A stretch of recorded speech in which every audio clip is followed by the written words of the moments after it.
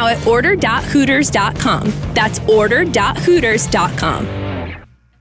If you're thinking about new windows, let me save you some trouble. Call Russ Armstrong, the Chicago window guy. You've seen those buy one, get one free offers. Total gimmick. Russ doesn't play those games. He gave me a great price, no sales pitch, no subcontractors, just a solid product installed right, and Russ himself came to my house. Seriously, the guy guarantees his work for life. Give him a call at 847-881-3060 or check the reviews at ChicagoWindowGuys.com. You'll thank me later. ChicagoWindowGuys.com. Good Karma Brands is proud to be an equal opportunity employer, providing equal employment, development, and advancement opportunities to all teammates and applicants. To learn more about careers with us, please send an email to talentacquisition@goodkarmabrands.com. That's talentacquisition@goodkarmabrands.com. If debt has become a part of your story, maybe it's time for a new chapter. Connect with NFCC. We match you with trusted nonprofit credit counseling services to provide you a path to financial freedom. We're your sidekick that can make you feel like the main character in your story again. No judgment, no pressure. Just the advice you need on your terms. Visit nfcc.org/yourside or call 833-837-7698 to get started. NFCC, on your side, by your side. This is ESPN Chicago, WNVP, WTBC, HD2 Chicago, a Good Karma Brands radio station. This is Tyler and Shay. Tyler and Shay. I know you're going to dig this. On Chicago's home for sports, ESPN Chicago. Always streaming on the ESPN Chicago app. Check this out. Good morning and happy Super Bowl Saturday to you all. Tyler and Shay with you till 11 a.m. on this Saturday morning. You want to reach us, 312-332-3776. You can join us on YouTube as well, youtube.com/@ESPN1000 Chicago, and take us on the go with the ESPN Chicago app. Shay, we are a little over about 30 hours now from Super Bowl 60 kicking off out in Santa Clara. And boy, all the conversation this week has been there is no juice to this Super Bowl. None at all. So we will get to that in just a moment. We'll also get into the college basketball slate today. The tremendous big one for your Sparty today. Go green. Big one going up against the hometown Illini today. I'm at war with this state today. You are. It's okay. You really are. And to be honest, I kind of like your chances today. Yeah, I mean, you can't spell ILL without two L's. It's just I learned that last year. We're probably going to learn it again this year. We'll see. Good rivalry stuff today, too. Duke and Carolina today. We'll get into some college hoops a little bit later on. We also, at some point, have to get into the worst karaoke performance of all time that we witnessed last night between two people that work here. It's just shameful. I mean, it was bad from jump. Bad from jump. We even have some audio to play from it, too. We can get to some of that a little bit later on. But let's start with the Super Bowl. Show. We got everything today. We got it all.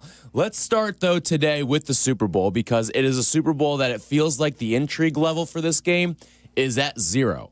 And if you're a diehard fan of the sport, you probably love this game because it is one of the best defenses on both sides, really, going head-to-head. And you've got offenses that have had their moments.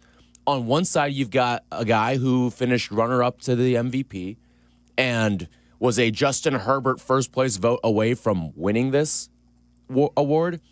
And then on the flip side, you've got a Seattle offense that really has just been, over the course of the last couple of weeks, a pretty solid machine. They have their moments. They had the leading receiver in football this year. Yet somehow, some way, there is no juice for this matchup.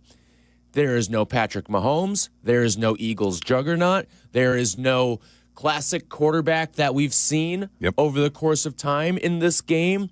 We're missing out on the Joe Burrows. Josh Allen couldn't get to this game. Lamar Jackson couldn't get to this game. Yeah. And people, I wonder what the appetite is for this game. I want to know from our listeners, 312-332-3776. If you don't care about the Super Bowl, why? My theory is there's nobody to hate. It's two likable stories. There's no one in this game that you look like. You can hate the Patriots, but that's a different thing. You're hating on the brand.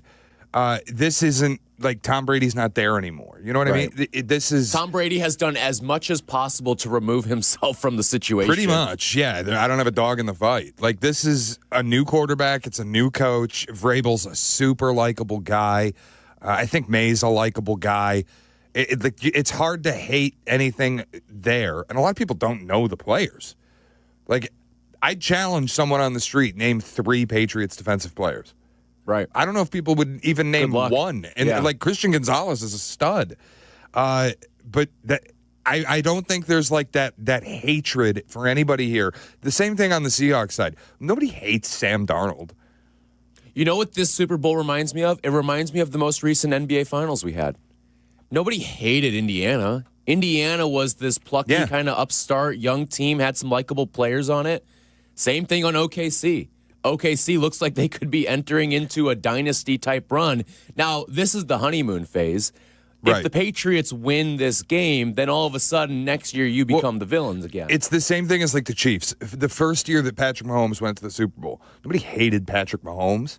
It was like awesome. This second year, third year kid, whatever year he was in, who's the best player in football, league MVP, and this Chiefs team is incredible. They're fun to watch. By the 5th time that Patrick Mahomes was in the Super Bowl, you're like, okay, enough. Let's get this guy out of here. If you tell me 10 years from now Drake May's playing in his 4th or 5th Super Bowl, people are going to be like, enough. This sucks. But we aren't there yet. Like that hate hasn't been allowed to fester and grow. Right. This is 2 teams. You can't hate either of them. And I think that's part of why people don't care. Because like, what is your rooting interest in the game? If you're not a gambler, if you're not a fan of either team, what is your rooting interest here? I'm really just rooting for a good game. I think that's it. And I think we're going to get one. I think it's going to be close. It may not be the most entertaining game for the average football fan. Like, if you're showing up to your Super Bowl parties tomorrow and you're expecting a 31-28 game, I got news for you. You ain't getting that. You're probably getting something in the neighborhood of 16-13, 17-14. Probably something in that territory. It is funny defenses. Though. Like, isn't it a little bit? Everybody's talking all week about how this is going to be low scoring, no points, no offense. We're going to watch a 44-38 an all-time shootout. classic. Yeah, this is going to be Eagles Patriots with the Nick Foles game all over again. Yeah, it kind of, doesn't it? Like, everybody's talking about how this is just Patriots Rams. Nobody cares. There's no interest in the game. It's going to be super low scoring. It feels a little more like Patriots-Eagles just in the quarterback standpoint of, like, Sam Darnold, really? Nick Foles, really? Like, it's that same thing. And you expect this very low-scoring defensive game. Or I keep hearing something. The funny thing, though, about that comp is the shoes are on the other feet. Sam Darnold is by Super Bowl standards, heavy favorite in this game. I know. The other one I've been thinking about, too, is I remember in the week leading up, Patriots-Falcons, and everybody saying this is just, it's either the Patriots blow them out or win close. And then you look up and it's 28-3 Atlanta, and nobody thought that if there were a blowout, nobody thought Atlanta was the team doing the blowing out. That's where I feel like I've seen this movie before a little bit. Everybody's expecting Seattle to just crush New England, and that's where I start to lean on, like, okay, could it be the opposite, though? Like, would it shock anyone if you look up in the third quarter and it's 14-3 Patriots? Boy, that would suck.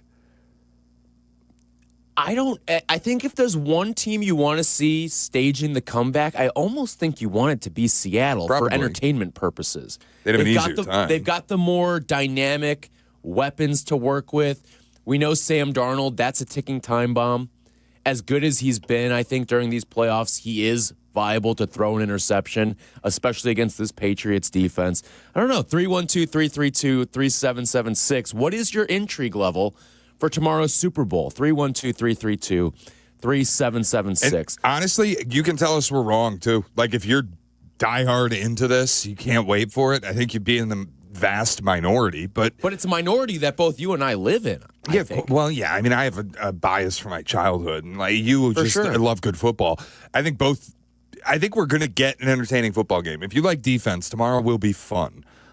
Just not many people like defense. No, it's like I think there's been a struggle to really do any game breakdown of it because, again, just people don't care. People don't know who these players are. It's the way I feel. You're going to be ripping names that nobody knows. Like, on Waddle and Silvy, I did the 6-pack this week, and I was doing my player rankings. I was going to do 25. When I started doing the 25, I was like, nobody gives a rat's ass who half of these players are. I should have honestly done 10. Yeah, I think even 10, I think you're stretching it. And should have just done 5, one a day. I've seen the player rankings up all week, and you go through and you're like, nobody wants to see this. Like on ESPN, they're just doing national TV. Who are the top 10 players in the Super Bowl? And they go through the list, and I'm sitting there going, everybody at home's probably tuning this out, man. Like this, I don't think people are interested. I can't remember a Super Bowl week in my life where so much time was spent on things other than football. Like, obviously, locally, we're going to talk NBA trade deadline, and we'll talk other things. Honestly, nationally, too. But nationally is really where it stood out to me. They're doing NFL offseason talk all week. Yeah. About the Cowboys and about, like, no Super Bowl stuff from start to finish of a show all week. And I couldn't believe it. And Goodell's presser, too. I mean, there was a lot of conversation this week nationally about officiating. You had owners in the Epstein files. Like, everything about this week has been so far removed from the actual game itself. I don't even think that the level of excitement in Boston even feels different than it did back in the day when the Patriots were going to a Super Bowl. And I think a part of it is it's been 5 years of suffering. Well, geez, when you put it that way. You know what I mean? Like a kid who was born in 2021 has never had a drought of more than 3 years without one of their teams winning a championship. But that's my point. Like, if you're a Boston fan. I talk to friends of mine who are Patriots fans, and I'm like, are you amped for this? And they're like, yeah, of course, but it's not. It's different. It's not the way it was when it was like the original dynasty, because I think only having 5 years of being bad, you haven't suffered long enough as a fan to feel the euphoria of getting back to this point. Well, you know how it's a different vibe with Boston and the way that fan base is feeling about their Patriots? They haven't been obnoxious this week. Usually when this thing, especially when it was at its peak, I mean, I remember remember when they lost to the Chiefs on opening night? Yes. And I remember watching that game with some Patriots fans, and they're walking out of that game going, start printing the DVDs, get the T-shirts ready. And it's like, really? You just lost on opening night, and it felt like maybe a passing of the torch moment with Patrick Mahomes, and you're saying print the DVDs? I used to say it because I'd have friends who'd be like, oh, Patriots lost. When I was growing up and I was rooting for the team a lot, I had friends, Patriots lost, season's over. And I go, dude, the season starts. Season hasn't even started. Like the second week of January. I'm not worried about it. But that was a totally different energy. I think this was so out of nowhere. Like, nobody expected this to happen this year. And also, you haven't been away from it long enough to have the rebound. Well, the other part of it, too? Patriots fans know they can lose this game. Yeah. And in years past, even though they've lost Super Bowls, when's the last time we've seen the Patriots as an underdog in the Super Bowl? I'm trying to think through. Like, it probably was one of those first couple Brady ones, right? If that. Well, they were 14-point dogs in the first one against the greatest show on turf. But they were 14-point favorites against the Giants. Yeah, and then weren't they like 9.5-point favorites? I can't imagine they were dogs against Carolina or Philly. They may have. Were they a dog against the Rams? I don't think so. 2002 was the last time Patriots were underdogs. Wow. I mean, it makes sense, right? It was probably, we figured it was probably one of those Brady ones. The one thing though that I think is tough is 14-point dog. If it's insane. If you're a Patriots fan and you're feeling like, okay, we can just lose this game and we'll be back here, we'll be fine. Dan Marino probably thought that once upon a time, that he'd get back to a Super Bowl and never did. 2015, funny enough, the Seattle Super Bowl that the Patriots won, they were a 1-point dog. Okay. So that's like the one time in recent memory that they've been a dog in the Super Bowl. I guess, Legion of Boom. That team was so good. Yeah. Incredible. All right, 312-332-3776. What is your intrigue level for the Super Bowl this time around? Barry's in Highland Park. Morning, Barry. Hey, guys. Good morning. How are you? Oh, we're fantastic. What's going on? Good. I think this Super Bowl has the interest of an NBA season. I don't think anyone really cares, but, it's a Super Bowl, and I hear more people talking about Bad Bunny than I do about the game. It's just kind of just not that much intrigue if you're not a Patriot fan or a Seattle fan. Listen, I get it. I get it from people. And I get that there's everything else going into the NFL universe. I mean, we had a couple of coaches that were hired this week, too, that it felt like got more buzz. And they weren't even like high-profile coaching hires. It was Mike LaFleur, and it was a guy who's coaching in the game, Clint Kubiak, that were hired this week. And it feels like there's more intrigue surrounding that. You know what this feels like? It feels like the Final Four a few years ago when it was like San Diego State and all these non-brand names. And you get through the tournament, and you're like, what a tournament. This was awesome. And then you get to the Final Four, and you're like, oh, this sucks. This is what that feels like to me, where the playoffs were incredible. I mean, we had the most comeback victories, I think, in history, and you didn't even have to get through Wild Card Weekend for that record to be set. Yeah, I mean, think about how much drama was tapped into these playoffs. Yeah. At all these games, you had overtimes, you had some controversial calls out there, all of it. And then I think you get to the Super Bowl and you're missing brand names a little bit. And I think sports fan at large, once you get to this moment, really we all want greatness in this moment. And like the league MVP's out. Josh Allen's not here. There's no pedigree quarterback. I'm not talking pedigree draft because Drake May would certainly qualify, but pedigree. Even Darnold will qualify. Yeah, I'm talking pedigree like guys who have been around and been knocking on the door and finally kicked the door down. Like this is just, two teams that were 60-1 to win the Super Bowl preseason are in the Super Bowl. Nobody could have seen this coming. And I think that is similar to like San Diego State making a Final Four run. Yeah. And going to a national title game. Can I try to sell you on 5 interesting storylines for this game? Reasons for excitement for this game. I came up with 5. Can I try to sell you on that coming up next? Can't wait. That's what I'm going to try to do. 312-332-3776. You want to jump on in. Where's your excitement level for the Super Bowl? And 5 reasons to care for tomorrow. That's next on Tyler and Shay. This is Tyler and Shay on Chicago's Home for Sports, ESPN Chicago. It's up, the big week. Big. Scratch that. A super monstrous, ferociously big week on ESPN Chicago. Was that too much hype? We're all over the big game in San Francisco. Our big week coverage is presented by Yingling Traditional Lager and Flight by Yingling. Apt, your number one destination for the home, has the best TVs for the perfect game day setup. Enjoy all the action with the superior motion handling of an OLED TV. And there's no bad seat in the house when you're watching on an 85-inch screen. You'll hear the roar of the crowd with a new soundbar. Plus, Apt will deliver and install it so your TV is ready before game day. For free local delivery, professional installation, and complete satisfaction, shop where I shop at Apt. Pleasing people since 1936.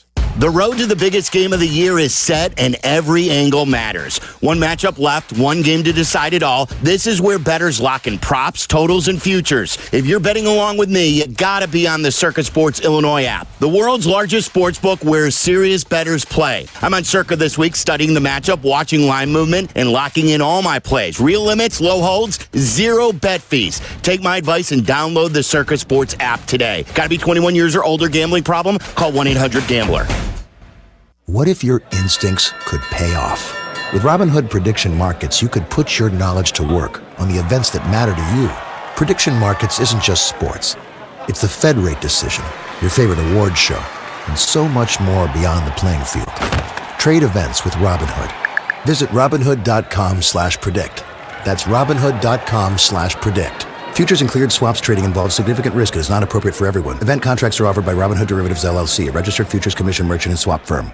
Save big money at Menards and stock up on your favorite Procter & Gamble products. We carry quality products from brands you can trust, like Dawn, Tide, Bounty, and more. Keep your home clean and stocked with essentials like paper towels, toilet paper, dish soap, and more. Save big money on Procter & Gamble products now through February 8th. Plus, check out our weekly flyer for other great deals happening now. Save big money at Menards. Do you have trouble getting in and out of the bathtub? Are you afraid you'll slip and fall entering or exiting a tub? Safe Step walk-in tubs can transform your bathtub from an area of concern to a calming refuge. Call them today at 1-800-731-4558 and save $1,600. Safe Step walk-in tubs and showers are proudly made in Tennessee and offer an ultra-low step-in, avoiding that difficult climb over a traditional bathtub wall. They also offer a variety of therapeutic benefits that may help soothe your aching muscles and joints, increasing your mobility, boosting your energy, and improving your sleep. Safe Step walk-in tubs are designed to easily fit your existing tub space and are often installed in as little as one day. Just dial 1-800-731-4558 today to save $1,600 and receive a free shower package. That's 1-800-731-4558 for a free no-obligation consultation and to save $1,600. Safe Step walk-in tubs. Safety never felt so good.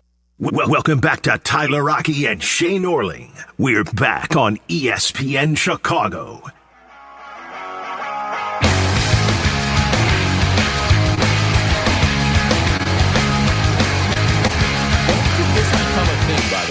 The pregame concert. I don't know, but I love it.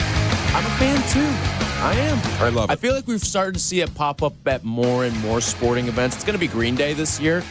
I remember what was it, Pitbull at the national championship for football this year, and I feel like we've had them at Final Fours lately too. But the pregame concert, I don't know when this became a thing. Love it. It is a thing this year. Tremendous artist selection. Green Day. Mm-hmm. Terrific. Mario, who's producing for us today, said that he has very little familiarity with Green Day. And then we just started playing Green Day songs for him. He's like, oh, yeah, I know this one. Okay, they played this one at my preschool graduation. Yeah. Mario told us today that when he graduated third grade. Fourth grade. Sorry. Wait, since when do you graduate fourth grade? Dude, these days, are you kidding me? You don't have a lot of friends with kids yet, do you? No. Yeah, dude. If you start having friends who have kids. I have friends who are teachers. Oh, yeah, but that's a different deal. Like, I feel like these days there's a graduation ceremony for every grade. Were you changing schools? Yeah. So you had. Since when do you change in fourth grade? It was K through 4th, 5 through 6. You changed again. 7th and 8th changed again. Then high school. What the hell? Yeah. Intermediate, middle school, high school. Big dogs. Noblesville Millers, baby. Come on. Anyway, so Indiana has the wildest school system. Mario was telling us that at his fourth grade graduation, ridiculous, they played the song Good Riddance by Green Day. You think they played the part where he's trying to figure out the chord at the beginning with the pick? Bum, bum, bum, bum. They're like telling the fourth graders, get the hell out of here. Yeah. It was sick. They had their ending scene. I'll never forget it. It was me losing a race. It was a little montage video? And it was you losing a race. It was the final race of the year. No pressure or anything. It was representing the class. I mean, I got to say, when you're in fourth grade, there's no greater showing of athleticism and coolness than being the fastest kid in the class. Yep. Had a good start, just could not finish in the end, dude. Elementary school's funny. That's a brutal way to go. Brutal way to go. It's funny in that sense that, like, I remember the kid who was the fastest kid at my elementary school was not an athlete. Like, he was just fast as hell. Your peak is being like a bad soccer player in life. You get to a point where, like, people start playing sports. Right. That kid was never playing any sports. Yes. And it was just funny, like, growing up, you're like, that kid's the coolest. He's the best athlete in the world. He's so fast. And then you get a little older and start playing team sports, and you're like, he's a joke. That kid sucks. Right. But he was the fastest kid in second grade. All right. Super Bowl intrigue this year. We talked a little bit about it there. I'm going to try to sell you on 5 storylines for why people should be interested. Reasons to be excited for the game tomorrow, all right? First of all, and this is not one of the 5, but we do have our big game pregame tomorrow for ESPN Chicago starting at 1. That's a bonus one, all right? 5 in the bonus. So 1 to 2 We will be uninterrupted here on ESPN Chicago, also on YouTube as well, youtube.com/@ESPN1000 Chicago. It's all brought to you by Yingling. It is the biggest week of the year, NFC versus AFC, everything on the line. Get ready for the big game with a full week of coverage right here on ESPN Chicago. Brought to you by Yingling, traditional lager, and Flight by Yingling. Big game, big week, big debate. So we'll be live tomorrow. Everyone from the station, everyone that you can think of, Waddle, Silvy, Carm, Jurk, Kap, Hood, Peggy, Dion, Chucky, us two will be there. So you will get a taste of everything for the Super Bowl with all of us on the stream tomorrow and also right here on ESPN Chicago. All right, 5 reasons why you should be excited for the game tomorrow, all right? In no particular order. But first of all, this is a rematch of one of the greatest Super Bowls of both you and my lifetime. Yeah. I mean, that game was one of the best. And it's my favorite Super Bowl of my lifetime. For anyone that was around my age when this Super Bowl happened, you'll remember this if you lived in the area. You got a snow day on Monday. Yep. Because it was just a downpouring of snow. It dumped for hours upon hours while you were at your parties. And no kid had to go to school the next day. I remember I was out of school at this point, but I remember shoveling cars out after the game was over. Wait, you were out of school? I was in high school then. You're only 2 years older than me. Well, I meant I was out of high school. Oh, you're out of high school. Because I didn't get a snow day in college for that. Be out of your mind. We got snow days in college. And not for every that. once in a while. I didn't get it for that. But I remember shoveling cars out after the game. And yeah, that's probably my favorite Super Bowl of my lifetime. It's between that or 28-3. That fourth quarter. No, the problem with 28-3 is like the first half. It was kind of a boring game. I remember me and my friends, we started playing what was it? Monopoly Go. Yeah. We started playing Monopoly Go during the Life on our phone. There's a difference between a great game and a great comeback. 28-3 was a great comeback. Super Bowl 49, Patriots Seahawks, was a great game. That fourth quarter, I think the Patriots were down 24-14 entering the fourth quarter, and then Brady just goes nuts. And the context of doing it against that defense, where he just carved them, that was a special game. All right, next up, and this is a story that I don't feel like people have been talking about at all this week because of what the spread is and who everyone is picking to win the game. The Patriots can set the record for most Super Bowls. They can get to 7 this week. Mm-hmm. And no one has really mentioned that all week long. But they've got a chance to be the winningest franchise in terms of Super Bowls and championships in NFL history. You know that I think it's since 2000, they've been to 10 Super Bowls. It's nuts. So this is their 12th appearance. 10 out of 26. It's like 40% of the Super Bowl. If you were born in 1999, 40% of the Super Bowls you've seen New England has played in. It's incredible. And Josh McDaniel has been a part of every single one of them. Can you believe that? Josh McDaniels, who's considered just a boob of a coach because of what happened as a head coach, he's one of the greatest assistants to ever be a part of the sport. I think that stat specifically is great because it provides a rooting intrigue for a neutral fan. If you want to root for greatness, you can root for New England to become the winningest franchise in Super Bowl history. If you want to play spite store against it, if New England loses the Super Bowl, they will have the most Super Bowl losses in history. That's true. So you get both sides of this. Right. You can root for them to be the losingest team in Super Bowl history, and you can root for them to be the winningest team in Super Bowl history. Well, then that's what happens when you go to 12, right? All right, next up, I've got Sam Darnold is just one of the best stories in all of sports. Seriously, a guy who is on his 5th team playing in his first Super Bowl, and I'm not going to say they're here because of Sam Darnold, but they're not here because of Sam Darnold. Yeah. He has had moments this season where he has looked like the MVP of the league. He's been that damn good at times this year. And I think they've got some fun, intriguing pieces on offense. I gave out the trivia question yesterday.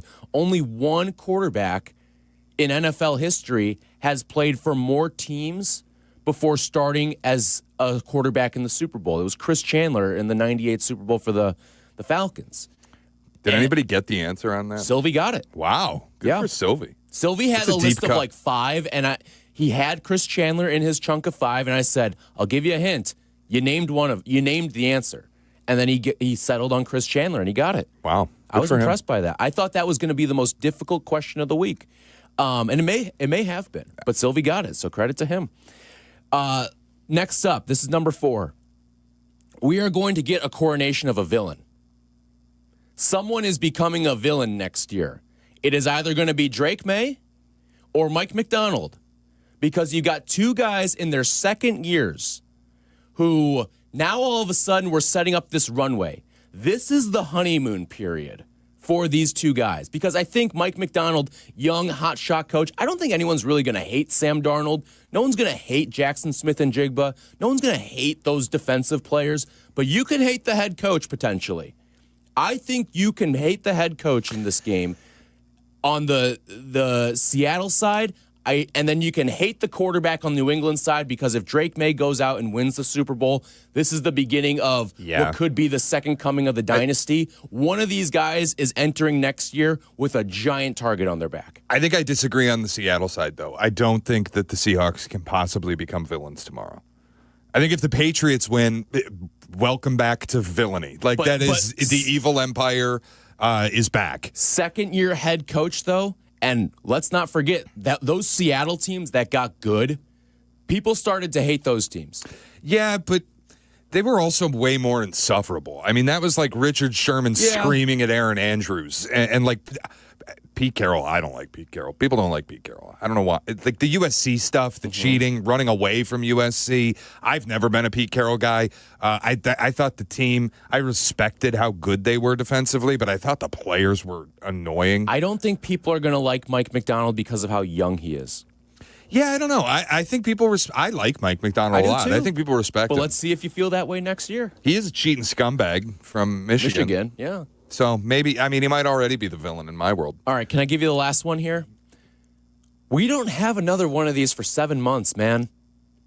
Yeah, I think that's a really good reason. We hit a point in like June and July where it's like, damn, I would kill to watch Browns-Jaguars right now in like Madrid.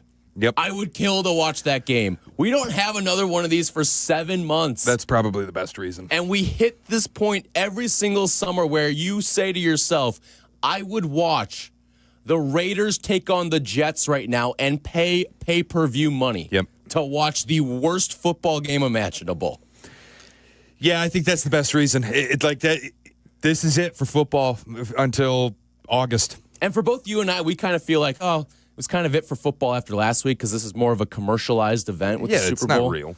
But at the same time, you look at this game and it's like, it is a good game for the football lovers out there. So it almost feels like this isn't the Super Bowl. It almost feels like it is a conference championship type game. I really hope it's a good game. I think we're going to get a good game. I really do. It may be a good game in your and my eyes, maybe not in the average football fan or the parachuting in football fan who this is 10% of their football intaking of the year. If it's going to be a defensive battle, and I do think it will be, like I keep seeing people put out the Patriots defense is overrated. It's 24th in DVOA. Okay, just put the Excel sheet away for a minute. Turn the film on and watch their defensive line for the last 8 weeks and tell me that the defense is fake. You can't. I mean, it is. That's just watch Christian Gonzalez run in coverage and tell me that their defense is fake. Yeah. I don't think you can say that. I really don't. Don's in D.C. What's going on, Don? Hello, Shay and Ty. It's your number one fan, Don, calling from D.C. I wanted to talk the Super Bowl with you guys. I want to say, first off, congratulations on your Saturday morning cartoon show. It's one of my favorites. I watch it every morning when I come to Chicago. It's going to be a great game. I wanted to say I love men that are named after baseball stadiums. You know, I once owned Shea Stadium for exactly 6 days before I flipped it for $300,000 in gold bars. Speaking of gold, every morning I watch a football game in my bathroom. It's called the Browns versus the Golden Knights. Usually the Browns go down. And I wanted to talk about the Super Bowl. It's going to be a wonderful game. The weather in San Francisco lends itself nicely to the defenses. I'm a big tease, at least that's what my wife says. So I love teasing everything. I could see this game being more than 64 points. I could see Sam Darnold throwing for lots of touchdowns. But I could also see Drake May, led by his coach Mike Verbalio, throwing lots of touchdowns. Ramondre Steven Solio is going to run the ball very aggressively like my son runs away from me. And I could see Robert Kraft, my good friend. Robert Kraft and I used to go to Jupiter, Florida and hang out and get massages together for a long time. He's a great man, but he's very old and slimy. I don't like him. But we're going to start a new band called Old Men on the Block and do dances in Vegas. All right, Don, we got the point there. Wow, Jess. Was that a Mad Dog Russo he was doing there? Thank you. Thank you to Don. Was that Dean downtown? Yeah, I think so. I think that was Dean from downtown. I really do. Listen, just worry about your social media posts, Don. Yeah. All right, 312-332-3776. We also have to give a little bit of a Super Bowl party guide. The worst people that come to the Super Bowl party are unveiled next. This is Tyler and Shay on Chicago's Home for Sports, ESPN Chicago. The Kap J Hood podcast is available on the ESPN Chicago app and wherever you like to pod. Presented by Republic Bank. Or listen live to Kap J Hood on the app as well. Weekday morning 6 to 9, ESPN Chicago. Hey, it's your friend Tom Waddle, and I drive a Hawk. The auto show's sales event is going on at all 12 Hawk Auto locations in Forest Park, St. Charles, Plainfield, Joliet, Carroll Stream, and now LaSalle, Peru. Shop thousands of vehicles from 13 brands and save with 0% financing for 60 months or make no payments for 90 days. Plus, save even more with $500 to $2,000 bonus cash. Get your auto show savings at hawkauto.com and drive what I drive. Drive a Hawk. HawkAuto.com. Financing on select models with approved credit. When it's game day, there's only one place to watch the big game. Hooters. Cold drinks, hot wings, wall-to-wall football. Watching from home? We've got you covered there too. Order your big game favorites at order.hooters.com and pick up before 3 p.m. on game day. You'll score a 20% off coupon for your next visit. Dine in or take it to go. Either way, it's a win. Hooters. Order now at order.hooters.com. That's order.hooters.com. Has the excitement of betting turned into worry? Feeling overwhelmed every time you roll the dice? Problem gambling doesn't just affect your wallet. It can impact your health, relationships, and peace of mind. But there's hope. Gateway Foundation is here to help you take back control of your life with personalized treatment options. You don't have to face this alone. Call Gateway Foundation today at 844-444-5780. That's 844-444-5780. Guys, it's Silvy for my friends at Window Nation. I want to tell you what I was dealing with. My heat was running nonstop. My energy bills skyrocketed. And it turns out my windows were the problem. Once the insulation fails, the heat leaks out, the cold comes in, and I'm almost broke. That's when I called Window Nation. No leaks, lower energy bills, and a cozy home. Right now, buy 4 windows, get 4 free. Upgrade your home and save big. 0 down, 0 interest, and 0 payments for 2 full years. And if you act now, they'll take an extra 10% off. Schedule your quote today at windownation.com. That's the ease at which you get information. You want it, you get it. Like that. Ask your phone. Group chat. Smartphone. You're always connected and informed in real time. No waiting. So if you're diabetic and still using finger sticks to read your blood sugar, what are you waiting for? Knowing your blood sugar levels instantly is important for managing diabetes. Call US Med at 888-665-0696. To learn more about continuous glucose monitors, a real-time instant method to track your blood glucose. US Med is an approved provider for Medicare and over 1,000 private insurers. And the best part? Call 888-665-0696 and we'll give you a free insurance benefits check today. So call 888-665-0696 today. That's 888-665-0696 and manage your diabetes as easy as... Welcome back to Tyler Rocky and Shane Orling. We're back on ESPN Chicago.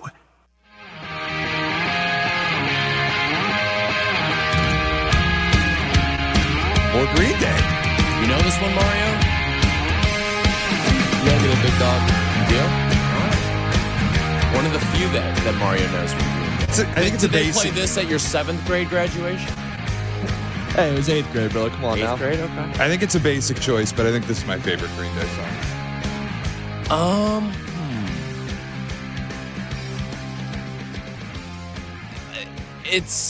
Probably it's up there. To me, I always like Good Riddance, but this is probably 2 for me. Yep. They weren't pumped up kicks, were they? That wasn't them? That's Foster the People. Yeah. Do you know, fun story here, pumped up kicks, my senior class in high school, they did the yearbook, and it was like we had a class movie, we had a class this. For class song, we did pumped up kicks, and they printed the yearbooks, and I think they printed probably 50 copies, and then administration found out what song was about. Oh, jeez. And they had to retract the printed copies of it and replace the class song. Unbelievable. Like my class president or whatever snuck that one in, and then finally it got caught. Administration sniffed it out. All right, we'll get to the worst characters at the Super Bowl party in just a moment, but quick, Chip in Chicago Ridge. Morning, Chip.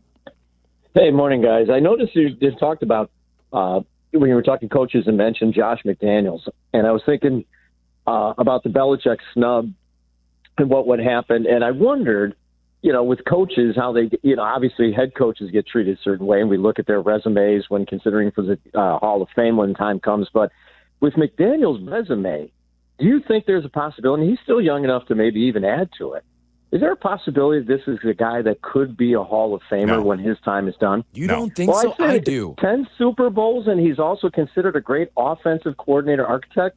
If you're going to hold the 1 year as a head coach, or 1 or 2, whatever it was, against him, I mean, there's coaches that have had bad years that are also in the Hall of Fame too, but I think this guy's resume for what he's done, 10 Super Bowls, show me another guy who's been able to do that. Well, not just that, and thanks for the call, Chip. I do think that McDaniels can definitely make his way into the Hall of Fame because it's not like Brady was some heralded pick, and he was a big part of Tom Brady's development into becoming the greatest quarterback to ever play the game. No, and I'm not here to open up the door to every single assistant coach who's had success in the league, but it's not like he's a quality control guy. He's an offensive coordinator. I know. Maybe he will be. 10 and counting. I have to see how many assistant coaches get in. I don't think there has been one. There's only 29 head coaches in the Hall of Fame. The Hall of Fame's so strict, and I do think his time as a head coach, where he burned up 2 teams, will be held against him. Didn't Belichick do some of that too? Yeah, but Belichick also won 6 Super Bowls as a head coach. Yeah, and McDaniels was there for all 6 of them. Right, but are Chuck Noll's assistants all in the Hall of Fame? No, but you know what I mean? I look at this Patriots, and he's done it, especially when you look at if Drake May becomes something special in this league, and he damn near won the MVP, and he could win a Super Bowl tomorrow. There's also he could do it through 2 iterations. Any writer from Indianapolis just going to flat out refuse to ballot him. Well, that's a separate problem. I think any Raider writer, any Bronco writer, any Indianapolis writer just flat out refuses to ballot him. But that's going to be another issue. Listen, when it's all said and done, we may be talking about how old is Josh McDaniels? He's got to be what, like 50 something at this point? How old is McDaniels right now? 49. He's 49, and he's been to 10 Super Bowls. Think about that. So he can, let's say feasibly can coach until 65. He probably can go longer if he wants to. Let's say he coaches another 15 years, and let's say he gets to 2 more Super Bowls. He'll have been to 12 Super Bowls. He'll have done it through 2 eras of Patriots greatness. And he'll be the it'll be him and Robert Kraft as the mainstays through it. Listen, if he goes to 3 more with Drake May, then sure, we can start talking about it. And again, this is a special case. There's a better chance they never get back here than that they go to 3 more. That's certainly fair. I keep, people talk about, the Patriots are back. This is going to be a dynasty. Kirk Cousins said it. Could this be another dynasty after they won the AFC title? Aaron Rodgers probably thought he would go to more than 2, right? That's fair. More than 1. Was it just 1? I was just hearing players from that team thinking about the 2014 NFC title against Seattle when Russell Wilson, I think, threw 4 interceptions, and it was just nightmare fuel. Bostic messed up the onside kick. Yeah. Everything went wrong for that team. They don't get back to a Super Bowl. It was, if you told Packers fans in 2010 they would only win 1, they'd be shocked. Same thing like Dan Marino goes as a rookie. Imagine then, Dan Marino's going to win a billion Super Bowls. He never got back. We may be saying the same thing about Joe Burrow. Right. Burrow gets to the Super Bowl and loses to the Rams. And people are like, well, the Bengals are going to be around forever. The Bengals with Burrow probably are never going to another Super Bowl. If I had to put money down right now, yes, no, it would be on no. That's where I'd put my money, too. So just like the idea that, the Patriots are back and they're just going to be here forever, it's way more likely they never get to the Super Bowl again than that they win multiple. And listen, while I agree with you on that, there isn't taken away that the guy's been to 10. Double digits. There's been 60 of these games in history, and he's been to 10 of them, and he's 49 years old. That, to me, is ridiculous. He has been to, think about it, he's been to 10 Super Bowls, and he's almost 50 years old. 20% of his life has been spent going to Super Bowls, coaching in seasons that have led to Super Bowls. It's remarkable to see what he's done. He's a rare case of a guy that I would let in to the Hall of Fame as an assistant. He is one of the rarest cases I would find. Yeah, just again, then I think you have I'm not here to lower the bar of what the Hall of Fame is, but I don't think you're lowering the bar by letting in Josh McDaniels. I do, because then I think you have to go back retroactively. Like, if you're putting Josh McDaniels in the Hall of Fame, then I got to put, all of Jimmy Johnson's assistants in. I got to put all of Chuck Noll's assistants in. When you look at a lot of these staffs, a lot of them, there's so much shuffling or guys go and take other head coaching jobs. You don't find guys that go to 10 Super Bowls. But then the flip side of that is you have guys who go take head coaching jobs because they're quality head coaches. They don't ever come back. Like, Josh McDaniels really is the ultimate Patriots internship program. He goes, takes a head coaching job, is awful, flames out of it in under a year or under 2 years, and he's back in New England coordinating the offense again. Because here's the other little dirty secret. New England's the only place that'll hire him. Nobody likes this guy. That's fair. He went to Denver and burned out. He went to Vegas and burned out horribly. There was the horrible moment optically when he said, I'm going to take the Colts job, and then backed out of it to go back to New England and be an OC. Like, nobody likes this guy. It's the biggest thing with the Belichick coaching tree that I see is you have a lot of guys who could only work for Bill Belichick. Matt Patricia went out, tried to be a head coach, was horrible. Where did he wind up? Offensive coordinator for some reason in New England. Joe Judge, awful head coach, goes right back to New England. Like, these guys are not liked. Belichick's coaching tree is a twig because he doesn't have assistants people want around. But if we are making the Hall of Fame the cool kids party, then that's not what we're doing here. We're rewarding greatness, and you cannot take away from the greatness that Josh McDaniels has been. I really think Brady being a 6th-round pick and turning into what he became. I think it's reductive to do that, though. Like, I think that saying Josh McDaniels gets the credit for it, not that he doesn't, but like putting him into the Hall of Fame, I think it reduces the credit you give Brady. I'm not trying to reduce credit, but let's not act like Josh McDaniels did not play a part in that. No, I'm not. For all of those years. But it's also like, it's not a good comp because I was going to say, do I put Brian Dable in the Hall of Fame for developing Josh Allen? Josh Allen's not the greatest to ever play the game. Does Tony Dungy get into the Hall of Fame? He's already in the Hall of Fame.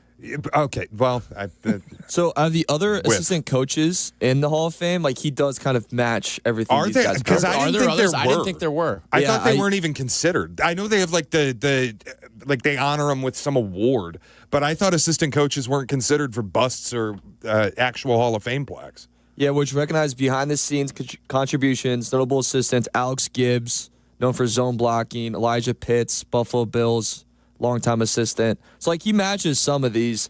But that's Pro Football Hall of Fame's awards of excellence. I don't think that they actually get inducted. I don't think there are assistant coaches in the Hall of Fame. And there are only 29 head coaches. Like, I always have this argument about quarterbacks, which right now people are talking about Eli Manning getting left out.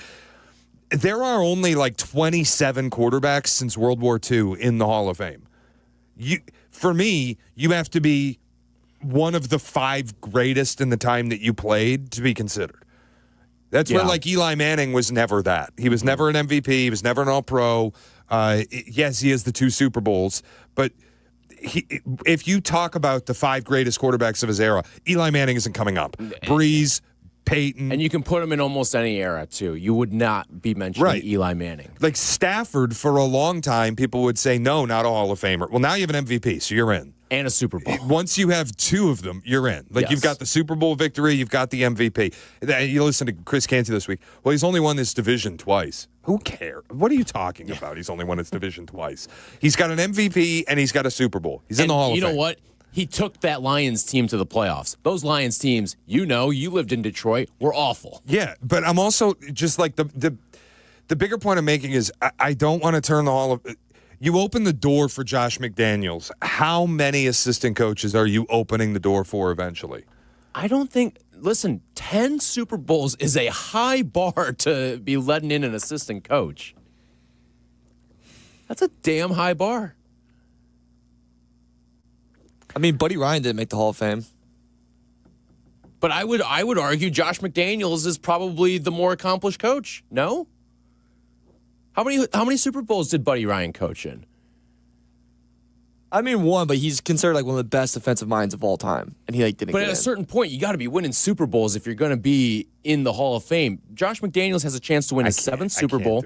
I can't. I just can't. I can't put 7 Super Bowls as an assistant. Yeah, but I can't do it, man. I can't put an assistant coach in when I saw him as a head coach flame out multiple times. This is literally the only guy I'm willing to do this with, too. It's the only guy I'm willing to put in the Hall of Fame. Of all the great assistants that have been out there, this is the only guy that I'm willing to make the exception for. I'm with you. I don't think you're lowering the standard at all by letting McDaniels in. It's a special case, and 10 Super Bowl appearances is tough to deny. And the development of not 1 but potentially 2 great quarterbacks? Not for me. He's not a Hall of Famer for me. All right, we'll take your phone calls, 312-332-3776. Also have to get to the worst characters that you will see at your Super Bowl parties tomorrow. That's next on Tyler and Shay. This is Tyler and Shay on Chicago's Home for Sports, ESPN Chicago.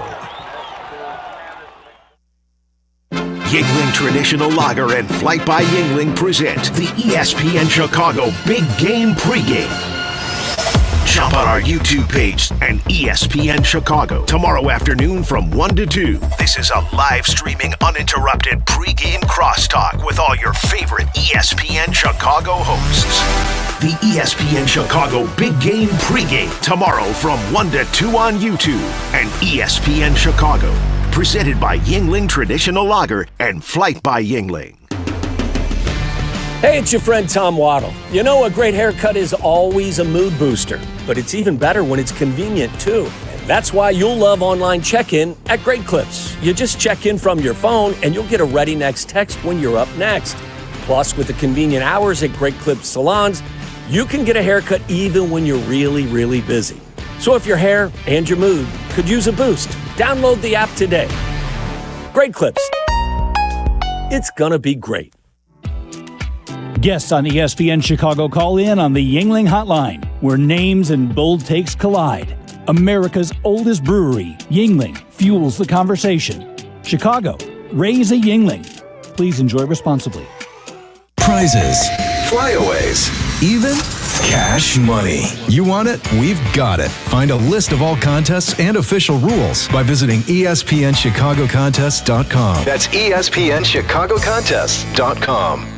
Individuals and businesses with tax problems, listen carefully. Do you feel like you're losing control of your finances? If you owe over $10,000 in back taxes or have unfiled tax returns, we can help you take back control. The IRS is the largest and most aggressive collection agency in the world, and they can seize your bank accounts, garnish your paycheck, close your business, and file criminal charges. Take control of your tax problem now by calling the experts at U.S. Tax Shield and take advantage of the Fresh Start program and new laws that may allow us to negotiate a settlement for the lowest amount possible. Our team of tax attorneys and enrolled agents can stop collections and get you protected so you can take control of your financial future. U.S. Tax Shield offers a price protection guaranteed quote to get you protected today. U.S. Tax Shield is A+ rated with the Better Business Bureau, so call now. 800-687-5192. That's 800-687-5192. U.S. Tax Shield. 800-687-5192. My name is Whitney Allen, and I'm a widow. My husband, Ryan, died. We never thought we'd ever have to use life insurance, but the unexpected happened. With Ethos, signing up was fast and 100% online. You can get a quote in seconds, apply in minutes, and get same-day coverage. No medical exams, and you can get up to $3 million worth of coverage. I'm grateful we were prepared. Get your free quote at ethos.com/game. That's ethos.com/game. Paid spokesperson. Time spent on application may vary. Online health questions required.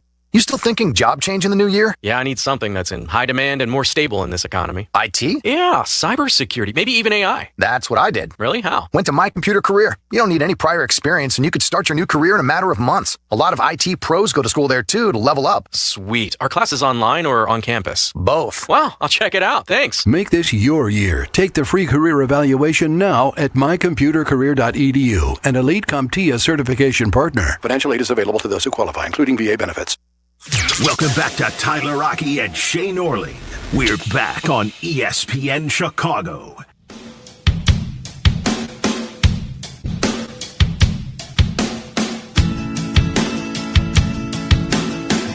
Get to your calls here in just a moment, and we will discuss the worst characters at your Super Bowl party. That's coming up at 10 o'clock.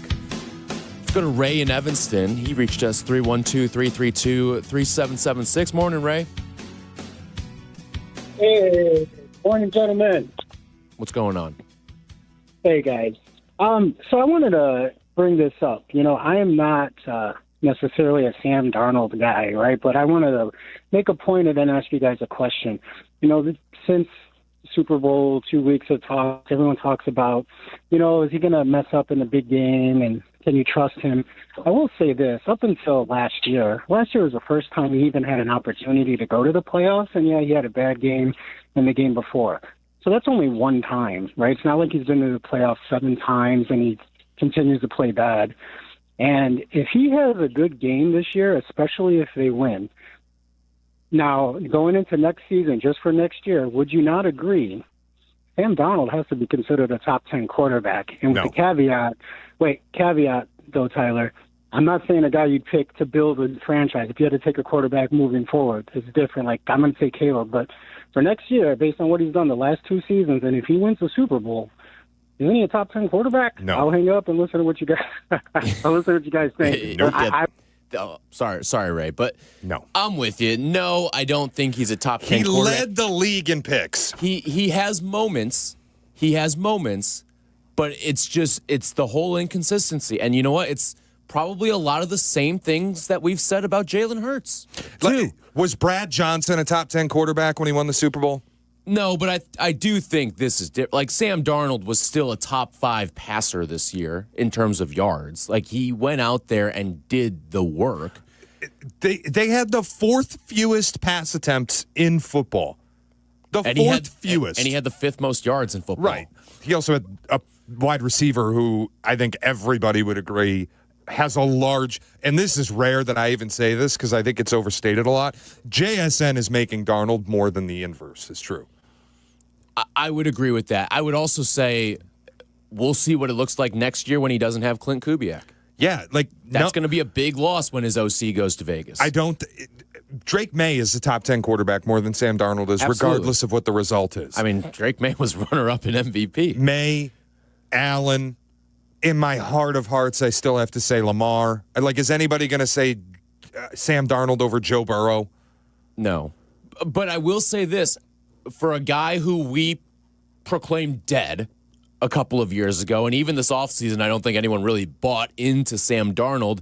He's at least worked his way into all right, can he be like a Dak or what Kirk Cousins was or Jared Goff? Now, Goff's probably on a higher level and Dak has been on a higher level, but they've also been on this level a little bit longer.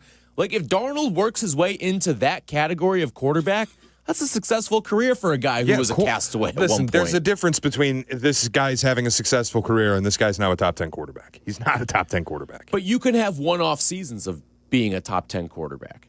Yeah, it's just, am I going to go into next year feeling like Sam Darnold's top 10 in the league? No, I'm not. I won't.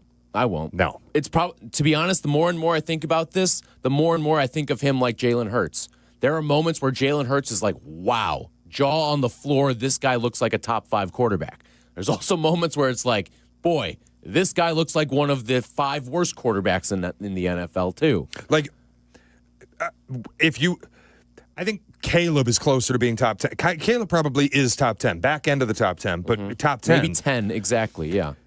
The Bears wouldn't exchange Caleb for Sam Darnold, even if it were a one-year exchange. If the Packers could trade Jordan Love for one season and get Sam Darnold, they would not do it. No. So, no, he's not a top 10 quarterback. Yeah, I'm trying to think of how many playoff teams would do that. I think it's maybe Denver. Would Houston do that? Yeah, that's a different conversation. I mean, is Sam Darnold going to spend his offseason going on every available podcast hit to say that he's the best quarterback in the league? But, Jacksonville's not doing it. No, dude, Trevor Lawrence was an MVP. He was incredible. He was incredible. All right, when we come back, the worst characters at your Super Bowl party, and also, Jorge, we see you on the line. We'll squeeze in your college basketball question. When we come back, it's Tyler and Shay. This is Tyler and Shay on Chicago's Home for Sports, ESPN Chicago. Hey, this is David Kaplan. I dislike winter. Give me a 95-degree sunny summer day, and I'm a happy guy. So I spend most of my winter free time indoors, and it's why I rely on Automatic. They've been making Chicagoland homes and businesses comfortable for 80 years. I don't even have to think about the outside because my home is perfect all year round. If you're not feeling confident that your winter's going to be carefree, go to Automatic.com right now. That's Automatic.com. You've heard their name around town, Costa Iavoni. And I'm talking with personal injury attorneys Julio Costa and Anthony Iavoni.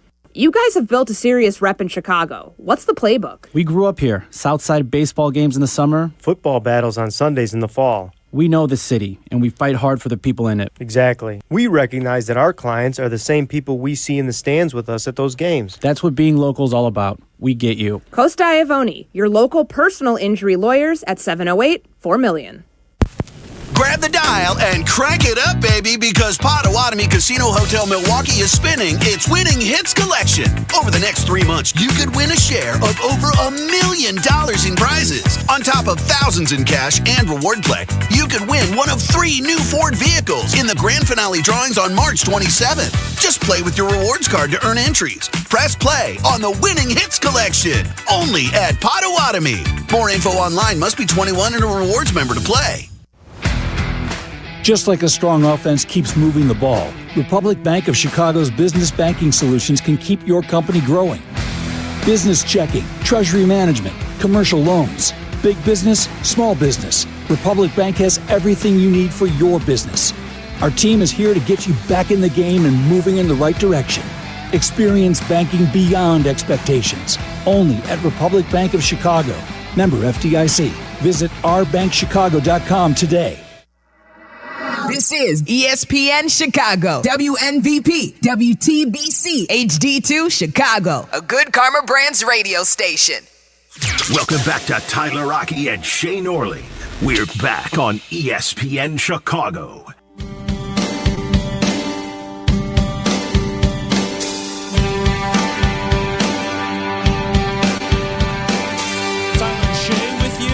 Till 11 a.m. here on ESPN Chicago. You missed anything, check it out on the Pick a Side podcast, wherever you get your podcast. We've got our full Super Bowl betting preview for you guys there. We'll get to some of our favorite props and plays for the game a little bit later on in the show today. About 10:35, we'll have those for you. Before we get to our worst characters at the Super Bowl party, Jorge's in Streamwood. Morning, Jorge. Tyler, Shay, thank you guys for receiving my call. I promise I'll be quick. I won't be like Lewis from Lyle. But I know this is supposed to be Super Bowl weekend. But, fellas, there's no buzz. I miss Tom Brady. I miss seeing Giselle up in the press box. I miss Bill Belichick. I never thought I'd come to say those words. But, Tyler, if I may, if I may, during the week, you guys have a segment, Quick Bitch with Waddle and Silvy. I have something I have to get off my chest. My quick bitch is for all the listeners calling in to complain about the Bulls. The Bulls do not deserve your attention. The NBA does not deserve your attention. The product stinks. The organization stinks. Tyler shared, we grew up relatively close in age. We remember the mid-2010 Bulls teams. Those are the teams that were good. The big 3 days with the Celtics, the Paul Gasol, Kobe Bryant days, the San Antonio Spurs teams. That was the apex of the NBA over these last 20 years. The NBA has taken a downturn towards the worst. For anyone, I have a plea. I want to tell you guys how to fan. You guys want good basketball? Go watch Northwestern and Chris Collins. He's built a phenomenal program over there. Chris Holtman at DePaul, same thing. He's turning that program around. Ross Strickland, the legend, just got his jersey retired. The Fighting Illini, the results speak for themselves. Now, Shay, my question for you, does Sparty have a chance tonight? And why does Tom Izzo like guards that can't shoot? I'll hang up and listen. Thank you, guys. All right, you guys rock. spraying all fields, Jorge. And remember when he said that was going to be fast? Remember, it was so funny. He was like crapping on every single basketball thing that's going on in the NBA right now. You want good basketball, bat and leadoff, Northwestern Wildcats and Chris Collins. The pivot to Northwestern was unbelievable. Guys, they suck. They're bad this year. I went to bed the other night. They were down 40 to Illinois. Like, if you want to talk about good college basketball in the area right now, you lead off with Illinois. Then you can feed me DePaul. And there's a significant drop-off between those two teams. Significant. One's not going to make the NCAA tournament or even come close to it. And then you can feed me Northwestern. But the bat lead, and I love Nick Martinelli. Love him. He's a fellow Glenbrook South Titan. But, boy, that Northwestern team is not good. They stink. They're terrible. He is right about the NBA, though. It sucks. Everything about the NBA sucks. Have you seen that these Friday night games? What are you shaking your head at me about the NBA take? I thought the NBA take was awful. You're saying the apex of the NBA was the Big Three era? In the last 20 years. Yeah, I still wouldn't say that. It's for sure. Well, I don't care when it was. It's for sure not right now. Right now sucks. I would say right now's NBA playoffs and beyond's better than we've had in the past 15 years. Yeah, maybe, but no. Last year's playoff run, last year's playoffs. I don't care, but I don't care. The regular some of the best playoff series I've ever seen. And the regular season is meaningless. So I check in with this stupid play-in tournament, and I check in April. Like right now, this is what you're getting treated to in the NBA. Ready? You got Anthony Davis getting shipped to Washington and then opting out of the rest of the season. That's what you're getting treated to. 2 is, I'm just going to say it, Giannis faking a trade rumor to pump up Kalshi stock so that he could then come out as a part owner. The fakest good guy ever. That's what you're getting treated to in the NBA. He's quickly gone from being one of the most beloved guys in sports to one of the biggest villains in sports. Him doing this pump fake, hesitate, am I going to leave, am I not going to leave? Don't shoot the messenger. Buddy, you are the messenger. I think he is. Yesterday was the straw that broke the camel's back for me. He is the person in sports I dislike the most by far. And you want to know what's aged? I hate Giannis. You know what's aged very poorly? There is no failure in sports. That has aged very poorly. The more and more you listen to it. Just incredible loser guy, honestly. Just a loser.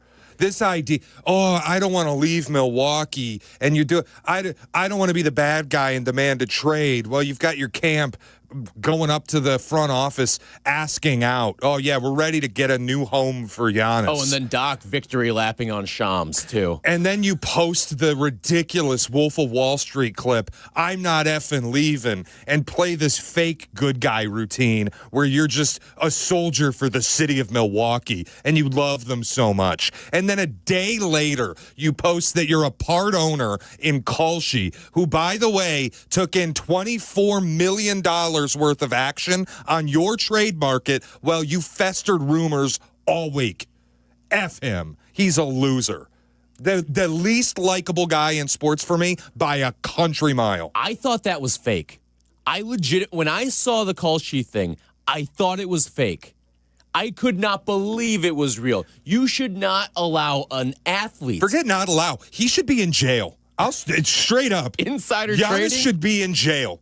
That's ridiculous. It is probably, and we're only February 7th right now, the most ridiculous thing we've seen in sports so far in 2026. How do you let him on a court? Honestly. You can't. This is way different than, like, so-and-so does a FanDuel ad. And you know what? To be fair, I don't like that the Blackhawks are in bed with Kolschi either. No. The Blackhawks, one of their top sponsors is Kolschi. Love it. There's a separation because you're like a partner of a sports book. Like every team's got their official sports book. I get that. Whatever. It's legal. You can gamble. You're partnering with a book. You're not influencing at all. This would be like if Caleb Williams bought DraftKings. You can't play football anymore. That you're done. Giannis having a stake in Kolschi, you can't play basketball. If Silver had any stones, he'd be out of the league until he's not. We know the answer to that question. Giannis would be out of the league until he's no longer a part of that. This would never happen with David Stern. Never. It would not even be a thought to happen because you'd be kicked out of the league so freaking fast. I can't believe this sparked a little bit of Giannis outrage from the both of us here. All morning I've been waiting to say something about it. I just picked my spot. The guys, I hate him. Straight up hate him. And if you told me when they won the finals that I would grow to hate this guy, and I hated him on the court after that because he's not a fun player to watch. And that's always been one of my bone of contentions with him. He's not an appealing basketball player to watch. There is no skill in his game at all. He's a big, out-of-control guy who runs at you like a wrecking ball and draws fouls. And misses free throws, too. All-time irritant. I can't stand him as a player. And now you've just become this completely detestable person. Mm-hmm. I hate him. It's the whole fake good guy act that's now coming to the surface. That's Would really not frustrating allow everyone. Giannis at my Super Bowl party. You can't come in. No. Giannis, sit out on the street in the cold. Yep. Yeah, if Giannis is knocking on my door for the Super Bowl party and it's 5 degrees outside and he's got no other options, stay outside. You're not coming in. Carl's in Antioch. Morning, Carl. Hey, guys. Good morning. Happy Saturday. Happy Saturday. I think I just want to shout out to, let's remember we got the Chicago State football program that is starting to rise and going to be one of the most dominant programs. And if you also are entertained, I want to throw out the... What world are we living in right now? What world are we living in right now? Sorry. I want to throw out the Loyola's women's math debate team, too. That'll also is a lot better than watching NBA basketball in the Bulls. As far as the Super Bowl, I see a 34-23 win. If you're gambling, I think a 16-plus team points for New England, over 22.5 for Seattle, should get you a little bit with a Sam Darnold 2+ passing touchdowns. I do see an MVP that is not Darnold. And the other day, what was his face? Carmen was talking about the over-under if you take the USA gold medals plus the points, which is like 58. Which one's going to be more? I think the over might be over 58. So I wanted to just throw that out there. And how do you guys feel if we developed a whole minor league football system like baseball and the draft expanded to like 25 rounds and we were able to draft players for our AAA and AA affiliate instead of just letting them be undrafted free agents? No, I love Carl, you guys very thanks much. for the call. Appreciate the call. But football doesn't need minor leagues. It has college. These guys are ready from college to go to the pros. College football is the minor leagues. Right, for the exactly. NFL. Especially the way that college football is operating. You know these what? days. The NFL loves it because they don't have to pay for it. That's true. The owners, I'm sure as hell love it, too. All right. We'll get to the worst characters at the Super Bowl party. We're never going to get to this. You've been teasing it for an hour. But we're actually going to do it now. I'm making a stand now. I'm putting my flag in the sand. I don't even know if that is a saying, an idiom, whatever you call it, but that's next. This is Tyler and Shay on Chicago's Home for Sports, ESPN Chicago. It's a big week. Big. Scratch that. A super monstrous, ferociously big week on ESPN Chicago. Was that too much hype? We're all over the big game in San Francisco. Our big week coverage is presented by Yingling Traditional Lager and Flight by Yingling. Back in my glory days, I always showed up ready to perform, whether it was on the field or off of it. Confidence, energy, swagger, I had it all. And yeah, even little Johnny was playing like an all-pro. Now, thanks to Blue Chew, those days don't have to stay in the past.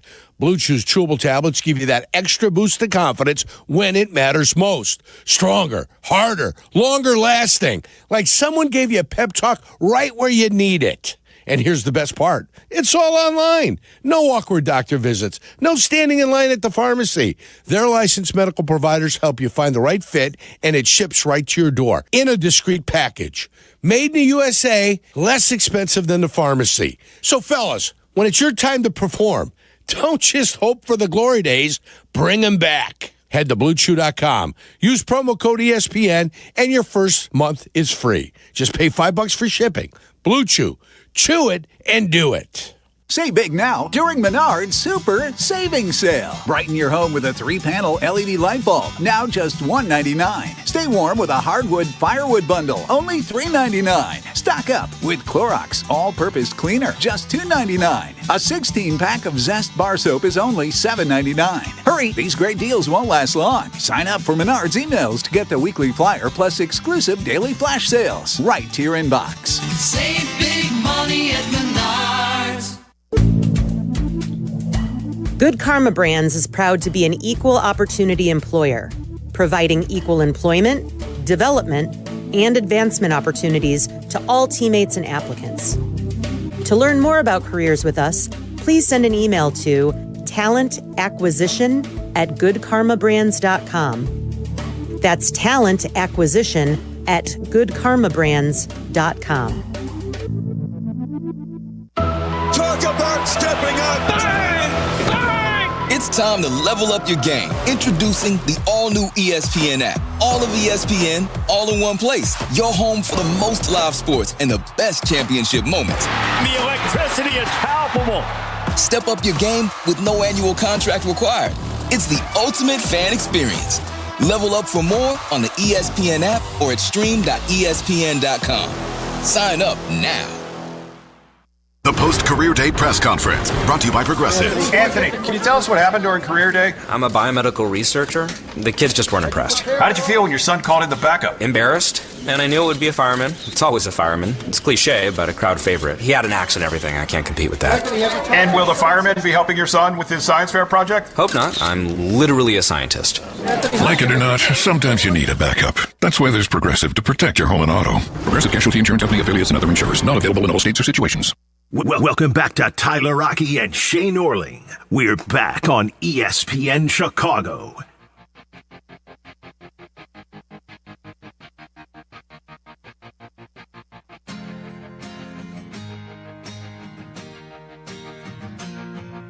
Tyler and Shay on ESPN Chicago. All right, we're doing it. We're finally getting around to it. Long awaited at this point. The worst characters that you will see at your Super Bowl party tomorrow. Now, Super Bowl party is a great time, but it is everyone gets together. You've got different levels of interest in the game. Different people enjoy different aspects of the game, but it is like the greatest potluck that you'll probably have for the year. You get people bringing different foods. It's one of the best eating holidays of the year.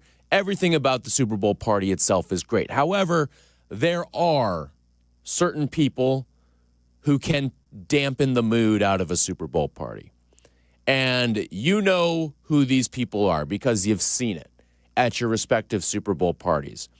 I will say this. This is not a Super Bowl thing. This is one of my least favorite things in just football watching in general is the fantasy guy who is living and dying by every yard that he sees gained on his television. It is the worst person that you will see in a football watching environment, and it's part of why I love the Super Bowl is because that guy doesn't exist as much. Now, there is the guy who's always rooting for their bets to an obnoxious degree. That's more acceptable. But I agree. I also agree with that. All right. At least you're into the game. We can ping pong back and forth here. I don't have a ranking. They all bother me. All right. I will say honorable mention, though. You brought up fantasy guy. The guy at the Super Bowl party that's like, JSM was on my fantasy team. He's the reason I won. That was 6 weeks ago, dude. Nobody cares. Nobody wants to hear about that. Nope. Not at all. I did have a ranking, so I'll just go, ahead. ascending order for mine. And if you've got one you want to contribute, 312-332-3776. Go ahead. The gatekeeper. The gatekeeper, okay. Explain. What I mean by that is the guy who believes he is the most knowledgeable and biggest football fan in the room and will create debate and argument with everybody, or like somebody is asking questions, maybe a more casual fan, or like having opinions on the game, and the person is like shutting them down and explaining, no, you're wrong, this is why. Just, it's the Super Bowl.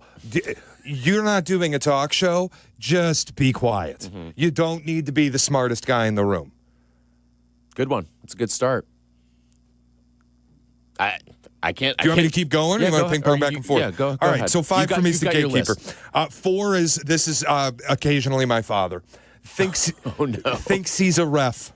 Thinks he's a ref. The guy that's very my dad knows the rules pretty well, but this is especially for like somebody who's going to scream, that's a flag, and it is absolutely not a flag. Then maybe they have a bet, maybe their team's in it, they get furious about a call on the field, and they're just wrong. Get that guy out of the room. Foot Locker's down the block. Exactly. You want to get the stripes? Go buy a set of zebras at Foot Locker and take care of things. 3, squares guy. Okay, this is one of the worst ones for me. Go ahead, and I will piggyback off of this. All I need is a field goal from the Patriots and then a touchdown from the Seahawks, and I hit my second quarter square. Shut up.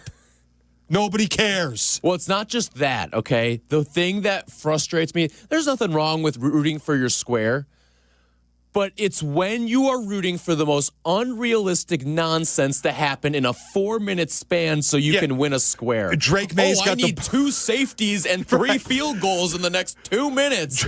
Shut the hell up. Drake May's got the ball on the 50-yard line, and the guy's like, I just need the Patriots to take a safety. It's not happening. They're not going to take a safety. They're on the 50. They're in the red zone, dude. You're not getting a safety here. The outrageous square rooter is my least favorite person at the Super Bowl party. My least favorite person who's rooting for a 4-point play. Newsflash, they don't exist. They don't exist in football. You're not getting 4 points right here, all right? On to the next one. 2. What else you got? Guy shows up empty-handed. Yeah.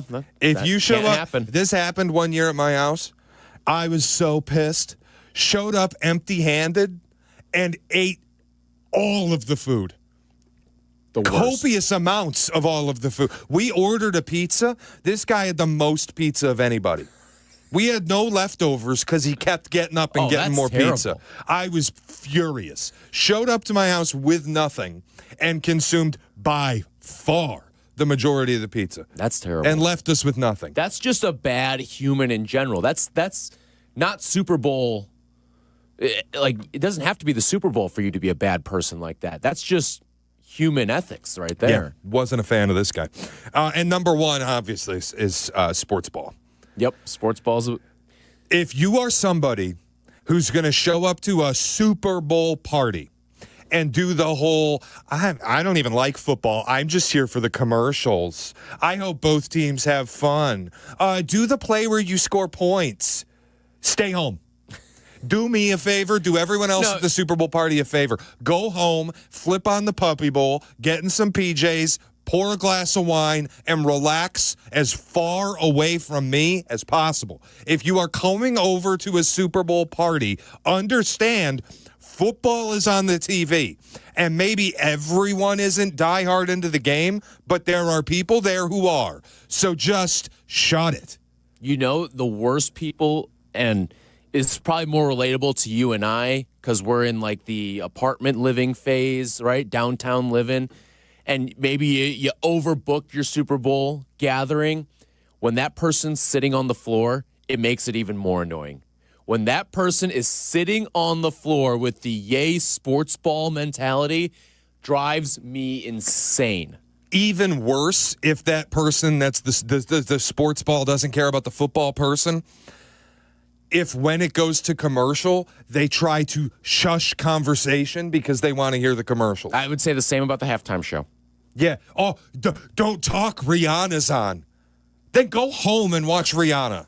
It'll be on YouTube in 20 minutes. The worst. But yeah, so for me, it is the squares person. I totally agree with you on that one. And then the empty-handed person who also is just gorging their mouth with everything. It's sports ball for me. And I've told you the story before. I mean, it was this friend came over. And I'm not even saying you have to love football. No, I'm fine with casual. It's not. Just shut the hell up. Right. You can be a total. My mom is like an absolute non-football person, but she's great to watch the Super Bowl with because she'll just ask questions that are easy to answer and you just explain. She's not against the game being on. She understands people are into it, and she just wants to make like football food. She's the best to hang out with and watch a Super Bowl with. It's the people who come over and make it a point to let you know that they have no interest in the football. And we had a friend come over, saw a trailer for like some new this was a while ago, so it might have been like Eternals or some stupid new Marvel movie. Watched the trailer on TV and the commercials, and then went on the laptop and opened up YouTube to rewatch the trailer at full volume while the game was on. Find another room. Find another room. Better yet, go home. Go outside. Can I give you one? They're not going to show up to your party. They make it a point to say they're not showing up to the party because they have to watch the game alone because their team is in the game and they have to watch it in like some dark, secluded room. I'm okay with that. I find that so annoying. I'm not saying that you got to go be a part of the giant party, but saying I got to go watch it alone in some dark room like you're Aaron freaking Rodgers. That bothers me. It ain't that stressful, dude. I don't know. It can be. That's like I'm that way with playoff baseball. I will not watch playoff baseball with anybody if my team is involved. The difference is maybe this is because the only people I know that do this are Boston fans.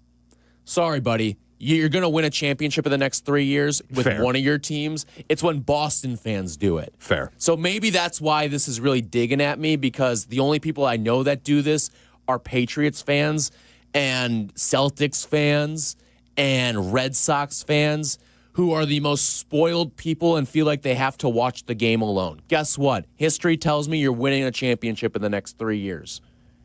Yeah, the worst is like the Red Sox fan who explains to you, we actually have a mutual friend who fits the bill on this. The Red Sox fan who will tell you that their life was ruined when the Red Sox traded Mookie Betts.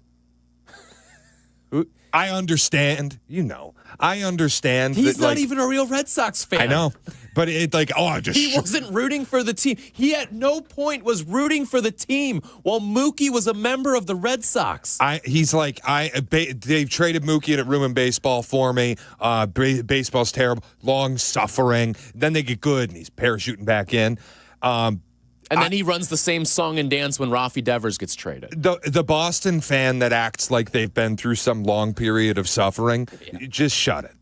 Just no, like there is no suffering. Don't have time for it. It's okay. Just that's there. I agree with you. Like if you were a Cleveland Browns fan and the Browns made the Super Bowl and you're like, I can't go to a party. I can't go to a party. I have to watch this by myself or like just with my dad or other Browns fans. I'm not I don't know. like if you were in a different city, like let's say you're a Browns fan and you moved to Florida. I get it. There's not a lot of Browns fans. But if you're a Browns fan and you're in Cleveland or you're in the state of Ohio, don't you want to watch with other Browns fans and celebrate something that you've been long suffering among your brethren? It depends what kind of fan you are. Like I'm friends with a lot of fans who are insane and don't want to be around people. And I'm more that way. Like, again, playoff baseball is the biggest thing where I have it, where the only person, I'm either going to the game or the only person I really can watch with is my mom or my dad. Like, I don't have any interest in being around people in that space because I'm going to be stressed out. Mm-hmm. I just imagine if it's the first time your team's ever been in a Super Bowl and you're a diehard fan, lives and dies all these games, you don't want to be at the bar around the casuals. No, but if you're at a bar, let's use the Cleveland Brown example here. If you're at a bar and it's Like, let's say you're in Chicago, but you're a Cleveland Browns fan, and you go to Old Crow, which is a Browns bar. I can get behind that. Because you know you're going to be around a group of people that everyone's in the same fight. Everyone's in the same headspace here. You're going out to go root among your fans. And I think that's a little different. I can appreciate that. I would do that if I was a transplant living somewhere else. And you get to celebrate. Like, if you lose, you get to drink with people that are crying, too. Like, that's nice. That's fun stuff. It's therapeutic. It's therapeutic, yeah. Cathartic, yeah. It's not fun at all. I mean, it's kind of funny if you're drinking. I'm a big go home right after the game guy. Like, if I'm going to the bar for a game like that and the game ends, I'm out as soon as it's over. I don't think I've ever watched... Unless it's a win, and then you want to hang out and celebrate. Yeah, but I'm trying to think. I don't know if I've ever watched, like, a big game that's ended in a loss at a bar. I'm trying to remember. I don't watch a lot of big games at bars. I don't either. I mean, like, we'll watch tournament games there. But usually we don't have a dog in the fight. I mean, occasionally we've watched Michigan State games. Last year we were at a Michigan State bar for the Elite Eight game. That's right, yeah. I remember saying to you then, if they win and they're in the Final Four, I am not going to a bar for a Final Four game. No shot. No. I guess. But I don't know. It feels different when it's the Super Bowl. And it's insufferable when it is Boston fans every freaking time. They're the only ones that do this, that have to go into their Aaron Rodgers darkness retreat caves and watch the game on a laptop or something. Like Game 5 of a division series in baseball. I don't want to be around people for that. This is going to be baseball's different. This is going to be too much. The Super Bowl is the one thing that's like more of an event than a game where you're going to have plans. And if I can't be around you because my team is in it, nobody's going to have sympathy for that. Nobody. Yeah. Because they'd all kill to be in your spot. Yeah, that's true. You got any that we're missing here, Mario? So, big lesson I've learned over the years, don't be the fart guy and BYOT. Bring your own Tums. The fart guy? I feel like that's a general rule of thumb of just Were you just ripping ass at Super Bowl parties? It's stomach issues, dude. Like, and people have stomach issues. Yeah, that's so fine. It's not come at me over there. I get that. Yeah, but I'm saying it's a lot of fried foods. You got some chili. That's fair. Spicy stuff. You got to mind it. If you've got colon issues, you just got to mind what you're eating. You can't load up on jalapeno poppers if you got that problem. Sometimes there's a lot of cheese too at these Super Bowl parties. Dips, whatever. Yeah, a lot of cheese. Also, a little life trick for people around our age. If you're going to a party and you don't want to be the nothing guy, spicy guac always hits. Oh, that's a good call, actually. Yeah, always delivers, always empty. Everyone goes, who brought the guac? I did. Costs you nothing. It's good stuff.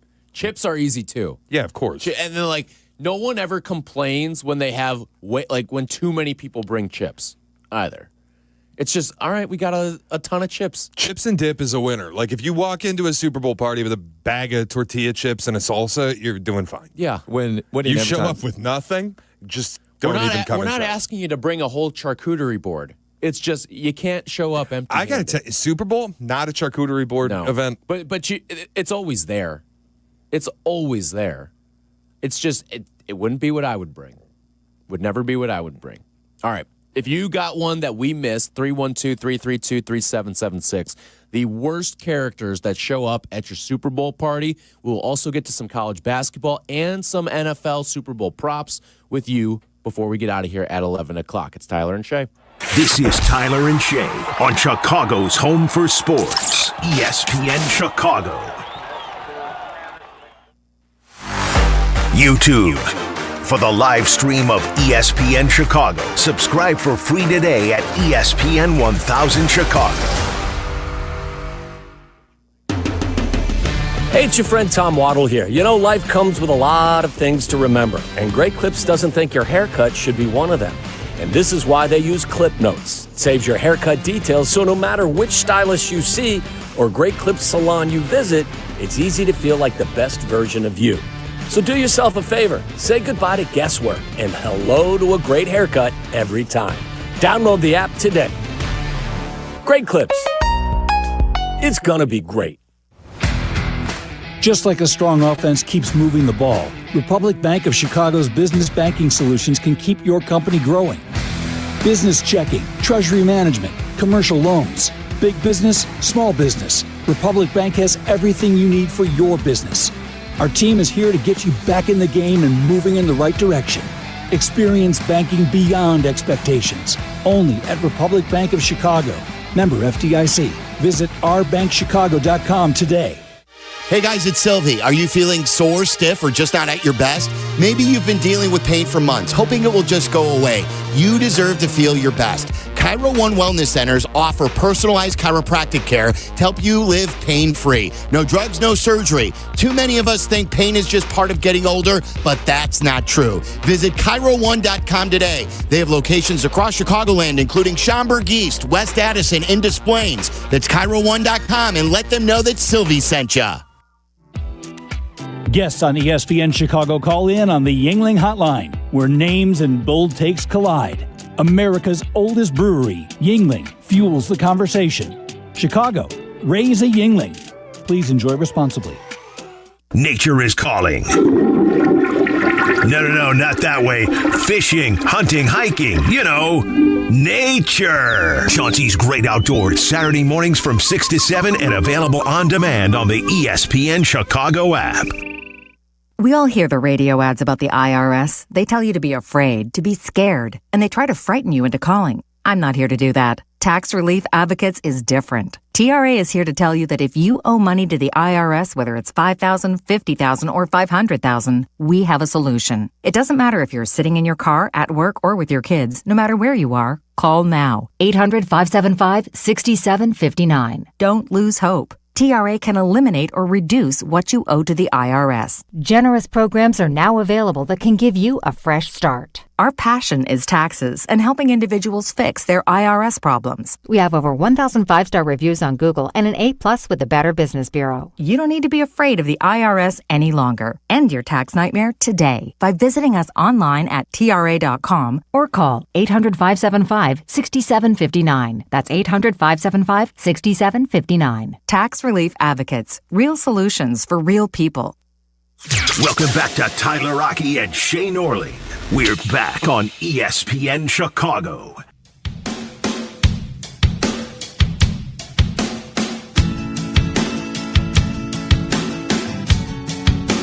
Potsy's contributed one in our group chat.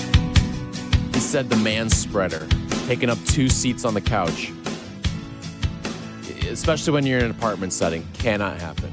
Yeah, it's not somebody you want at the economy party. The person who takes up too much space on the couch is a bad guy. Yeah, I agree with you on that one. All right, this almost slipped my mind. We mentioned this at the beginning of the show, but last night, all 4 of us that are here right now, us two, Mario, Aiden, and then Charlie was also a part of the mix too. Potsy was there as well. Mm-hmm. Some old friends. Jake Cantu made an appearance too. Who? We're doing that for Jake now? My goodness. It's always good to see him. But the night ended with a karaoke showing. And I'm not going to lie. I'm not even talking about the performance, because the performance at karaoke is what it is, man. All right? It is what it is. But if you really want to hear, this is Aiden and Charlie doing karaoke last night. The window at the darkness, boredom overtook us. He began to speak. And we're not going to play the whole 3 minutes for you, all right? However, the Gambler, these two were hyping up like, oh, we got this secret pick. We got this secret pick to sing tonight. And that's what you drew up? The Gambler, Kenny Rogers. Terrible. That's how you're getting the people going. That was Charlie's pick. Oh, a bus toss. I'm not surprised. A bus toss. It's not even a bus toss. It's just, it was his pick. But terrible still karaoke. A bus toss. It's I a agreed terrible with it. I was karaoke in. pick. Terrible. You agreed with it. So you were just compliant, and we're going to ruin everyone's night tonight. Whose night did we ruin? Everyone at the bar. Yeah. They were We all didn't there ruin to have a yours good because both of time. you already left. We left. That's true. We found out what the song was, and we were like, really? We're not waiting for this. See ya. You chose a song like an 80-year-old would choose to sing at karaoke. This is the least karaoke song of all time. The Gambler by Kenny Rogers would be a hit at retirement home karaoke. Well, we might have a future then. in a long, long time, sure. But picking The Gambler as your song for karaoke, like you didn't offer any sort of resistance or pushback. What was Charlie thinking? That's all he's got? The Gambler. It was a bad move. Kenny bad Rogers. Play. I will say it was I'm not saying it's a bad song. It's not a bad song. It's a bad karaoke It's a song. Terrible karaoke Karaoke has rules, man. You got to get a song that'll fire up the crowd.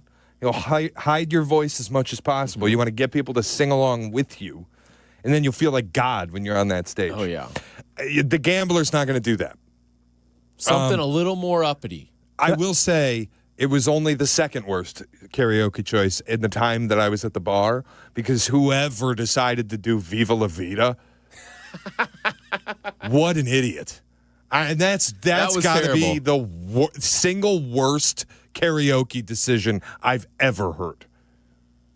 That is not a karaoke song. Coldplay in all. general, not karaoke group.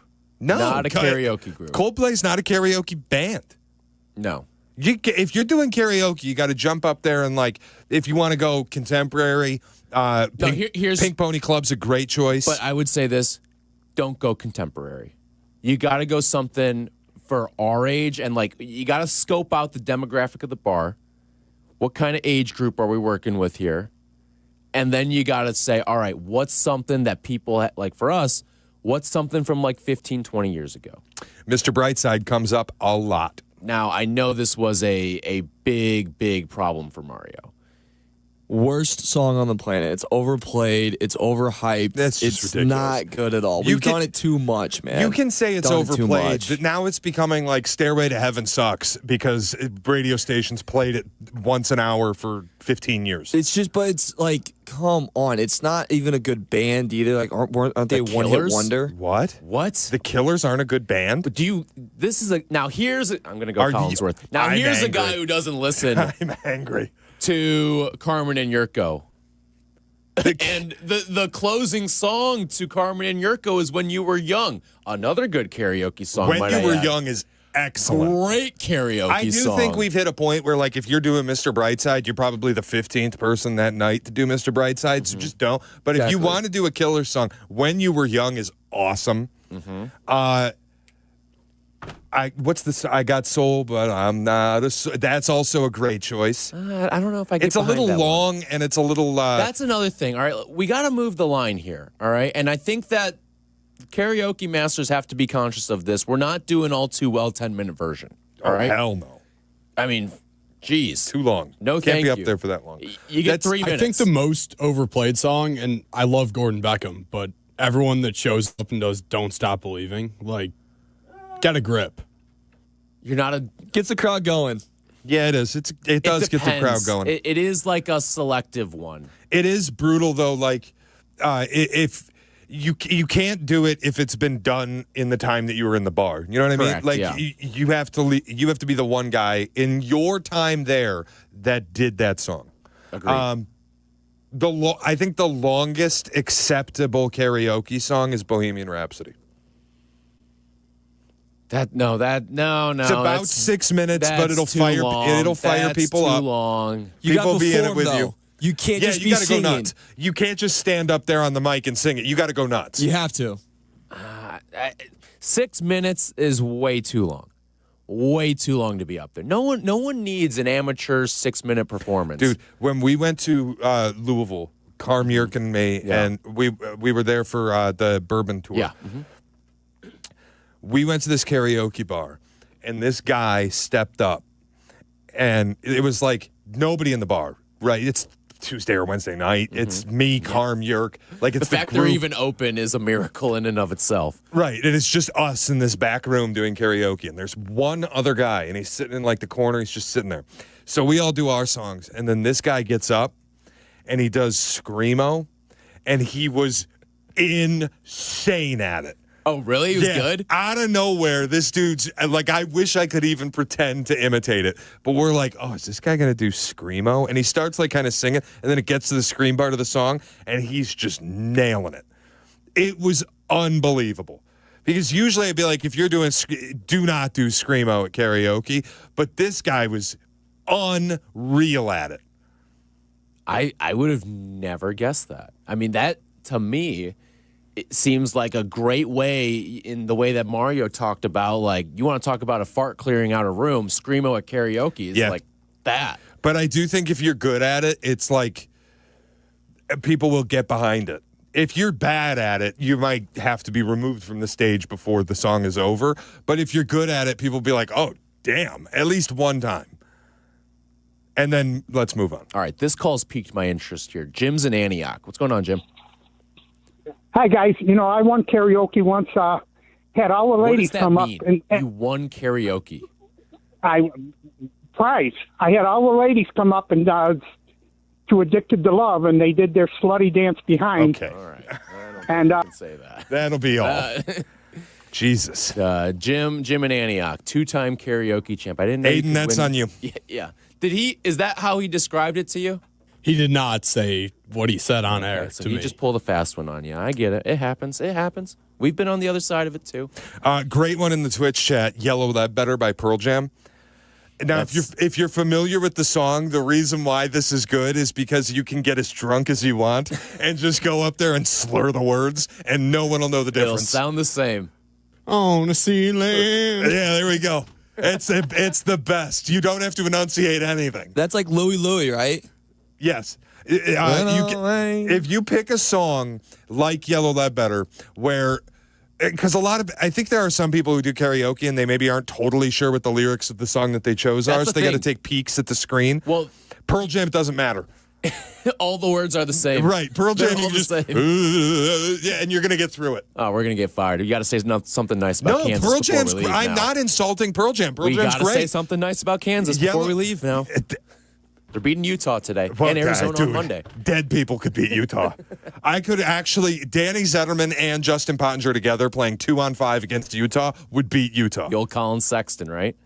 No, I'm trying to think through some of the favorite ones. Black Parade, always a crowd pleaser at karaoke. Gets the people going. My Chemical Romance. Yep. Mm-hmm. What were some of the... what's another good? Teenagers by My Chemical Romance. Another good one. I'm trying to remember what that song is. I don't remember that one. Hips Don't Lie. Shakira gets the people going. Every time. Yeah. That your go-to? Let me tell you something. 9 times out of 10 works. Are you a karaoke guy? Me? Yeah. I have to have a lot in me. I love, once I'm going, I'm going. I mean, you left early last night, understandably so. Early morning for you today, but we missed you last night. I am always there is a point in the night where I've consumed enough that I become karaoke guy. That's every person. There's always, but I will aggressively push the group to go to a karaoke bar. Yeah. At my birthday, my wife was getting pissed. She threw a party for me. We had a keg at the house, and all these people came over, and I got blasted. Oh, I remember this. And I'm walking around the house, and I'm saying to my wife, "We gotta go. We gotta go to a karaoke bar. We gotta go sing karaoke." And she just looks at me at one point and goes, "Shay, you are not leaving the house. Stop it." That's when you turn on YouTube karaoke. Yeah, that's not as fun. Unless you have the machine and the mic. Why do you need the mic?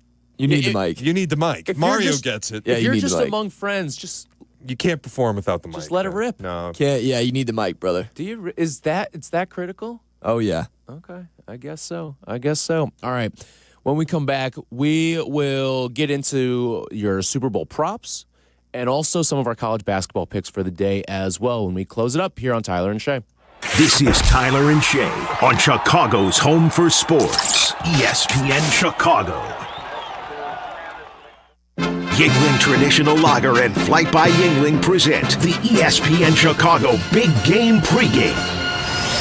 Shop on our YouTube page and ESPN Chicago tomorrow afternoon from 1 to 2. This is a live streaming, uninterrupted pregame crosstalk with all your favorite ESPN Chicago hosts. The ESPN Chicago Big Game Pregame tomorrow from 1 to 2 on YouTube and ESPN Chicago.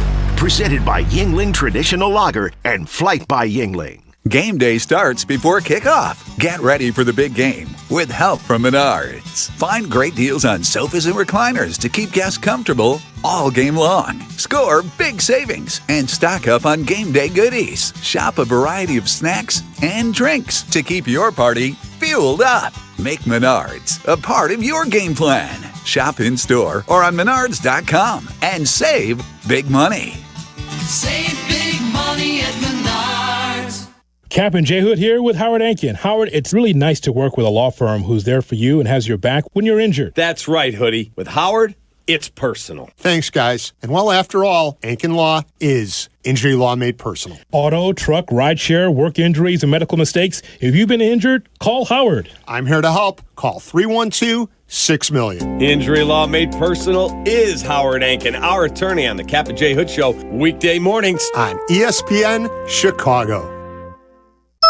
That's the ease at which you get information. You want it, you get it. Like that. Ask your phone. Group chat. Smartphone. You're always connected and informed in real time. No waiting. So if you're diabetic and still using finger sticks to read your blood sugar, what are you waiting for? Knowing your blood sugar levels instantly is important for managing diabetes. Call US Med at 888-665-0696. To learn more about continuous glucose monitors, a real-time instant method to track your blood glucose, US Med is an approved provider for Medicare and over 1,000 private insurers. And the best part? Call 888-665-0696 and we'll give you a free insurance benefits check today. So call 888-665-0696 today. That's 888-665-0696 and manage your diabetes as easy as... I'm Boomer Esiason. My mom died from cancer. She was only 37 years old. She didn't have life insurance, and that was devastating for my family. That's why having life insurance is so important to me. Ethos makes it fast and easy. Get a quote in seconds, apply in minutes, and get same-day coverage. You can get up to $3 million in coverage with no medical exam. Get your free quote at ethos.com/play. That's ethos.com/play. Paid spokesperson. Time spent on application may vary. Online health questions required.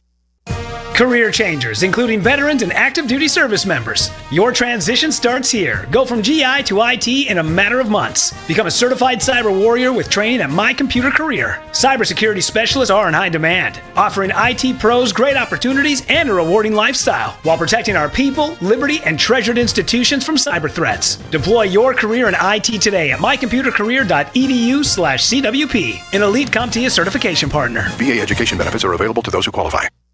Welcome back to Tyler Rocky and Shay Norling. We're back on ESPN Chicago. Boredom overtook us. He began to speak. He said, son, I made a life. I'm breathing people's faces. I mean, you can hear it. No one's into this. Nobody's into this. This is brutal. Who filmed this? For taste of your whiskey. Friend of the program. Friend of the program? Who's friend of the program? Oh.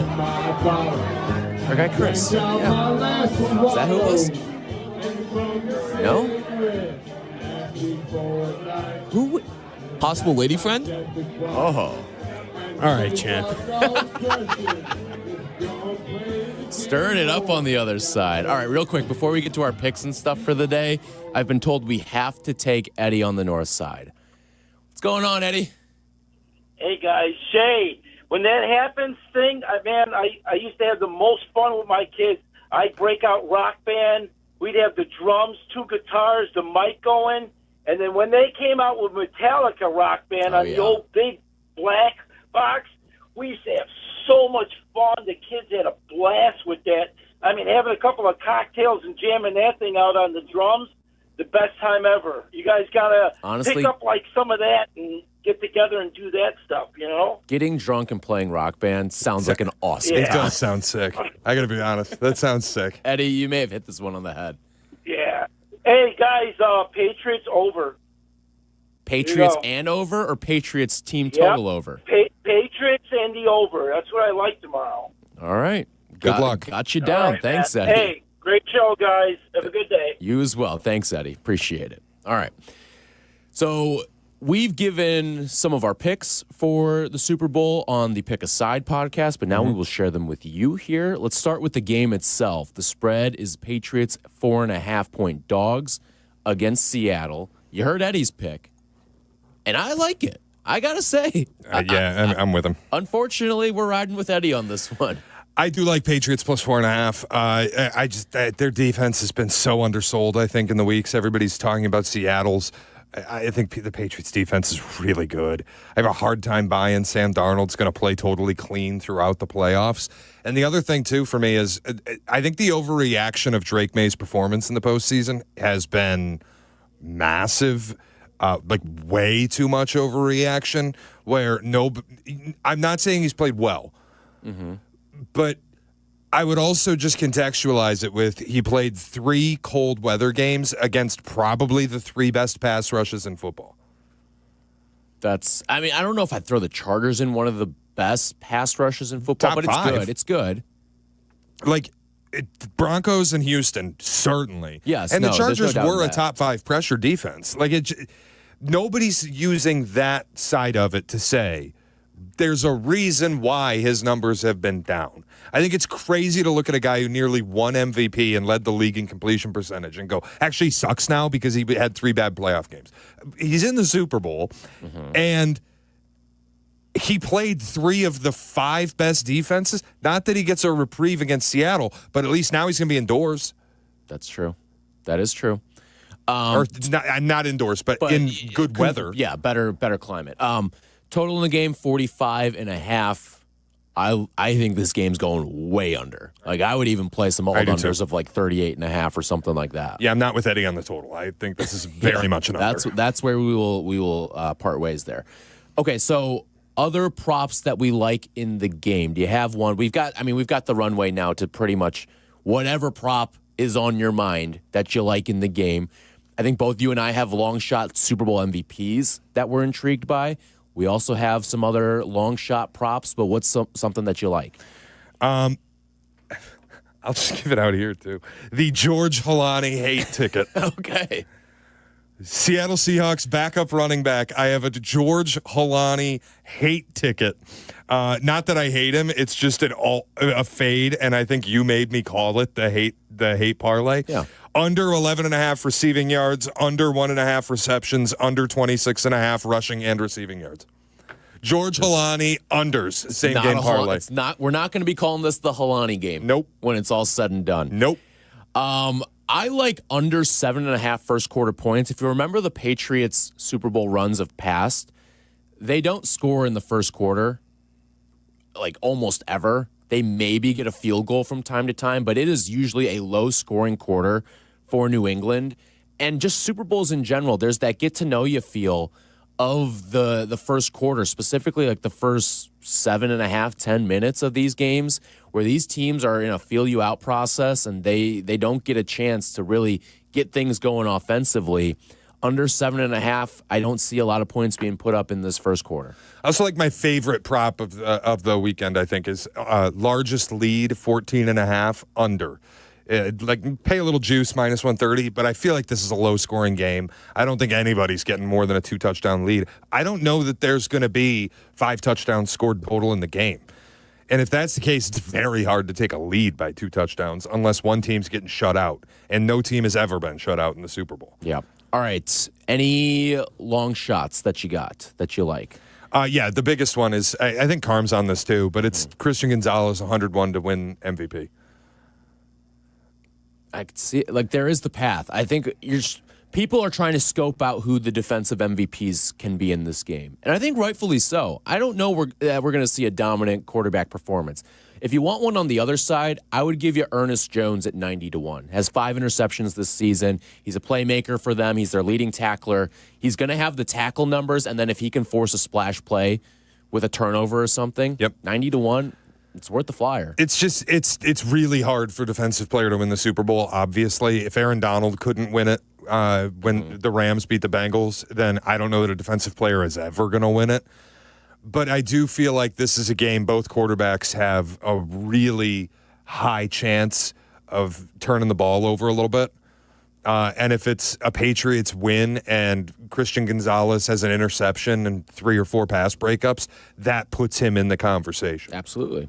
But you do need an intercept. Like, both of our guys might need a pick 6.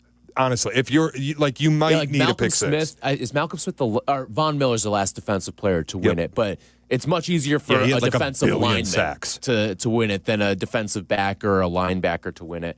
Long shot that I will give you to Cooper Kupp to score the first touchdown. He's one of the few offensive guys who has played in this game before, and he played really well in this game. For a lot of guys that are going to be going through their first experience of playing in a Super Bowl, I'm going to lean on someone who has experience, can play in this game. And also, if Vrabel is truly off of the Belichick tree and how he's going to operate in a game like this, he's going to try to just take JSN out of the game. Yep. You may not be able to do anything about Kenneth Walker. He's the running back. You can just force feed him. But you can take JSN out of the game, and I think that's going to open things up for Cooper Kupp, potentially A.J. Barner, but Cooper Kupp's the guy who's been in this game before.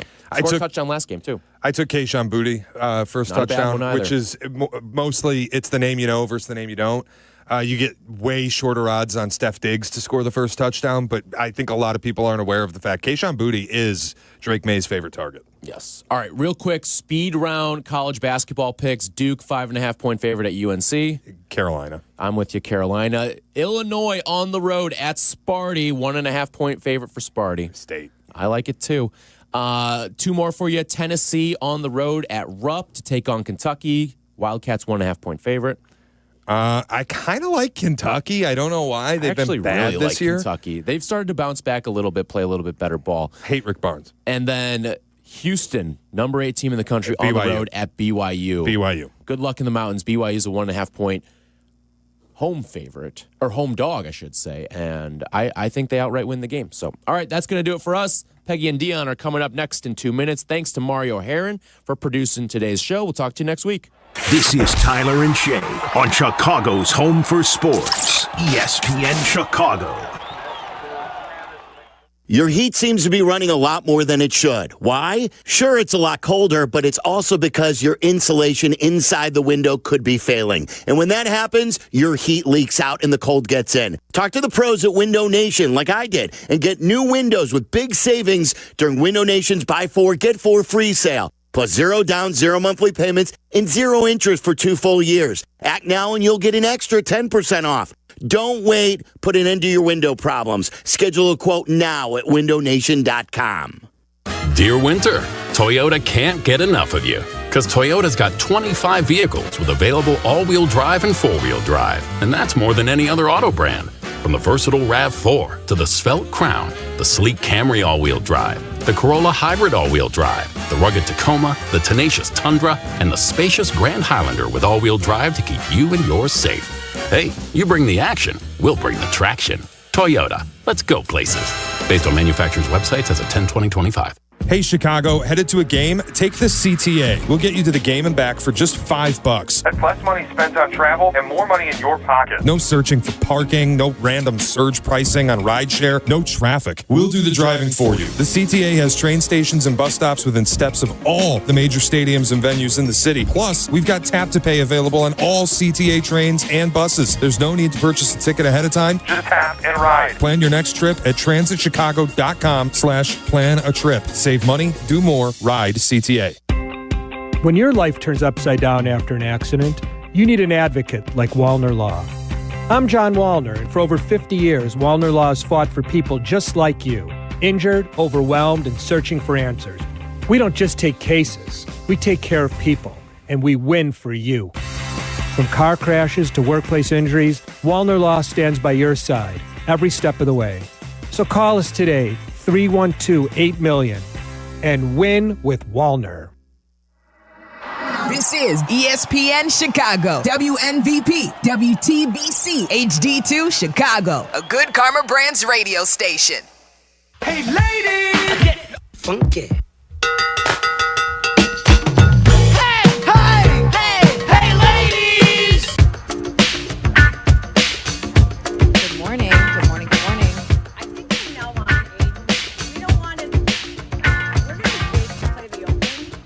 Until we're actually settled.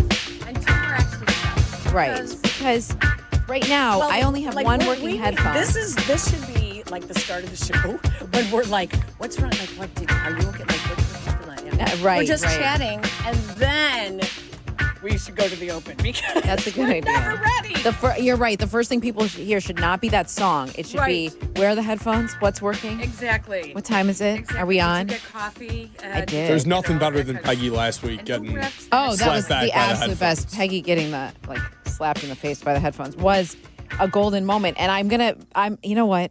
I'm gonna admit I watched it more than once this week, and I laughed and laughed and laughed. Oh yeah, every time. I was like, this will never not be funny to me. Hi and welcome to Peggy and Dion on this Super Bowl Saturday, Super Bowl Eve, if you will.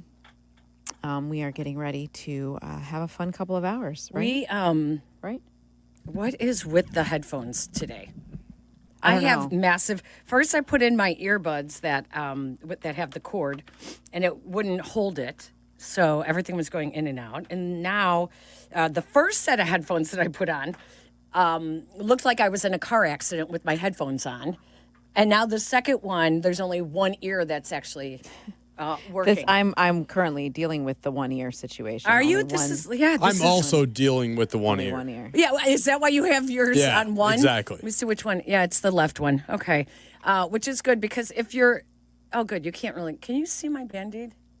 A little bit, not bad. Okay. So what happened there? So if you are watching us on YouTube or Twitch, yes, I have a Band-Aid on the side of my face. Okay. I had a spot burned off. Oh. And you know what But was everything's okay? crazy? Well, we'll see. But I thought it was just a dry skin patch. Okay. For like a year. And then when I would go for a facial, every single time they say, "Have you had this looked at yet?" And I'm like, "Oh yeah, I'll tell her when I go to my yearly derm, where they check your whole body." And so I went for my yearly derm, and she's like, "Oh, before I even start, I see something I don't like." And I was like, "Oh, on the side of my face, like by my ear?" And she said, "Yeah."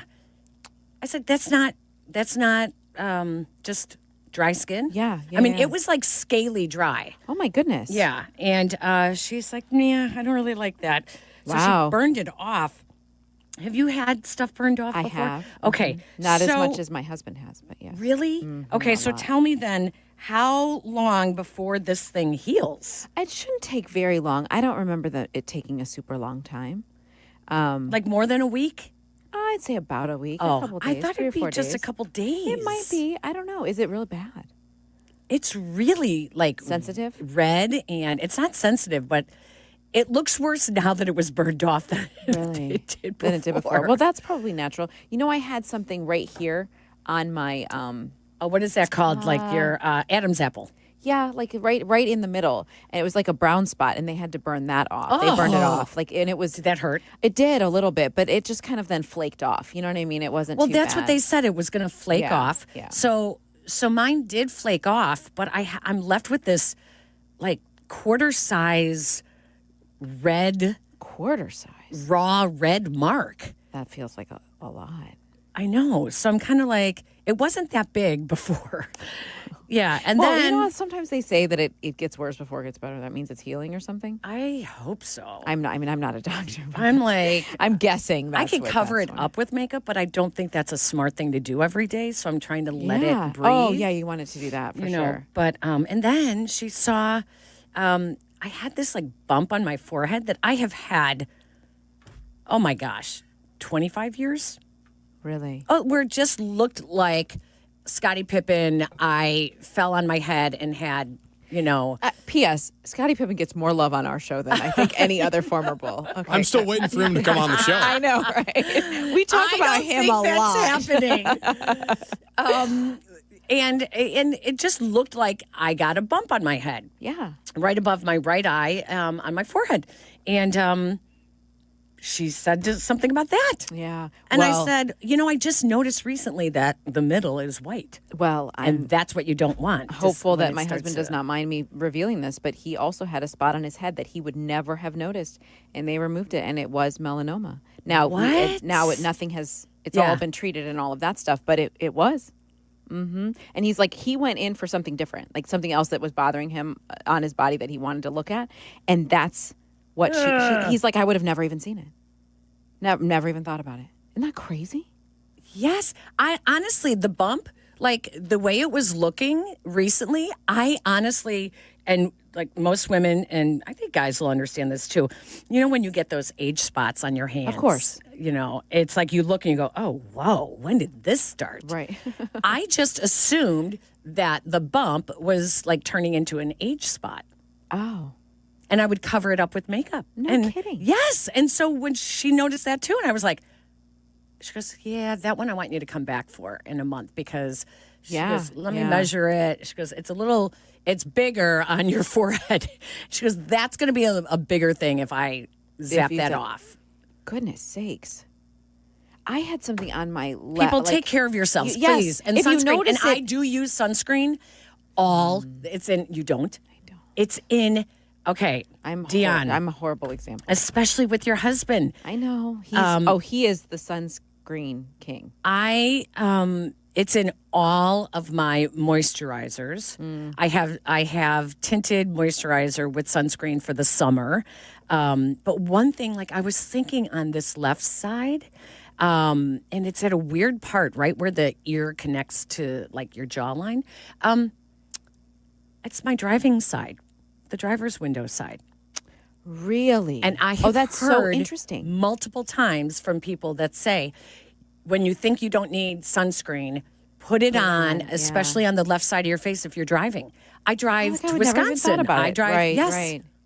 Wow. That is so And I was thinking about them like that is That's like where that almost spot is, directly yeah. where my face would get sun while driving, even through the glass. I know. Anyways. No, I'm bad about the sunscreen. No, don't please. Like if there's one thing you're going to change. Oh, agreed. And I did have like a spot on my thigh that kept getting larger and smaller and larger and smaller. And I was worried about it, so they burned that off too. But it was nothing. Interesting. Yeah. Interesting. I anyway, watched welcome the- to Peggy and Dion. I watched the opening ceremonies I last did night. not watch it very What intently. the heck were we watching? I don't know. I didn't watch it very intently, but what I saw Please. was the group of people in the middle of the whatever that was. What, right? They all like kind of piled on top of each other, Okay, right? Wasn't that about something? 45 minutes before that. Okay. Oh, geez. Once again, the opening ceremonies is so long. So long. And I have worked 3 Olympics, and I have loved going to the Yeah, opening or yeah. closing ceremonies.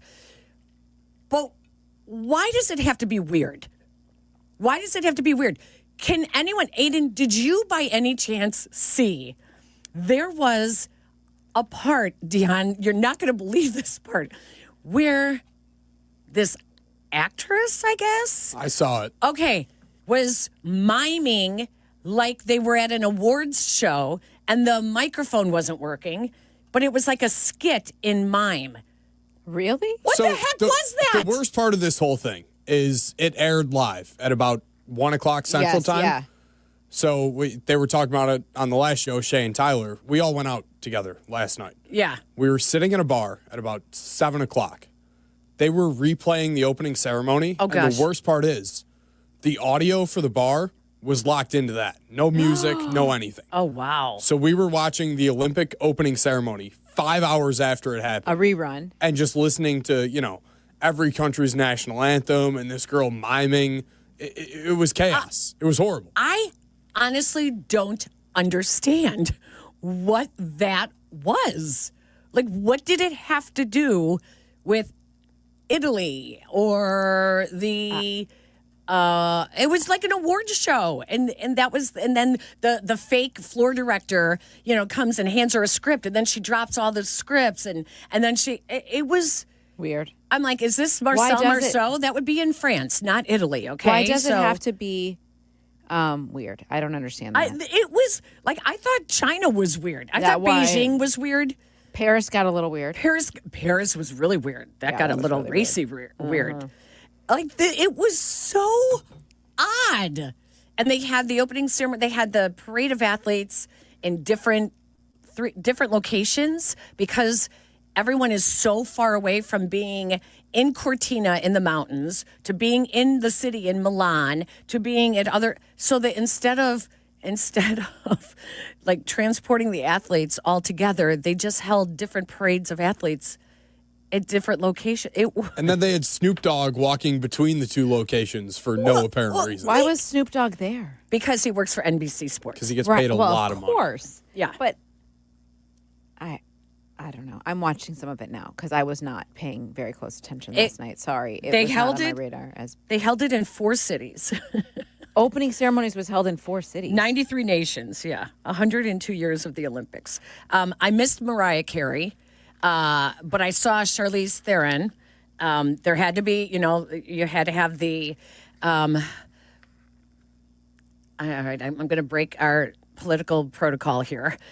You had to have the actor, the American actor, even though she's South African, that is going to get up there and do a dramatic plea for peace amongst people, which, yes, it's nice. Okay. This is the part I did see. Who was the from Thanksgiving or Christmas? The blind guy? Oh, yeah. He sang too. Yeah, I saw that part. That was really good. Oh, my gosh. I forgot too. Yep. Well, Starts I with heard an A. Starts with an A. I know I that. heard Bocelli. Andrea Bocelli. Bocelli. Oh, he was phenomenal. I heard that. Yeah. Aiden the blind guy. The blind guy. Well, sorry, it's fine.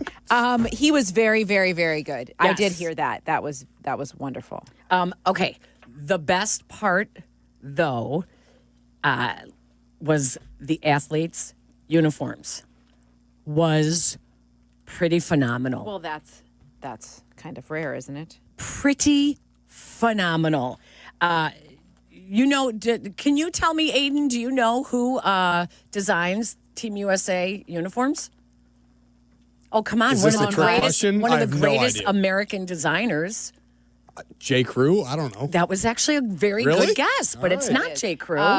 You have to Ralph know Lauren. this. Yes, it's Ralph Lauren. And, I mean, you could go in the Ralph Lauren stores and see it all year long when there's an course. Olympic year. Yeah. They start, selling the red, white, and blue sweaters and everything.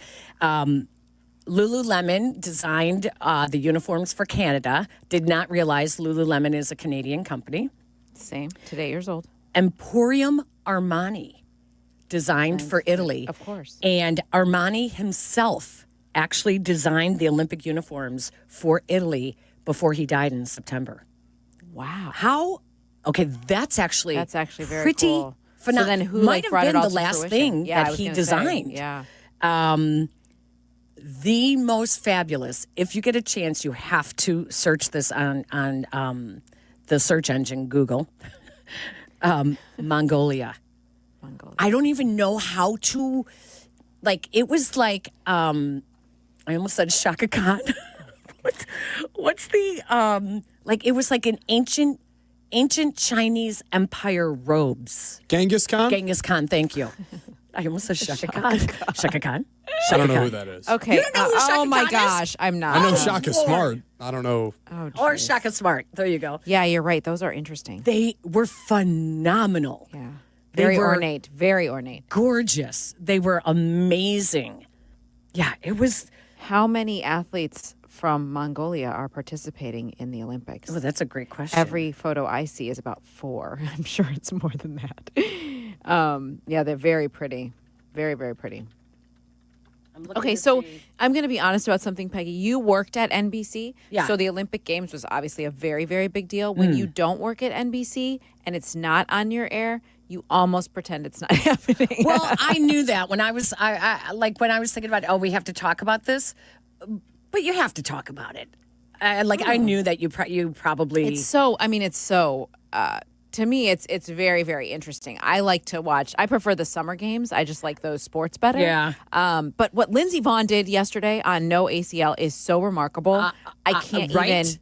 It's crazy. And I will say, so many men were talking about it. Like that people is- who I'm skied so glad you brought and that kept up. saying, "How is she doing this?" Right? Let's do this. Let's take a break. When we come back, I'll give you a little Olympic primer and some of the storylines that are kind you. of fun to watch. And let me just throw this question out there. Especially for the Winter Olympics, do you find yourself, and I'm talking to you, our listeners, do you find yourselves watching more of the female athletes than the male athletes? And you mentioned Lindsey Vonn. Mm-hmm. We're going to talk about that when we come back. It's Peggy and Dion, ESPN 1000. More Peggy and Dion coming up. On Chicago's home for sports, ESPN Chicago. It's a big week. Big. Scratch that. A super monstrous, ferociously big week on ESPN Chicago. Was that too much hype? We're all over the big game in San Francisco. Our big week coverage is presented by Yingling Traditional Lager and Flight by Yingling. Hey, fellas, it's your pal Jurko, the good kid. Sometimes we all need a little extra confidence when it's your time to perform. And guess what? That's where Blue Chew comes in. Blue Chew provides access to chewable tablets that can help you feel and perform at your best. Stronger, harder, longer lasting. Like somebody gave your downstairs a pep talk and a gym membership. And here's what I love. It's simple. No awkward doctor visits, no pharmacy lines. Everything is online. Their licensed medical providers work with you to find the right option. And it all ships in a discreet package right to your door. Think about it. Whether it's a big date night, an anniversary, or just a normal Tuesday, showing up ready makes all the difference. Confidence counts. Guys, this isn't just about performance. Give her group chat something to talk about. Be the legend of the night. And right now, I've got a special deal for you. Your first month is free. Just go to BlueChew.com, use promo code ESPN, and pay only $5 for shipping. That's it. Chew it and do it. Blue Chew, a small chew for a big difference. Hey, it's your friend Tom Waddle, and I drive a Hawk. The auto show's sales event is going on at all 12 Hawk Auto locations in Forest Park, St. Charles, Plainfield, Joliet, Carroll Stream, and now LaSalle, Peru. Shop thousands of vehicles from 13 brands and save with 0% financing for 60 months or make no payments for 90 days. Plus, save even more with $500 to $2,000 bonus cash. Get your auto show savings at hawkauto.com and drive what I drive. Drive a Hawk. HawkAuto.com. Financing on select models with approved credit. This Valentine's Day, create a space that feels warm and welcoming with help from Menards. Whether it's a small refresh or a big project, Menards has the tools and materials you need. Build something together and make your home a place you both love coming back to. Don't forget the sweets for your sweetheart. Get a 6-ounce bag of Russell Stover chocolate candies for $3.99 now through February 14th. Save big money and finish your projects together at Menards. Save big money at Menards. Are you ready to make a difference for the environment while helping the visually impaired at the same time? Then donate your vehicle to Heritage for the Blind today by calling 1-800-983-6530. Every donated vehicle will either be properly recycled in an eco-friendly manner or given a new life through reuse. Donating your vehicle is easy. Simply call 1-800-983-6530 and Heritage for the Blind will do the rest. They'll even arrange for your vehicle to be picked up at no cost to you. And for a limited time, when you donate your car, you'll receive a $200 restaurant voucher and a 2-night, 3-day hotel stay at one of 50 locations. Call 1-800-983-6530 right now to schedule your vehicle donation and make a positive impact on the environment while helping others. Heritage for the Blind, where every car donation counts and every person makes a difference. Call 1-800-983-6530 now. This advertisement is paid for by Heritage for the Blind. Welcome back to Peggy and Dion on 100.3 HD2, the ESPN Chicago app, and ESPN 1000.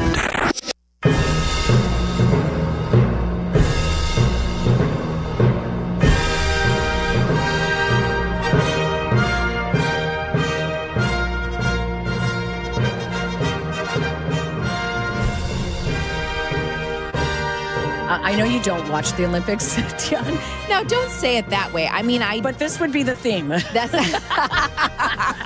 I do know the theme music for the Olympics, and I do enjoy parts of it. I just did not watch much of opening ceremonies last night. That's all. Okay, so Lindsey Vonn. Yes. Can we just say? I don't know how. Like at first, I was like, "Oh, seriously, give me a break." Like, what is this? She didn't really. Well, no, I thought the same tear thing. her Yeah, ACL. yeah, I thought the same thing. I'm like, no way, because she would not be. She was squatting. Yeah. And her work, and I'm like, oh hell no, no. Right. I thought the same thing. But then I saw the big brace. Yeah. On her left knee. And then I saw her training run, and I was like, oh, my goodness. Mm-hmm. Whoa. It wasn't great, but it was enough. What did they say? She finished 11th. 11th. She has it like it's torn or ruptured. What was it was a very dramatic description they used. Yeah, what did they call? I thought it was ruptured. Her Is ACL. ruptured? Is that right? She had a torn ACL. I just saw a torn ACL from her crash last week while training in Switzerland. They said this was according to the Olympic recaps. Her training was not flawless, but it was a little erratic. She nearly missed a couple of gates, but she did keep it together and finished the run, which is most important. Yeah. A ruptured knee ligament. Yeah. Ruptured knee ligament. She finished 11th, about 1.4 seconds off the lead. That's just practice. But she was the second fastest in the middle 3 of the 5 sectors. Crazy. I mean, it's unbelievable. And they said that she actually, her coach is like, she can medal. She can medal. Wow. I wanted to look this up because this is what Brad Biggs said. He said, it's apples to oranges, but Roberto Garza made 145 starts for the Bears without an ACL in his right knee. Now, they do say that once it's ruptured, like you can't injure it further. You can't injure it, and I don't know how much pain there is at that point. Which is why when it first happens, they limp off, and then they can walk like the next day. Like it's torn. That's it. Wow. I know. I think for skiing too, like she's not planting on it, right? So it's not right. horrible. But you're it's the same injury that down. Mahomes has. Wait a right minute. now. There's still some pressure on it. Yes, you have to use your knees, your legs for the turns. Like that's how you true. turn. Like it's not like she's all upper body. It's all legs. It's crazy. Okay, I'm going to give you a little Olympic preview. Oh, so that you know what. So women's hockey, I think the USA is on right now. They are playing Finland. Can anyone in this studio tell me why Finland did not play their first game? Because they have a virus, stomach virus. You're right. Mm-hmm. The norovirus had half of the team was either sick or in quarantine. Yes. So they did not play their first scheduled game, which would have been against Canada. They're supposed to face the U.S. in a couple days. Now, the only reason I know this is because of Alex, what's his last name? From NBC5. Oh, Maragos. He did on Instagram, did an update this morning that I saw. That's the only reason I know it. And they play the U.S. in 2 days, so we'll see if they're healthy enough to do that. No, they're playing today. Well, maybe then I caught this at a different, how nothing in your algorithm is actually happening in the moment. Right, exactly. I think they're playing this morning, so against Finland. It's the end of the second period. What's the score? U.S. is up 4-0. Fabulous. That's Can we good. get that on a big screen? And I got you. Who has won more gold medals in women's hockey? The USA or Canada? See, I would say Canada, but it might be, I don't know. I'd say Canada. Aiden, what do you think? Got to stick with USA, right? It's a trick question. It is Canada. Yeah. By a lot. By a lot. Yeah, they've won 5 gold medals. Team USA has only won twice the gold. So those are the 2 that everyone's expecting. And I guess the one player to watch, this I did not know, Abby Murphy. She plays for the U.S. You know about Abby Murphy? Oh, yeah. She's obnoxious. Evergreen Park's finest. Oh, she's from Chicago? She's from Chicago. Oh, yeah. South Side. That I did know, too. Okay, they Most said... Holy Redeemer Grammar School. She's... Seriously? Oh, yeah. Okay, she's often the best player on the ice. This is how NBC described her. And she's always one of the most obnoxious. They're like, NBC is going to love her. Oh, that's awesome. So do you know why is she considered obnoxious? Is she cocky?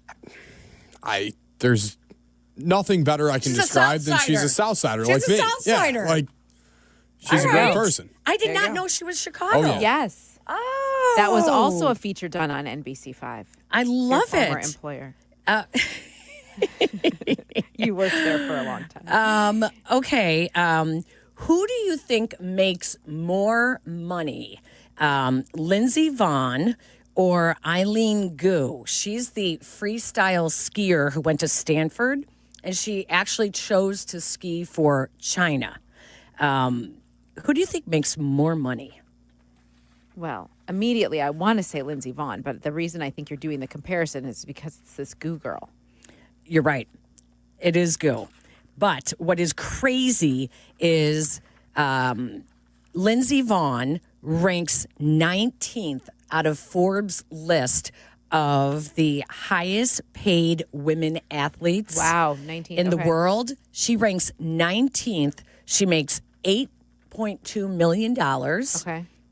Only $200,000 is her salary. Of course. It's all endorsements. If you look at this list of female athletes, the highest paid in the world. Who is? They are all so fiercely underpaid. You can't, it's to the point that you can't say that it's, nobody watches them. Well, right. But because the endorsements are so big, they know people are like, oh no, they're attractions. Lindsey Vonn made $8 million in endorsements last year. But this freestyle skier, Eileen Gu, yeah, and she's actually competing today. She ranks the fourth highest paid female athlete. She made $23.1 million. She's an IMG model. Wow. She only makes $100,000 as a skier. Everything else, and she's 2 golds, a silver back at Beijing. It's like lately it's been very controversial because she was born in San Francisco. She is an American citizen, but she skis for China. And she's not stupid. Well, she's very pretty. She's not stupid because she's very pretty. If you are endorsing products, go to one of the largest. All I can think about as you're saying all of this, Peggy, is welcome to the WNBA collective bargaining table. I mean, this is the whole argument, right? That's exactly what I was just going to say. So tennis has 5 of the top. Oh, wait, they have 1, 2, 3, 4, 5, 6, 7, 8. They have 8 of the top 10 highest paid female athletes in the world, tennis. And that's because thank you to the fact that Billie Jean King, back in the 80s, demanded equal pay for the women, and they finally got it in the 2000s. Equal pay, equal purse money, and you cannot tell me, that it's all because of how many people watch men's tennis as opposed to women's tennis. Right. They have equal pay, but Coco Gauff is number 1 in the world. She's number 1 in the world. Number 1. Good for she her. makes $8 million playing tennis. Oh. $25 million in endorsements. Wow. Who do you think, the number 1, I'm looking for an American outside of Coco Gauff.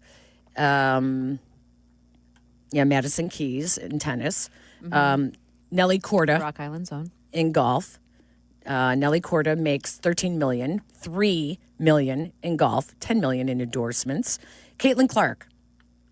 That was my guess. Where do you think she was gonna ranks? say. On the top 20 highest she paid has female athletes. Number 1, she was at the back end of the NIL deal in college, and she's probably making close to the top in the WNBA. Plus, she's working at NBC for NBA commentary, and she does modeling. I would think she's top 15, no? I would think so. I would think top 10. She is the 11th highest paid very female close. Look at athlete us. in the Yeah. world, the highest paid WNBA player. But Sabrina her salary? Ionescu is What just is her salary? two past her. Her salary. What do you think her salary is? She makes. No, I know it's She ridiculous. makes $12.1 million a year. What do you think her salary is? Jeez, is it even 250? 3? I don't think it's 3. $100,000. Jeez, that's embarrassing. That's embarrassing. She Right? probably made more in college. $100,000, $12 million. Aiden, this is the problem: is that off these the girls are good in college. There's no reason to come out and go to the WNBA. Why do you think they have to go overseas in the off season? They've got to keep making money. It's exactly, this is the argument. I told you Sabrina Ionescu makes $10.5 million, which ranks 13th highest. She makes $500,000. She does. Playing basketball. $10 million off the court. Where do you think Angel Reese fits in this? Do you think she's top 20? She was just on that TV show too, right? She's going to be, or she taped episodes Yeah, of it. she taped an episode of I Hunting would think Wives. she's top 20. Do you think she's top 20? I do. I think like 18 or 19. She's top Well, 20. who was 19? Lindsey Vonn? 19 is Lindsey Vonn. So is she 20? Do you think she makes more than Lindsey Vonn or less? I think she also did an endorsement. Like she does. She has a podcast that Yeah. makes her money. So maybe she would be just ahead of Lindsey Vonn, I think. She is 15th highest paid female athlete at $9.4 million. She makes $400,000 on the court, which is She makes more than Caitlin Clark. Well, I'll tell you what, Caitlin Clark probably said, I don't need to make as much. Let's spend it on the rest of the team so that we can get better players. Probably. I mean, think about that, right? But Angel raised $9 million in endorsements. And I think the most amazing of this all is, remember, is it Alona Maher, the rugby player? Yes. Remember from yes. Oh, she's awesome, yeah. She's 20th. Is she? Good In for her. rugby, she Good for made her. $8.1 million, $8 million in endorsements. So, Hold on. yeah. So read again the highest paid woman. Read all of that. Coco Gauff. Yeah. So she earns an estimated $33 million a year, $8 million salary, like on the court, purse winnings, $25 million in endorsements. Okay. The highest paid male athlete in the world is Cristiano Ronaldo. Yeah.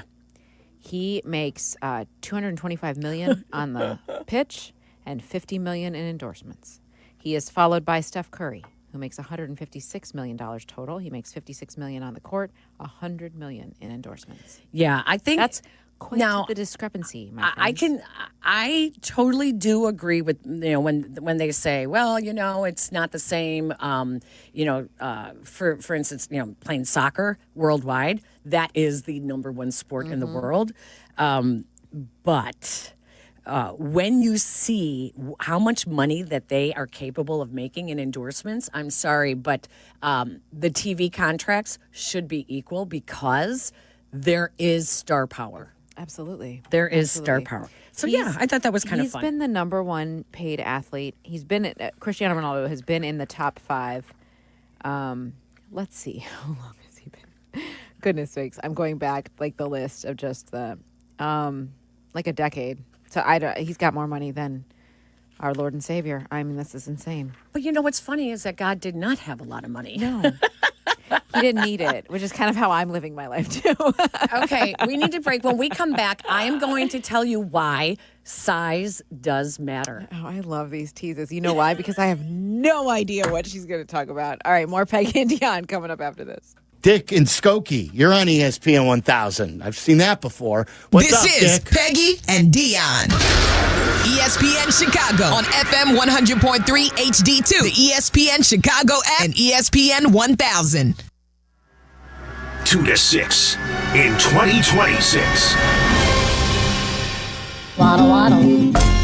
The longest running show in Chicago sports content history, Waddle and Silvy expand to a full 4 hours. Hear them weekdays 2 to 6 p.m. We are Chicago's home for sports. ESPN Chicago.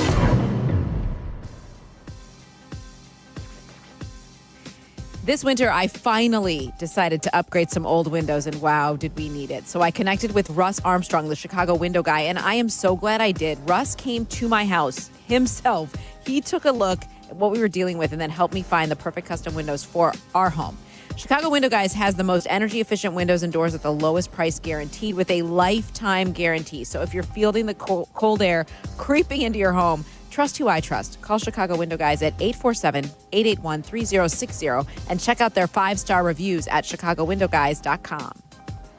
Has the excitement of betting turned into worry? Feeling overwhelmed every time you roll the dice? Problem gambling doesn't just affect your wallet. It can impact your health, relationships, and peace of mind. But there's hope. Gateway Foundation is here to help you take back control of your life with personalized treatment options. You don't have to face this alone. Call Gateway Foundation today at 844-444-5780. That's 844-444-5780.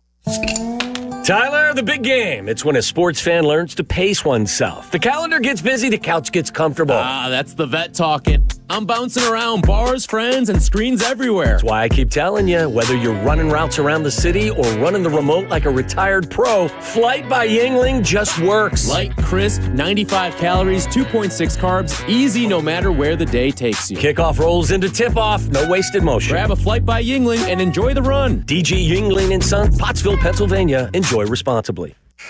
What if your instincts could pay off? With Robinhood Prediction Markets, you could put your sports IQ to work on the games you know best. It's not you against the house. It's you participating in a live market.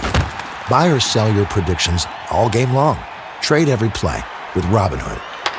Visit Robinhood.com/predict. That's Robinhood.com/predict. Futures and cleared swaps trading involves significant risk and is not appropriate for everyone. Event contracts are offered by Robinhood Derivatives LLC, a registered futures commission merchant and swap firm.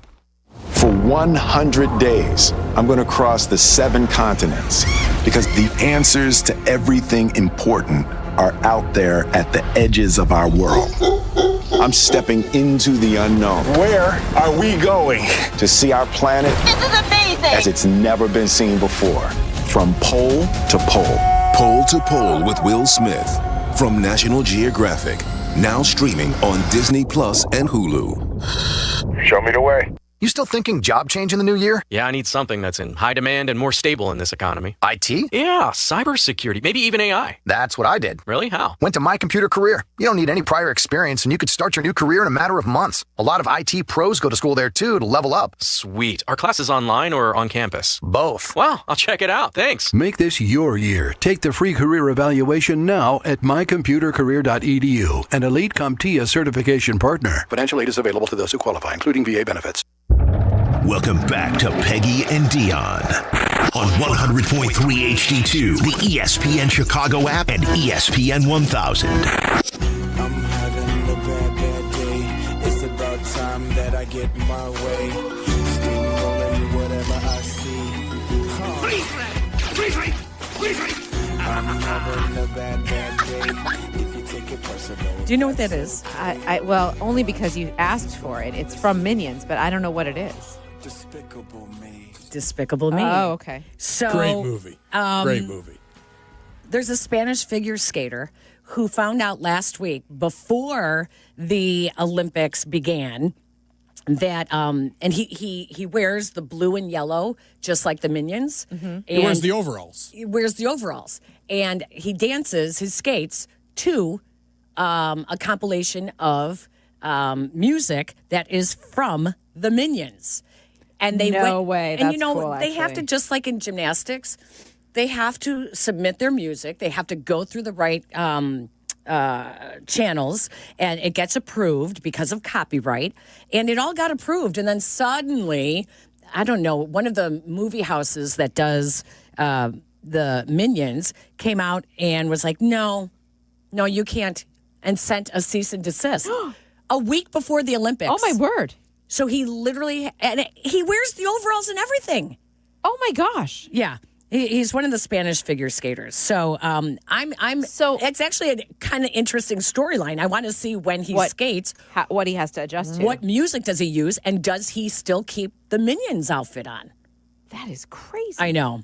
Because Minions is just so popular, we can't let them skate to it. I mean, come on. What are we doing? I mean, it's really cool. What happens is when there's music that is really cool, like people start talking about it. Hello? That's what I'm saying. It's a win-win. Like, I'm going to be real, guys. Minions was not on my radar to talk about today in this show. So I'm not going to play the breaking news, but yesterday morning, he was approved to play the Minions music. Fabulous. That is actually great news. Even better. Yeah. That's great news. Because that would be awful. What a It would be awful. But what just happened in real time here is that the Olympics are being played a world away.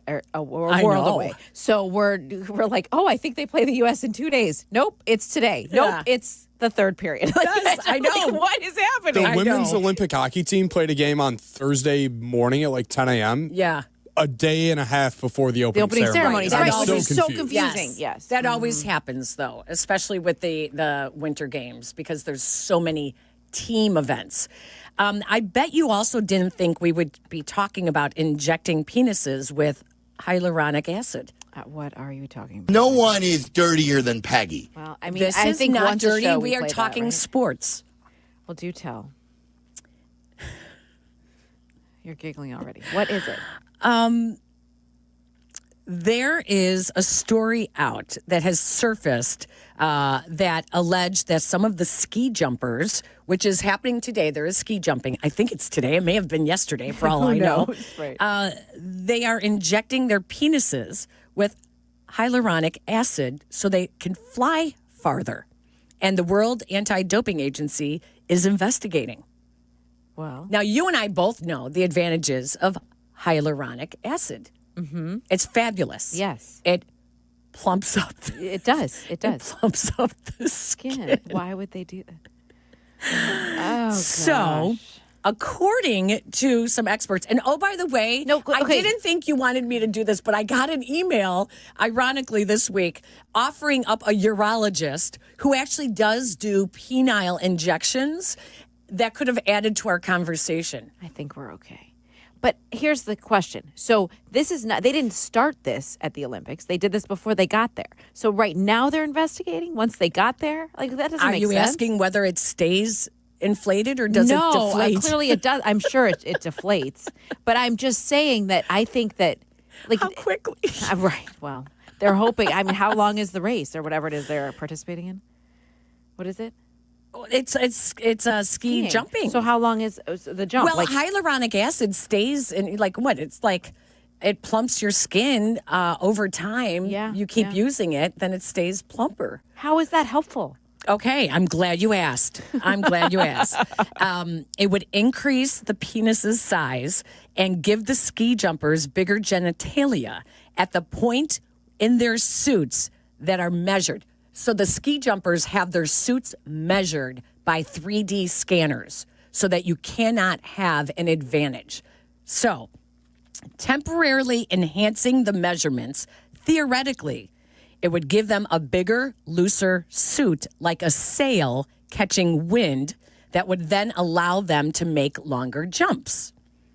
So this is research from a scientific journal that was published last October called Frontiers that said a 2-centimeter change in the suit could represent an extra 5.8 meters in the length of a jump. He could also do something else to his wife. But I think his brain is not thinking about that. Might send her to the hospital. I mean, good Lord, this is so weird. Okay, now this is not the only controversy when it comes to ski jumping. Okay. Not only are they talking about penile enhancements, but Norway was just banned 18 months last month. They were suspended, and they are one of the leading ski jumping teams. One would think. Right? Yes. The suits technician, Magnus Brevig, was illegally inserting stitching into the crotch area after officials would inspect the uniforms. We are this obsessed with winning a medal at the Olympics. Oh, it's all aerodynamic. I mean, that's exactly, think about it. It's all aerodynamics when it comes to your what they're competing in, their suits. The changes amounted to cheating, was actually filmed behind a curtain and was anonymously uploaded to YouTube. That's how they found out they were doing it. So why, you might ask, is that a big deal? It all comes down to the fabric. If you add extra fabric, it can extend a jump by several meters. Same thing with penile implants. You need a bigger fabric. It's like, well, my suit doesn't fit anymore. I'm kind of big down there. You get a bigger suit. Now, Dick and Skokie, you're on ESPN 1000. I've seen that before. So What's now, up, Dick? Aiden is so bored by this conversation. I'm just like, it can add 9 feet to a jump. 9 feet? That seems egregious. Not 9 inches, 9 feet. I don't know about that. 9 feet. Are we sure? It comes in the V position of the legs and the crotch area. So, yes, we have controversy when it comes to ski jumping. Why does this always happen? Like every time we have an Olympics, there's something like this. Yeah. Some controversy. Something. It's like doping. It's the new doping. It's all is. the aerodynamics. And like they actually go through an x-ray machine to make sure that they don't have more stitching than is allowed. I mean, isn't that it's crazy? That's ridiculous? Yes, that's ridiculous. That whole situation. Also, how did you find this? Looking for stuff for our show. I don't know, but my algorithm now is filled with penile implant stuff. And sadly, now my phone. That's what's going to happen because you are talking so loud right there. Boing. So now I'm just saying, ladies, now you really have a reason to watch ski jumping very closely.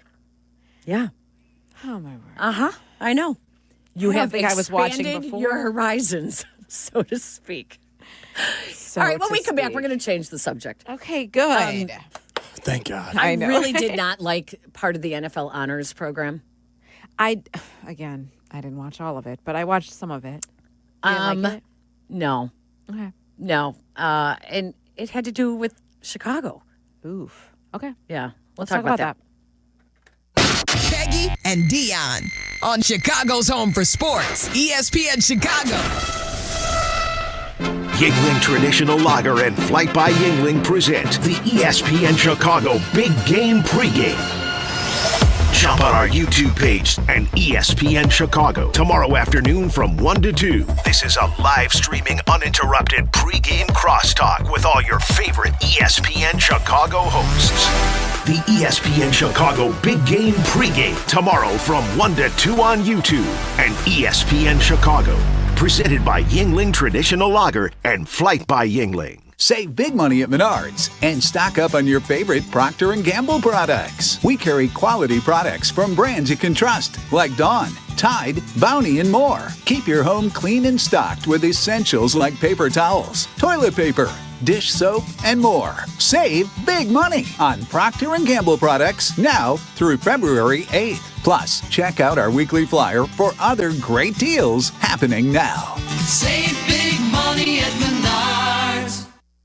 Hey, it's Joe Aurelio, and it's time for Aurelio's Pizza, Chicagoland's oldest pizza chain since 1959. Indulge in our crispy thin crust, signature sauce, and 100% real mozzarella. Visit Aurelio'sPizza.com for the location nearest you. Aurelio's Pizza, it's a sauce. Prizes, flyaways, even cash money. You want it? We've got it. Find a list of all contests and official rules by visiting ESPNChicagoContests.com. That's ESPNChicagoContests.com.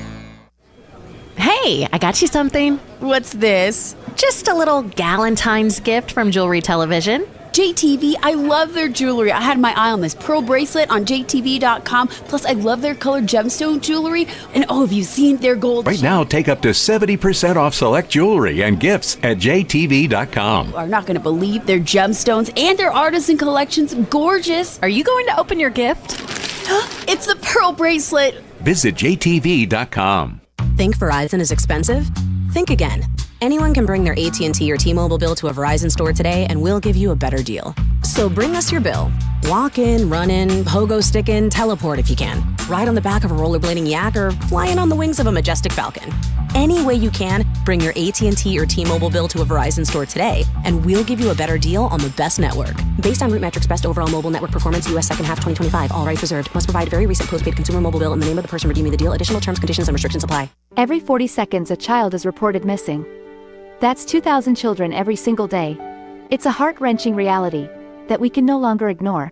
Find the Children is a non-profit organization dedicated to helping find missing kids. You can be a part of their mission by donating your unwanted vehicle, running or not. Call 1-800-294-0222. We guarantee that you will receive the maximum tax deduction. We provide fast, free pickup with 24-hour response. Call 1-800-294-0222. Find the Children provides crucial resources to help find missing children and educational materials to teach kids how to recognize and avoid predators. Our recovery programs have a proven track record of reuniting kids with their families. It's time to act. Donate your unwanted or unused car. Help us build a world where every child is safe. Pick up the phone and call 1-800-294-0222. Together, we can bring these kids home safely. This advertisement was paid for in partnership with Cars RS and Find the Children. Follow Chicago's Home for Sports on Instagram at ESPN_Chicago. Okay, we're all listening. Now back to Peggy and Dion. This is ESPN Chicago, Chicago's home for sports. There was so much great football. It was No, it sucked. It sucked. It was a bad season and it ended badly so far. I'm sorry. Who is this? The Chicago? It's His Holiness the Chicago Pope. No, please. Oh, hello, No. Your Excellency. Hello. No. Your Excellency is my father. Okay. Okay. You can call me the Pope. Okay. Well, the Pope. Sorry about that. I'm sorry if I said something to upset you. I feel like No, Johnny, it's not you. See, I've always liked you. Okay. I'm from Chicago. You're named after my favorite cold cut. Fair enough. Right. I'm just bummed about the Bears season and how it ended. And I'm starting to think maybe there ain't no man upstairs. Whoa. Come on, Chicago Pope. You cannot say that. Come on, you cannot say that. I'm just talking. People say things they don't mean all the time, like a Chicago winner ain't that bad. Fair. Or Josh Allen will get a ring someday. Okay, that's just not nice. Have it. That just needed to be cut off. But the worst part was at the end. The worst part was the ending. When he and Peanut Tillman are doing the chant. And they did it wrong? They were doing Packers suck. Why? Packers. You got it? Listen to this. This is Bob Odenkirk. Don't despair. Charles Peanut Tillman. Atta baby, All right, Peanut. there he is, the man. Your Chicago Holiness, you're forgetting the most important thing this year. What's that? We beat the Packers twice. That's right. We beat the Packers twice. You know it. Yes, we Hey, did. everybody. Packers suck. Packers suck. Okay. Packers We suck. have some Packers. Okay, I'm sorry, everybody Jordan stop. Love. I Like, guess just let me I- have this. All right. First of all, it was awful. Let me just say that this has gotten a little out of hand, the whole NFL awards show. It doesn't need to be a show. I don't think it does. Well, I like the idea. It reminds me too much of ESPYs, and we always were like, ESPYs are kind of, you got an award if you could show up. And I don't think it's the Not same true. level. I worked on the ESPYs. My sometimes dearest friend was the producer. I'm sure it wasn't always that way, but it did feel that way sometimes. Convoluted. Is that the word I'm looking for? No, I mean, what it is it's not like it's like who voted on this, right? Right, So exactly. Yes. That part I understand. I actually was thinking, it's sad that Maura, my dear friend, passed away because they needed her to produce the NFL Honors show. It was awful. It was so poorly produced. It was so bad. Can we just clarify something? It's Green Bay sucks. Yes, it is. Not It's Green Bay sucks. Packers suck. Right. And they know Packers that. suck. They So I did don't it in know- like a singing motion too. It was what happened in the moment that made them that's say what that? Makes people look at Chicago like we're like small town. I know. And it just I did not like that at all. No, I don't like that either. The highlight, I would say, I loved Joe Tooney's speech. And I put this out on Instagram, but it's true. Like, imagine being so good at your job that they had to actually create an award. Right. Because they wanted to give it to you. I mean, like that. It's kind of, amazing. it doesn't quite have the right name, No, though. it certainly does not. Like Protector of the Year. It sounds like a that's condom company. I mean, Protector seriously. of the Year, sponsored by Trojan. Right. Like Comes with a that's- bottle of hydrolonic or whatever. Exactly. Listen to Joe Tooney's speech. Thank you very much. Thank you to the NFL, the panel, and Deion Dawkins for the creation of this award. I'm not a one-man operation. I have a great support system. My family, my parents, my siblings, Marissa, my cousins, my friends are back home. All the former teammates that I've had, O-linemen, the brothers that I have that I've made. I appreciate you. You're a big reason why I play. Thank you to the Bears organization, all the coaches I've had, former line coaches throughout the years, Coach Scar, Coach Heck. And I really appreciate all the former linemen who have played in this league, the unsung heroes of the past who have laid the foundation for us to play today, the game that we know and love.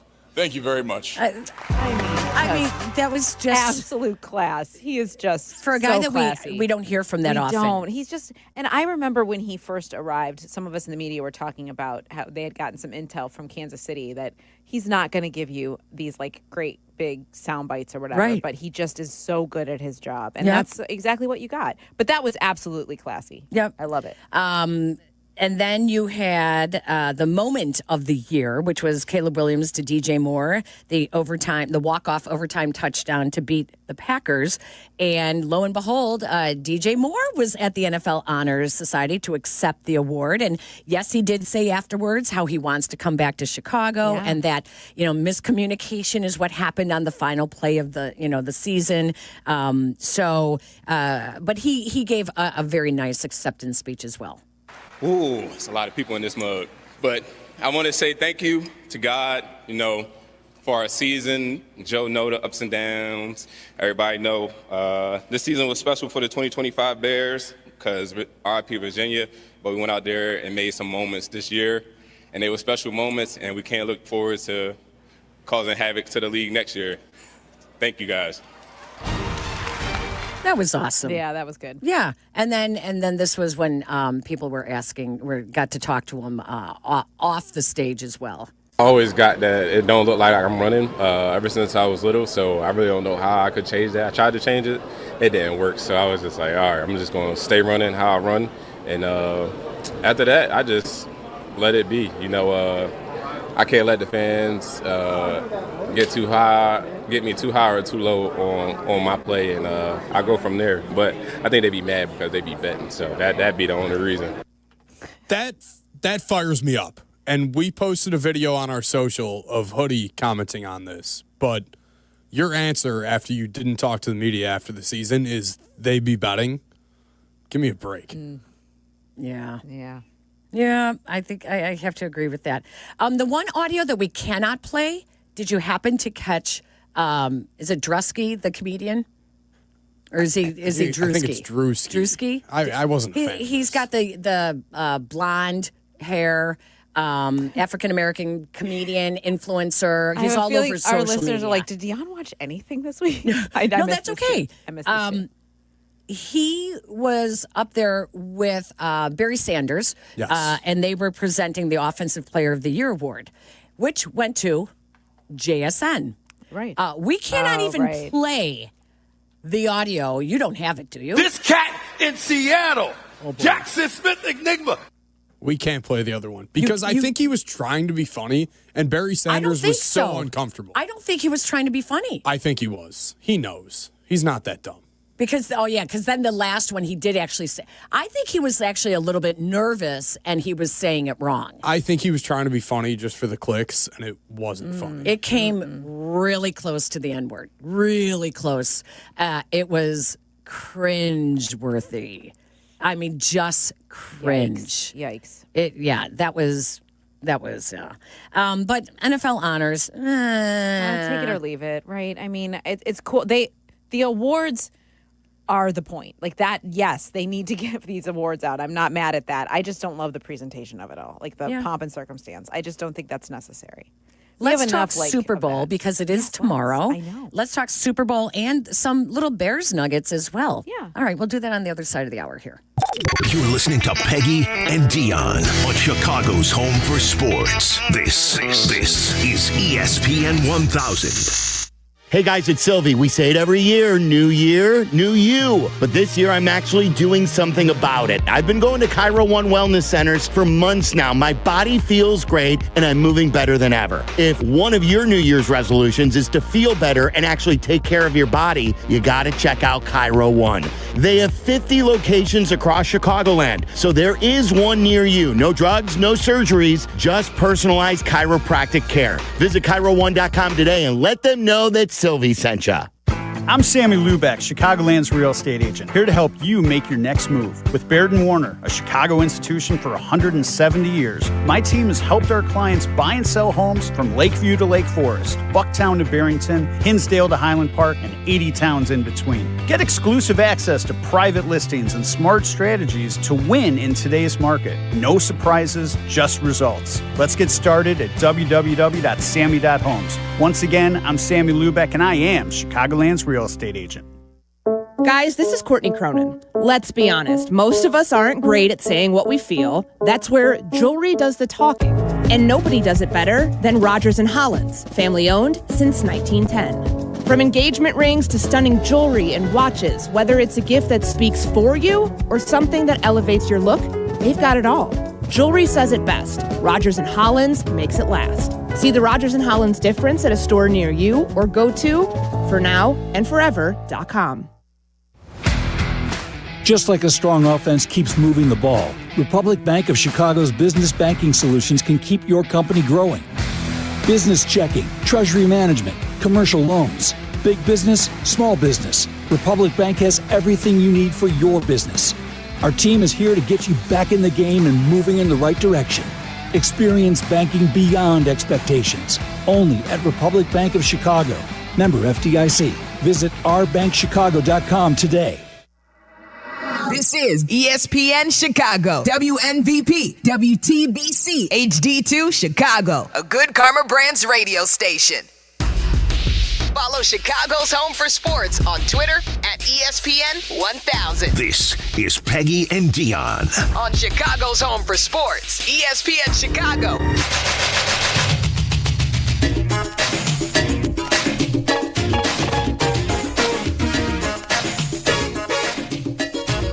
Peggy, we had a moment in our house yesterday. What happened? A tiny milestone. Oh, wait a minute.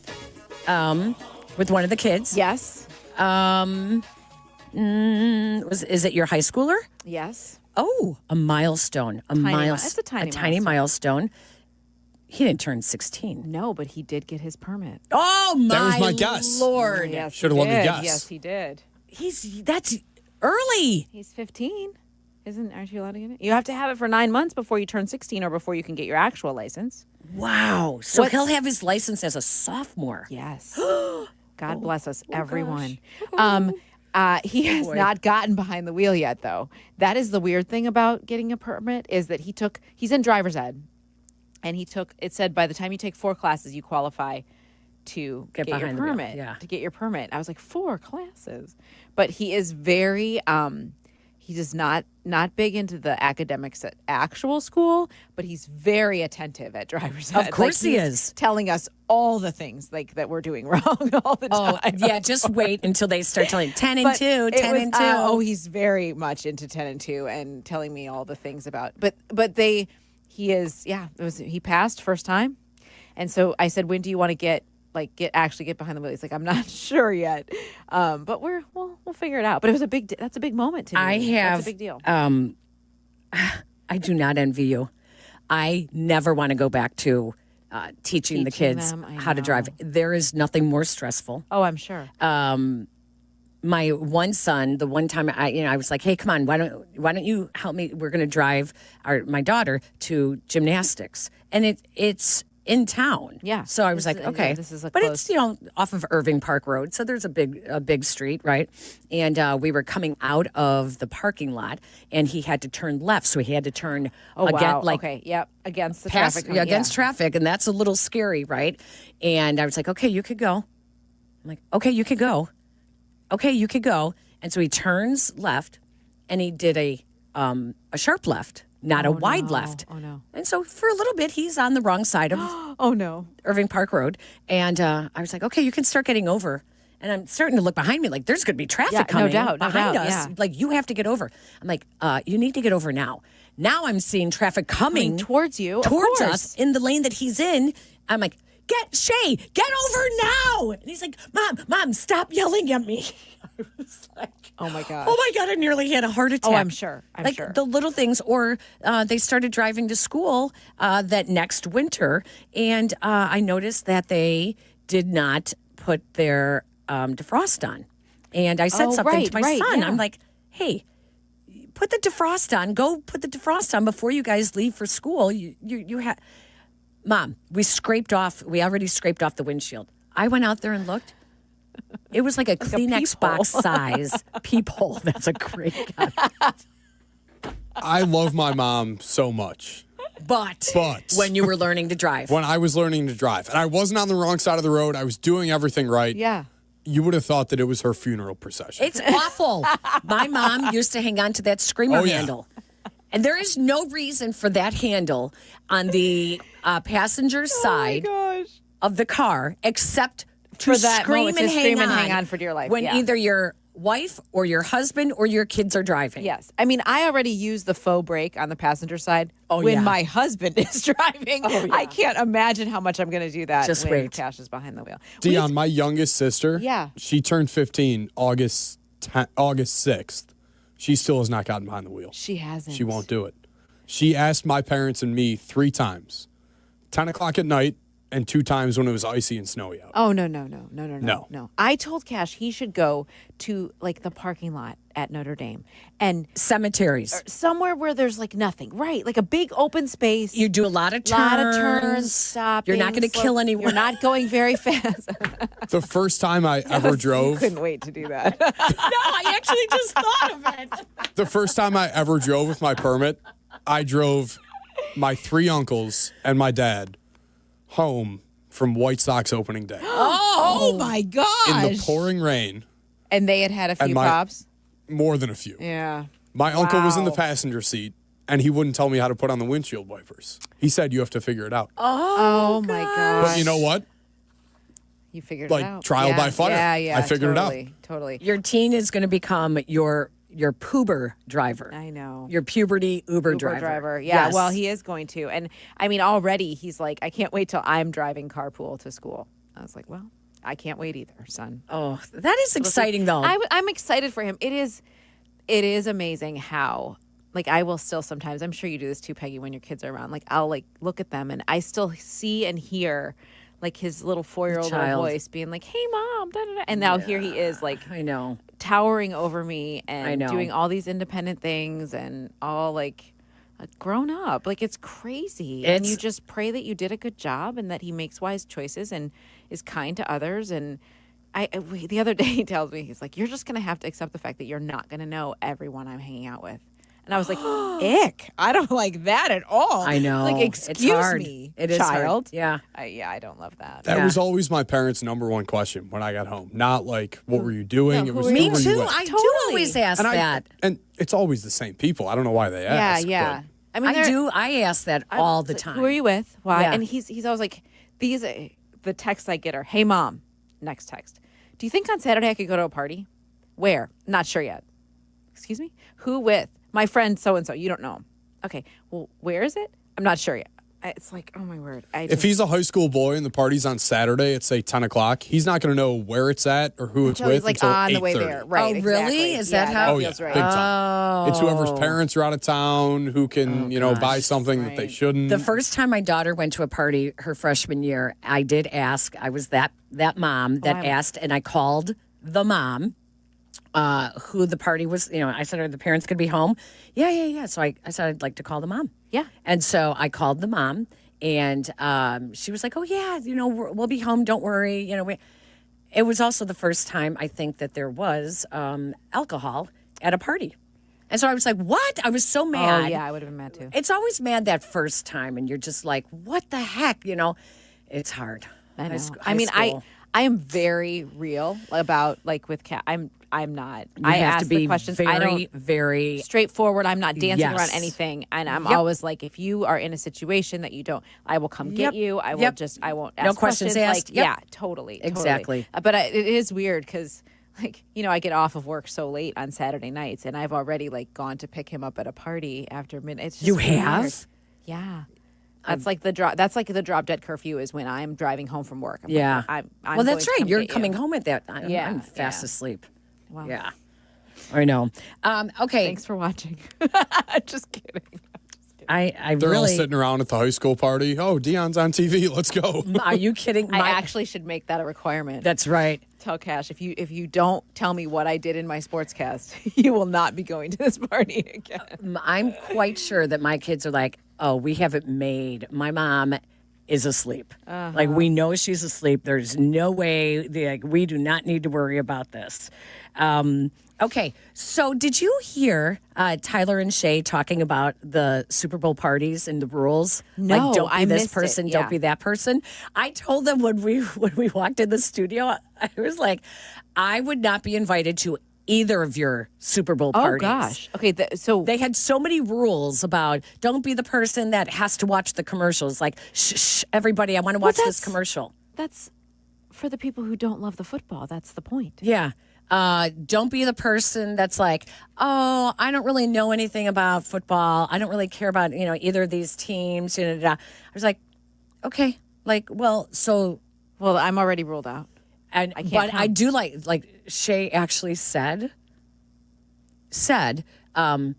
oh, go home and watch the Puppy Bowl and pour a glass of wine. Is that sexist? Yeah. I think that was a little sexist. A little bit. Yeah. That was a little sexist. Because I'll tell you what, there's plenty of guys that don't know anything about the two teams in it there's as well. plenty. Yes. As well. It was a very entertaining segment. That's funny. Well, I'll have to go back and listen on the podcast. I was laughing because I was like, I'm ruling me out very quickly. Here's the bottom line. If you have rules when it comes to a Super Bowl party, don't go to a Super Bowl party. Don't have a party. Or don't have a party. Don't invite people over. Watch it by yourself. Yeah, because that's what makes the party is because everyone can do their own thing. Yes, of course. You can't be like, "Hey, we want to watch the game." Don't control the environment. I'm watching Right. I'm watching the game too closely. Like, the point is hanging out with people, especially if Right. you have no team really in it. You just want to watch. Yes, for our job we should pay attention, but I'm like, once it's over, I'm not breaking it down. It's over and done. I'm done. I think, you know what I'm doing for the Super Bowl? Tell me. Nothing. That's awesome. That's the best plan. Have not gotten invited anywhere. It's the first time, I think, ever. We used to host one. Yeah. Do you think it's because I'm that person, like in a million of No, I don't think so. Are you working? No, Peggy. I took this weekend off just because I have not had Super Bowl Sunday off in more than a decade. So where are you watching? We're at home. We're at home. We have one family coming over that has kids that are the same age as my kids, and that's it. We're just going to be home, and that's what I wanted. I'm all for going out for a big game, but the Super Bowl is watching a house with close people. I don't mind if I do not care at all. Like when I wasn't working, but I feel like we have to at least keep an eye on the game. Yes, of course. And for that reason alone, then it's either one or the other for me. I either have to not care at all so that I'm not annoyed by people. Yeah. Or just stay home. Well, here's what I will tell you, that growing up, Super Bowl Sunday was a holiday in my house. We had a party, and my dad and his brother would take turns. It was mostly family and a few friends, but mostly our family. My dad and his brother would take turns hosting it every year. I mean, it was that's what we did. And because I've worked every Sunday, I mean, my kids have never been around a Super Bowl party or people around in your house. In our house. Yeah. That's never happened. And next year, the Super Bowl is on ABC. So I felt like this was my one opportunity to take it off before hopefully the Bears are involved. But if not, they may still need us to be involved because it's on our air. So I was like, well, let me take this weekend off. Yeah. So this is the first of a 4-day weekend for me, and I'm very excited. Good about for that. you. Thanks, Peg. I actually do like the commercials. When we come back, I am going to tell you about one of the commercials, Relax Your Tight End. There's such a theme about what she came in here with. We have today. a lot of... Why is that? I don't know. Because Peggy is the dirtiest. There's nobody dirtier than Peggy. No, that's not it. It's just happens to... You're right. No though. one is dirtier than Peggy. You're right. We talked about penis implants with hyaluronic acid. We talked about extra stitching of uniforms in the crotch area. And now we're going to talk about why you should relax your tight end. Where else would you get this kind of information? Officially nowhere. You're listening to Peggy and Dion on ESPN 1000. Dick and Skokie, you're on ESPN 1000. I've seen that before. What's up, Dick? You're listening to Peggy and Dion. On Chicago's home for sports, ESPN Chicago. It's a big week. Big. Scratch that. A super monstrous, ferociously big week on ESPN Chicago. Was that too much hype? We're all over the big game in San Francisco. Our big week coverage is presented by Yingling Traditional Lager and Flight by Yingling. Back in my glory days, I always showed up ready to perform, whether it was on the field or off of it. Confidence, energy, swagger. I had it all. And yeah, even little Johnny was playing like an all-pro. Now, thanks to Blue Chew, those days don't have to stay in the past. Blue Chew's chewable tablets give you that extra boost of confidence when it matters most. Stronger, harder, longer lasting. Like someone gave you a pep talk right where you need it. And here's the best part. It's all online. No awkward doctor visits. No standing in line at the pharmacy. Their licensed medical providers help you find the right fit, and it ships right to your door in a discreet package. Made in the USA, less expensive than the pharmacy. So, fellas, when it's your time to perform, don't just hope for the glory days. Bring them back. Head to BlueChew.com. Use promo code ESPN, and your first month is free. Just pay $5 for shipping. Blue Chew. Chew it and do it. Hey, it's your friend Tom Waddle, and I drive a Hawk. The auto show's sales event is going on at all 12 Hawk Auto locations in Forest Park, St. Charles, Plainfield, Joliet, Carroll Stream, and Nat-LaSalle, Peru. Shop thousands of vehicles from 13 brands and save with 0% financing for 60 months or make no payments for 90 days. Plus, save even more with $500 to $2,000 bonus cash. Get your auto show savings at hawkauto.com and drive what I drive. Drive a Hawk. HawkAuto.com. Financing on select models with approved credit. Guys, it's Silvy for my friends at Window Nation. I want to tell you what I was dealing with. My heat was running nonstop. My energy bills skyrocketed. And it turns out my windows were the problem. Once the insulation fails, the heat leaks out, the cold comes in, and I'm almost broke. That's when I called Window Nation. No leaks, lower energy bills, and a cozy home. Right now, buy 4 windows, get 4 free. Upgrade your home and save big. 0 down, 0 interest, and 0 payments for 2 full years. And if you act now, they'll take an extra 10% off. Schedule your quote today at windownation.com. Every 40 seconds, a child is reported missing. That's 2,000 children every single day. It's a heart-wrenching reality that we can no longer ignore. Find the Children is a non-profit organization dedicated to helping find missing kids. You can be a part of their mission by donating your unwanted vehicle, running or not. Call 1-800-294-0222. We guarantee that you will receive the maximum tax deduction. We provide fast, free pickup with 24-hour response. Call 1-800-294-0222. Find the Children provides crucial resources to help find missing children and educational materials to teach kids how to recognize and avoid predators. Our recovery programs have a proven track record of reuniting kids with their families. It's time to act. Donate your unwanted or unused car. Help us build a world where every child is safe. Pick up the phone and call 1-800-294-0222. Together, we can bring these kids home safely. This advertisement was paid for in partnership with Cars R Us and Find the Children. Follow ESPN 1000 Chicago on twitch.tv or the Twitch app. Welcome back to Peggy and Dion. On ESPN Chicago, Chicago's home for sports. Have you ever, in your life, seen tight ends this relaxed? I am so relaxed. They're carefree, calm, serene. You know what these tight ends are so relaxed about? Prostate cancer screenings. They've learned there's a simple, finger-free blood test. Roughly 1 in 8 men would be diagnosed with prostate cancer, and I was one of them. I'm here today because I caught it early. Gronk, what'd I teach you? Relax your tight end. Prostate cancer screening starts with a simple blood test. Find out if a PSA blood test is right for you at Relax. It's a bloodtest.com. That's actually pretty creative. I like that one. I think the best And I watched like a lot of an old neighbor of mine is actually in writes commercials. Oh, okay. And so we used to always, watch the commercials, and we'd be like, Pat, which one did you do? And that's very cool. Yeah, it was really cool. He's since moved to California. But that one is Bruce Arians, who had prostate cancer, and it features all these past and present tight ends in the NFL. Yeah, so it was really that's well done. So well done. It was such a great idea for them to do a commercial for prostate screening. I like that. Prostate cancer screening, using with an NFL theme. There were some.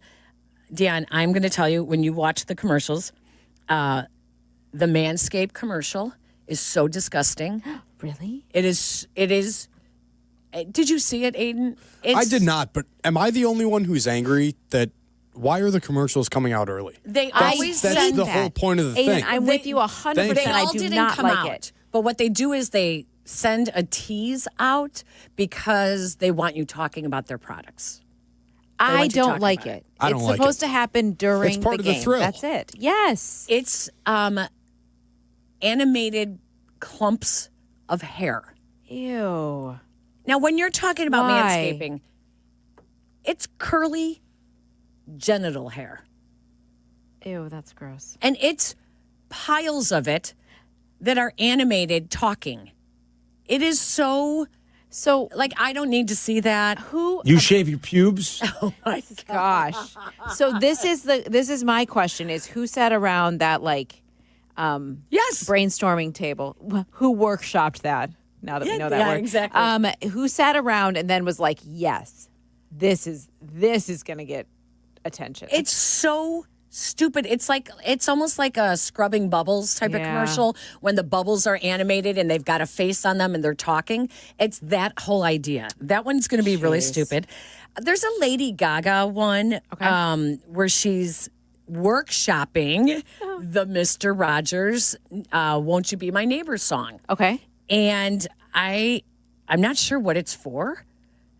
Someone said it was for Rocket and Redfin together. Okay. I have no idea the connection, but it's one of those artsy moments with the artistic, it's like I was complaining about the actors getting on stage and they're going to, stand up and scream for peace and all that stuff. And it just feels fake. It doesn't feel, and I love Lady Gaga. But she's workshopping how to sing Mr. Rogers' theme song. How do they want to change it? How do they want to sing? And that's the whole commercial. That's it? And it just takes themselves way too seriously. Yeah. That's the end. That's the It's really I'm watching this going, huh? Yeah, that's weird. Really? Super cool Dove commercial. Okay. That is has no lines by any actors or actresses, just images of girls playing sports with all different body types. It's all about body image. That's cool. And being accepted. It is bravo, Dove. Well, they are always at the forefront of that sort of thing. I am telling you, it is such a good message. The William Shatner one. Do you have the William Shatner? Okay. Will Shadd here, bringing fiber to the masses with Kellogg's Raisin Bran. Duty calls. Will Shadd? Every darn day. Whoa. Will Shadd in the house. It's fiber time. Is that dog a Shih Tzu? Perfect. Will Shadd on the car! You're too old for this shit. Kellogg's Raisin Bran. High fiber, happy gut. That's funny. That is funny. That whole commercial is like, do you want to poop? Boy, do I have the cereal for you. Yeah, totally. That's exactly what it is. We'll keep you regular over here. Like they're admitting but that's actually that funny. Their audience is old people. Of course. But they're actually I was like, can you actually say Shat? Yeah, I'm sure I guess we can. You can. But what I think, again, I go to the origin story. I'm sure that they sat around this table, like when they were brainstorming this, they're like, it'd be awesome if we could actually do you think we could actually get William Shatner? Like, what would that cost? And like coming out, like, I just think that's kind of, I love stuff like that. That's right? very cool. Yeah. Okay, and here's the last one that I really liked, and that was the Hellman's Sweet Sandwich Time. Somebody in the meeting stood up for me, and I was like, okay, guys, like, I led this project. I was born in this deli. What? I didn't say anything. I was born in this deli. My best friend was that baloney. That is until I met you. It's so bad, it's funny. Ham, touching ham. You're building your sandwich. Touching cheese, touching you. Sweet sandwich time. That is bad. It's so bad. You're going to be singing it. Of course, but they paid so much to get the rights to that song.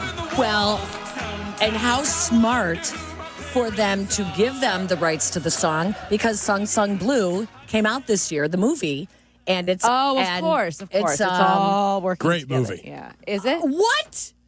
You don't like it? I thought it was awful. Ooh. You loved it? And I So, was like, shocked that... I wasn't alive who's the for the- actress? Goldie Hawn's daughter. Kate... No. Hudson. Yes. She's So apparently, up for an Academy Yeah. Award. Come on. The bad Wisconsin accents. It was bad. I didn't. apparently my parents, like, they claim they were groupies, but they watched it. Like, they For were on the... Yes, for the it's a cover true band. story. Yes. They saw them 20 plus times, so I watched it. I thought it was pretty good. I liked the idea. I thought it was. I thought I could not get past who plays the lead character. Hugh Jackman. I just couldn't get past. He's too old to be playing that character. Yeah. It was weird seeing. How old do you think he is? 70? 68, My guess 69? would be 58. No way. Really? Hugh Jackman is not that old, Peg. What? No. How Hugh old Jackman's is he? 57. He's 57? Oh, I was close. Yeah. Okay. Seeing him in his underwear, no, I don't need to see that. I mean... And I just thought the accents were, I don't like when people are trying to be Chicago and they do really bad Chicago accents. They were being Wisconsin, and it was bad Wisconsin accents. It was so stereotypical. I did not like it, and I couldn't believe that Kate Hudson was nominated for, like, come on. Really? Like, You liked I wasn't it? alive. I liked it, but I also didn't know the actual story. I wasn't around for the actual I thought cover the band. story and was everything. cool. Yeah. By the way, without giving anything away, is it true? Did you ask your parents? Is that part of the story true about what Oh, happened? yeah. She got hit by a car big time. So that was true. Yeah. Okay, I wasn't sure if they just did that for the sake of the story. That was real. The story's interesting and the story's cool, but I couldn't get past it. I did not see that, to the surprise of no one. But anyway, so those were my commercials. Listen, you were sick. I was very sick. You were this sick week. So this when you were week, talking so about the Finnish, give yourself a break. Like hockey you team. sound like me when we get to the part of the year when we only talk baseball and basketball, and I sit here and I go, I have no idea what you're talking about. I know. I did get sick at the station. I've never gotten sick at work. Okay, can before. you just like? I mean, and I know. So How you got sick right before you went on the 10 o'clock news. 10 o'clock news on Sunday night. So Like, I was sick. physically sick, threw up sick. Yes, completely. You guys, I was completely fine all day. Went through the 5 o'clock, walked around, went and ran an errand, came back. And about 8:30, I was like, I don't feel good. And I was talking to my producer. I was like, something's not right. I was like, he's like, okay, just take it slow. So he's like, do you need to eat anything? I said, no, I tried that. That was not a good idea. And so I was like sipping water. I like walked around the station and just like, those heavy breathing you do like to try to calm yourself down. And it was like 9:57, 58, something right before the news started. And I looked at him and I go, I feel like I need to throw up.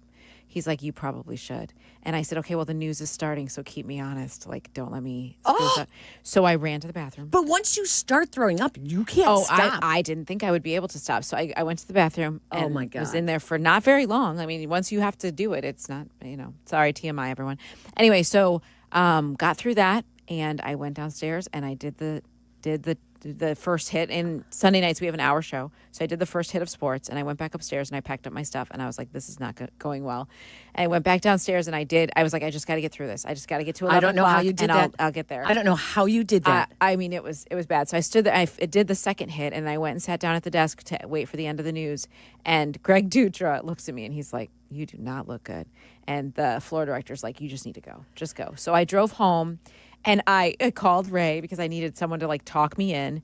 And I just walked in. I took off my shoes and I crawled up the steps, got into bed. My fever spiked overnight. It was so hot. I don't remember feeling that hot and cold at the same time. You know that weird fever feeling. And then in the morning, I thought I was okay.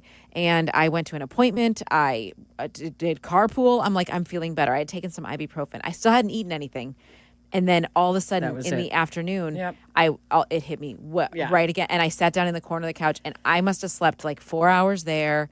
Then I moved to another location, slept another 2 or 3 hours. Then I went to bed and slept another 8, 9 hours. I mean, I could not. What's your producer's name? Jason. Now, is there any chance that Jason, I mean, he is a producer, encouraged you not to throw up, because if you did it on air live, it would have gone viral. I would never have done that. And that would have been my big break. The greatest clip ever. Second only to the Chicago Dogs. Of course, right. Well, Pimp Speak Dion. No, I would never have done such a thing. You know what? I will be honest. I felt terrible. Jason texted me on Monday morning and said I woke up at 4 a.m. and started throwing up. So whatever that strain is highly contagious. I want to get Chris from Batavia in here real quick before we take a break. Chris, are you disagreeing with me about Song Sung Blue, the movie?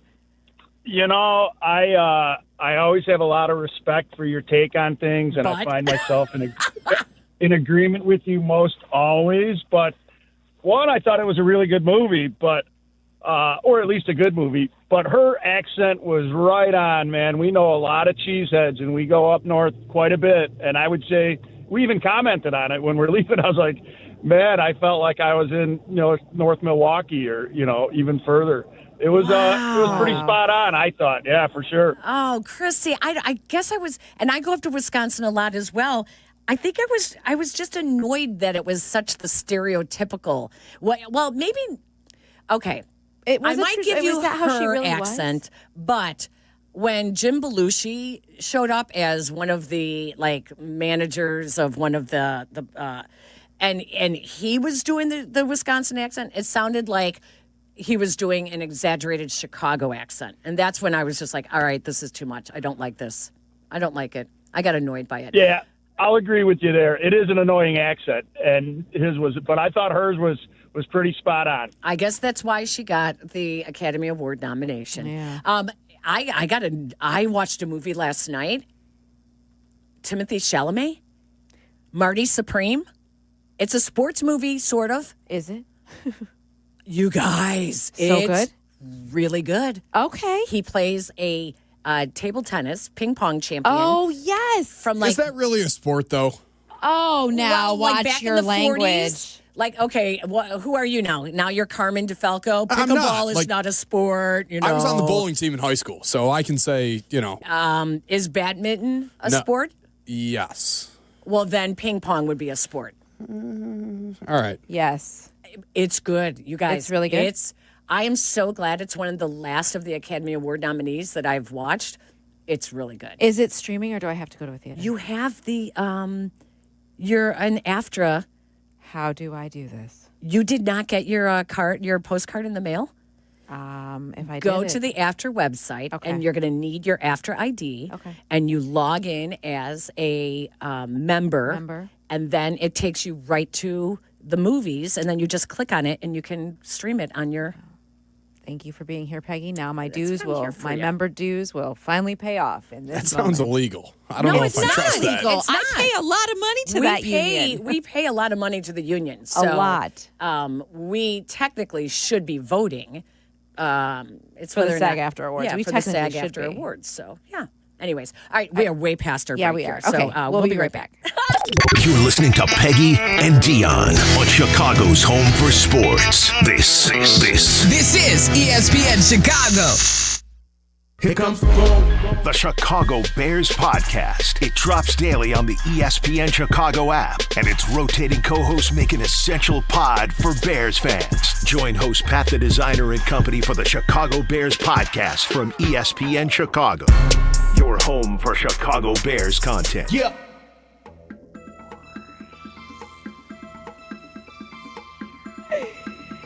All right, you guys know this story. I was on the hunt for a new car, and I wanted something special but luxurious because that's always a good time. And it needed to be practical for me to take my family here, there, and everywhere. Can you please just tell people what you just told me about how luxurious your new car is? I already told you it was, but I will get to that in a mere moment. Because I wasn't sure where to start, I turned to my friends at Advantage Acura of Naperville, told them what I needed, and they worked their magic finding me the perfect ride. It is a Acura MDX that has massagers in the driver's and passenger seat. Are you kidding me? I told my family I might sleep in the car tonight. From start to finish, the process was seamless and stress-free. I drove away in that brand new Acura that is sleek, high-tech, and as I just mentioned, very fun to drive. The team at Advantage Acura went above and beyond to meet me right where I am and find me the right vehicle for me and my family, and they will do the same thing for you. So if you're in the market for a new car, head over to Advantage Acura of Naperville. Tell them Peggy and Dion sent you, and they'll help you find your perfect match. When it's game day, there's only one place to watch the big game. Hooters. Cold drinks, hot wings, wall-to-wall football. Watching from home? We've got you covered there, too. Order your big game favorites at order.hooters.com and pick up before 3 p.m. on game day. You'll score a 20% off coupon for your next visit. Dine in or take it to go. Either way, it's a win.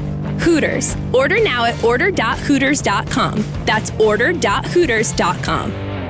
Save big now during Menard's Super Savings Sale. Brighten your home with a 3-panel LED light bulb, now just $1.99. Stay warm with a hardwood firewood bundle, only $3.99. Stock up with Clorox All-Purpose Cleaner, just $2.99. A 16-pack of Zest Bar Soap is only $7.99. Hurry, these great deals won't last long. Sign up for Menard's emails to get the weekly flyer plus exclusive daily flash sales right to your inbox. Save big money at Menard's.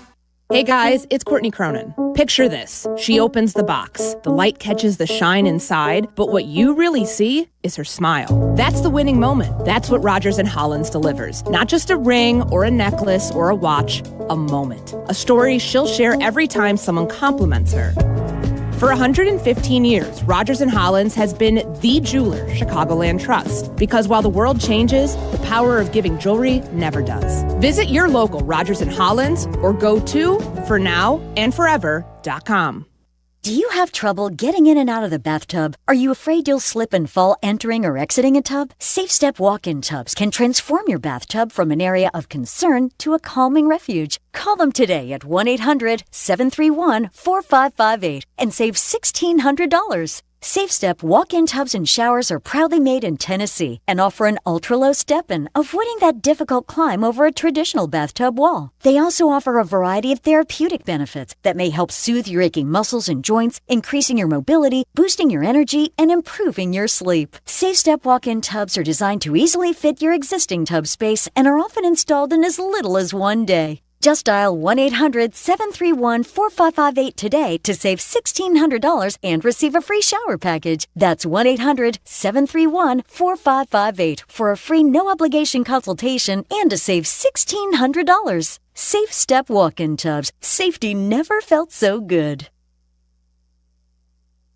Welcome back to Peggy and Dion on 100.3 HD2, the ESPN Chicago app, and ESPN 1000.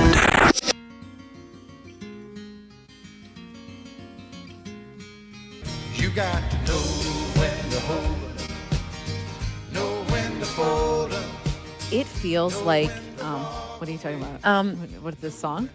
Is that you singing or is that the actual song, Aiden? No, that's Kenny. Did you sing this song at karaoke? Did you not do Was some this one you karaoke? did? It was. It was Charlie's idea. It wasn't me. I love how you're blaming Charlie, who's not here to defend himself. Right under the bus. Right, I mean, throw him right there. He did karaoke. The guys went out. And I know. I think that's fantastic. Did I love karaoke? it. I That love is it. Look so at them. darn funny. I love that they all hung out. I think know. that's great too. I know. That's really fun. cool. It feels like it's been forever since the Bears played a game. It's not been that long. It's only been like 3 weeks, right? What did you think about Ben Johnson only getting one vote for Coach of the Year. And it was Dan Pompey, who many people remember worked in Chicago. Of course. For the Sun-Times and the Tribune. And, Hall of Fame writer. Crazy talented. And so it came from a Chicago guy. Okay. What do you think that means that no one else gave him any votes? I don't know. I didn't see the voting breakdown to, again, the surprise of no one. I saw it. It's Mike Vrabel had 19. It was, So I'm looking to see. I was like, wait a second. What was this for? Yeah, just one vote. Okay, so Mike Vrabel had 19. Liam Cohn had 16 for the Jaguars. Okay. Mike McDonald had 8. Kyle Shanahan 6. And Ben Johnson 1. Did you guys see the MVP voting breakdown? That was crazier to me. That was crazy. Didn't he only win by 1 point, right? He won by one vote, and one voter voted for Justin Herbert, who wasn't even a finalist. So ridiculous. So crazy. So ridiculous. That was the closest MVP race since 2003 when Peyton Manning had to share the award with, does anyone know? Didn't he share I was one. Didn't he share with Tom Brady? Don't say that again. No. Steve McNair. Steve McNair? I know. Oh, that's random. Aaron McNair. Yeah. So I was thinking, I was like, okay, so what does that mean? Does it mean that no one is respecting the Bears' success that they had this year and are saying that they just got lucky a lot? That they had a lot of magical wins, which means that really it wasn't coaching, it was luck? Does it mean that they're not believing that Caleb Williams is actually that good of a quarterback and that they, again, I think this is what this, to me, tells me that all these, it's the writers, right, that vote on these? Yeah, I think so. To me, yeah, because it was Dan Pompey. It tells me that the writers don't give the Bears' success any credit at all. Well, you know what's interesting, though, Peggy, is even leading up into the playoffs and even after they won against Green Bay, any of those national shows on ESPN and all of that stuff were rarely talking about the Bears. Rarely. Right? And I always thought that was interesting, too. That maybe they just weren't paying attention because they didn't take it seriously. That's just like right? Isn't that the only thing I can? Very surprised by it. I am too. I thought it would be much closer for him. It's like the national, even the whole. By the way, we were all over the Ryan polls and why they should be getting the Ian Cunningham picks, and then everyone started talking about it this week. So kudos to us. Last weekend, we already talked about that. But the fact that there were so many people reacting on social media, Chicago is complaining now. They're whining about not getting their picks. There's so much disrespect right now about this. Which clip do you have there, Aiden? Which one is it? The recent one from Matt Ryan. We heard the one, obviously, last week on the show. But we already heard it. We heard Matt Ryan. This is the new one about him saying. This is this week. Okay. And it's just basically doubling down on everything that you guys said. Well, and that's what I mean. That this is so. I'm more interested, though, to be honest with you, in the reaction that people are having. That they're calling Chicago whiners. That Chicago's whining over not getting their picks. And Chicago is whining over Ben Johnson only getting one vote for Coach of the Year. There is such a disrespect for the city of Chicago and the Bears. I'm really kind of blown away by it. I am, too, actually. It's surprising to me. I'm trying to figure out, because these votes are taken before the season is over. Right? They're taken during the regular season, but before we get to the postseason. Yes. I will say, from a younger perspective, I'd rather have the hate than you're a Bears fan, I'm so sorry. Oh, of course. True. It's switched big time this year. It's definitely flipped. True. But I believe Ben Johnson deserves a lot of credit for that. I mean, even the many Bears that were around Radio Row and Super Bowl week, what did they talk about? They talked about Ben and playing for Ben and what it means and his impact on taking a team that was in shambles, a utter disaster when he took over, and immediately turning things around. I think people didn't like the whole, taking his shirt off and Please. Really? I think people got, you saw that after the Rams won when they were walking off the field. Did you see the NFL Films clips of them walking off the field? Or maybe it was the Rams had their own clips. And so they were all doing the Chicago, take that, Chicago. And they were making fun of the whole Tremaine Edmonds thing. They were also saying good, better, best. So I think people were getting annoyed that so much Chicago stuff was, on social media that went viral this year. By the way, I saw the interview that Jarrett Payton did for GN Sports with George McCaskey.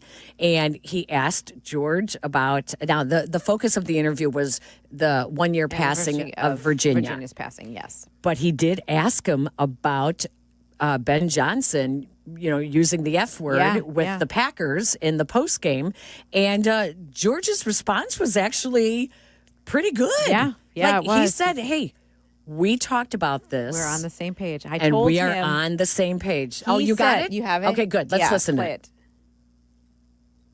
After the playoff win against Team Voldemort, when we're getting ready to play the Rams, I had a little trouble getting work done because I was watching all the viral videos. Our content team at the Bears does a great job. Put some great stuff together. Yeah. So that's an error on me, but that's okay. Did you hear the start when he called the Packers Team Voldemort? Yeah. Okay, that kind of rocks. Yeah, he does that. That was I had never heard that before.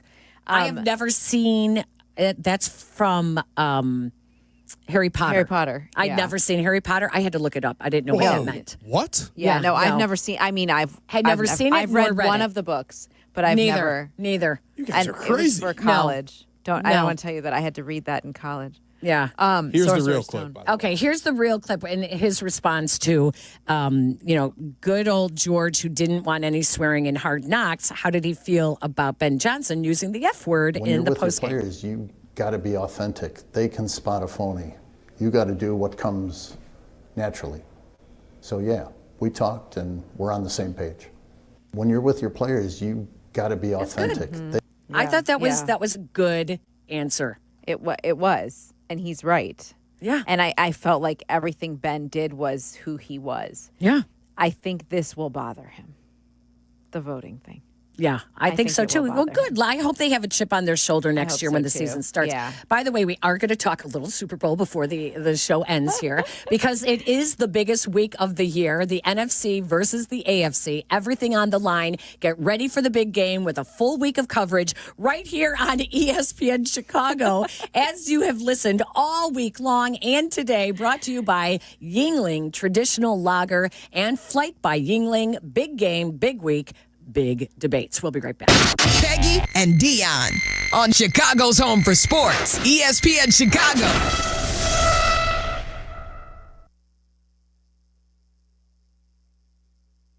Yuengling Traditional Lager and Flight by Yuengling present the ESPN Chicago Big Game Pregame.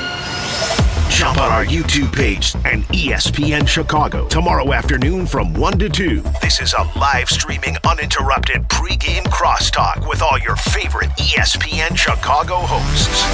The ESPN Chicago Big Game Pregame tomorrow from 1 to 2 on YouTube and ESPN Chicago.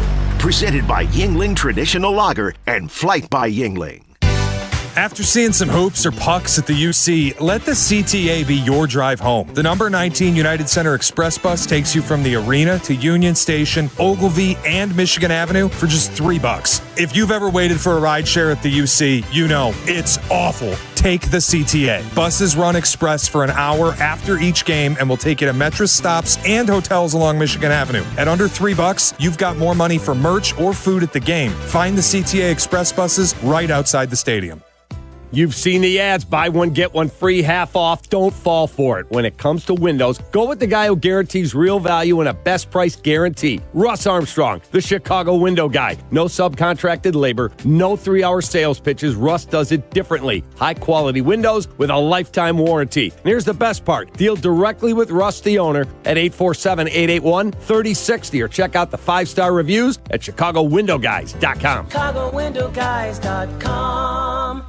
My name is Whitney Allen, and I'm a widow. After my husband died, the last thing I wanted to think about was money. Ethos made it affordable to get life insurance. Signing up was fast and 100% online. I knew that I could pay our mortgage and have food in the fridge. I could focus on my kids. No one ever tells you how much you're going to depend on that policy. I am so grateful we had coverage. Get your free quote at ethos.com/protect. That's ethos.com/protect. Paid spokesperson. Time spent on application may vary. Online health questions required.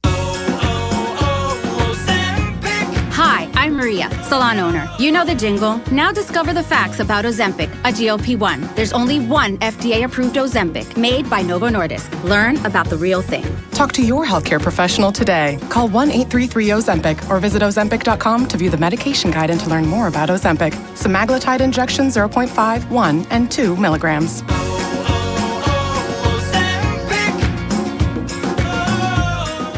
Are you ready to make a difference for the environment while helping the visually impaired at the same time? Then donate your vehicle to Heritage for the Blind today by calling 1-800-983-6530. Every donated vehicle will either be properly recycled in an eco-friendly manner or given a new life through reuse. Donating your vehicle is easy. Simply call 1-800-983-6530 and Heritage for the Blind will do the rest. They'll even arrange for your vehicle to be picked up at no cost to you. And for a limited time, when you donate your car, you'll receive a $200 restaurant voucher and a 2-night, 3-day hotel stay at one of 50 locations. Call 1-800-983-6530 right now to schedule your vehicle donation and make a positive impact on the environment while helping others. Heritage for the Blind, where every car donation counts and every person makes a difference. Call 1-800-983-6530 now. This advertisement is paid for by Heritage for the Blind.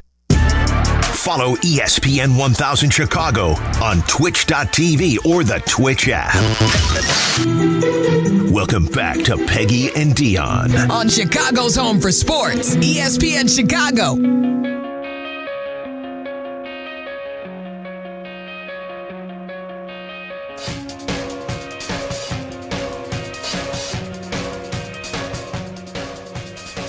Who are you picking, Dion, for the Super Bowl? You're Mike. I'm sorry. I'm texting my Instacart shopper because. Oh my gosh. She needs Peggy, to know. I will say, you don't know this. Dion walked in early when I was sitting in the studio with Mario. Yes. And she said, my Amazon cart is over $1,000. And then she showed me She showed me 2 different mops. And then looks at me and goes, I have a cleaning lady, so I don't know why I need it, but I think I do. I told him my Amazon cart is roughly averages around $1,200 all the time. Like I don't push the I don't push the trigger on it. I just now during Christmas time it was over $3,500 just because when I see something that I think I can't dream of that money. No, I'm not buying. No, but you got to understand, I'm not buying any of it. It's just sitting in my cart in case later in life I think I need it. Like I put this amazing mop and bucket in there that I thought I was going to buy back in like November. I like the foldable one. I told you. I know the foldable bucket is only like $15. But like, so I load my cart. Like when I see a cute, like, I don't know, sweatshirt that I think I might want later, I like load it into my Amazon cart so I don't forget it. Yes, I know they have a save for later thing, but if it's already in the cart, then it's easier to find. I don't buy all this stuff. Dion's Amazon cart is more than my net worth. I only put something in my cart if I am actually buying it. I put it there so that I have time to think about it. Why can't I do it? I think you have a problem. Well, this is true. I have a shopping problem. It's true, I do. A problem. I do. Anyway, I got my Instacart taken care of. Now, what did you ask me? I forgot now because I'm so you're just completely blown away by the fact that you have over $1,000 in your Amazon worth cart. Of stuff in. No, Peggy, I would never buy it all at once. It's just there. Like I'll throw something in there that I'm like, oh, I do want to get that for such and such my neighbor's birthday or whatever. You know, like I'll just throw it in there so that I know it's there, and then I go in and I only spend like $50 at a time. I'm not buying it all. I would be a single woman and broke if I bought it all. I'm not doing that. You did say, though, that you think you have a shopping problem. I do have a shopping problem. I don't need an intervention. That might be one of the issues.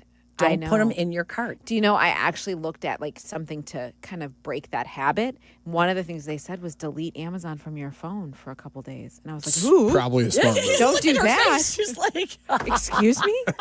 Excuse me? It's like your other child. I'm thinking they're right. I know.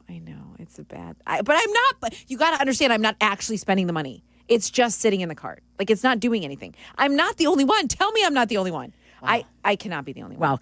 Wow. Hey, so we talked about Yingling has sponsored all of our big game reports all week long. Tomorrow, we are doing the streaming. My email has been down. I was one of the victims. If anyone of our colleagues had the same issue. Fished? It was crazy. Like, I was wondering, like, what is going on? I could not log on. I could not get our calendar. I couldn't get anything. But we're doing something at 1:00 tomorrow. We are doing a big game pregame brought to you by Yingling. It will be streaming on our YouTube channel and on air at ESPN 1000, uninterrupted for a full hour. So join all the fun personalities on the team. Yes, the whole station. The whole super fun. Thank God you asked me about this in the break. I'm like, well, my email has been down for over a week. Then I'm going to need to send you the link. Would you send it to me? Like just your personal email or text it? I'm producing it. I'm sending everyone the link tomorrow morning. Good. Okay. Yeah. Will you send it to my regular in case I can't log on? Thanks, Aiden. Like all of a sudden, what if we don't want you on it? I heard someone during the regular says the producer that you and I both like. I know. It was a you know joke, what? Peg. Not the. That made it sound like we don't like the other ones. No, we do like. Whoa! I didn't mean just it like threw Jake right under the bus. I did not mean that. I'm going to say this. I love when they call you AOC. I love that. That's like my favorite little nickname. My initials. I know, but I think it's great. I didn't know you were producing it. That's exciting. Do we have to stay on the whole hour, or are we allowed to just kind of come and go? It's up to you. Come and go. Great. Drinks? Yingling. Can I drink? Only Yingling. We should be. Only I mean, Yingling. it's Super Bowl. Super Bowl. It's the big game. It's the big game. Sorry. It's the big game. It's the big game. Whoops, dumping. That's the first time I got dumped for saying something that wasn't It's not the first time you've been dumped. Don't worry. No, I said it's the first time for not swearing. Did you have to dump when we say Super Bowl? No, but when you connect it with a sponsor. Oh. Unless you want to write the check. Yes. No, you're right that it's the big game. Yes, then it's the big game. Yeah. Okay, and that's at 1:00. We will be streaming on our YouTube, ESPN Chicago YouTube channel, which is great. So it's going to be all of us and talking about the big game. And on air. And on so you can, and on the app, I'm sure. Yep, all of them. Yeah. Oh, I didn't know that. Oh, yeah. It'll be super fun. We'll have a great time there. And then we'll watch the game. I am taking the Seahawks. I am too. I actually put my money where my mouth is. Oh, you did? Yeah. Look at you. I put money down already on Seattle. My money's in my Amazon card. Imagine. Oh, we know it. Imagine if she used that money. And you know what? Which is worse? Like I feel betting, so shamed and attacked. using that money to bet or to shop? At least shopping, she has something to show Shopping, for you it. get something. Betting, you might not. I might not. But if Most you win. of the time I don't. Okay, I can buy that we whole Amazon barely talked about the big game, I know. and we got to go. I know. Aiden, thank you. We'll talk to you tomorrow when we have our big show. The big game. I got to pregame. talk to you about that Amazon cart. Don't shame me. All right. Have a great weekend, guys. You're listening to Peggy and Dion on Chicago's home.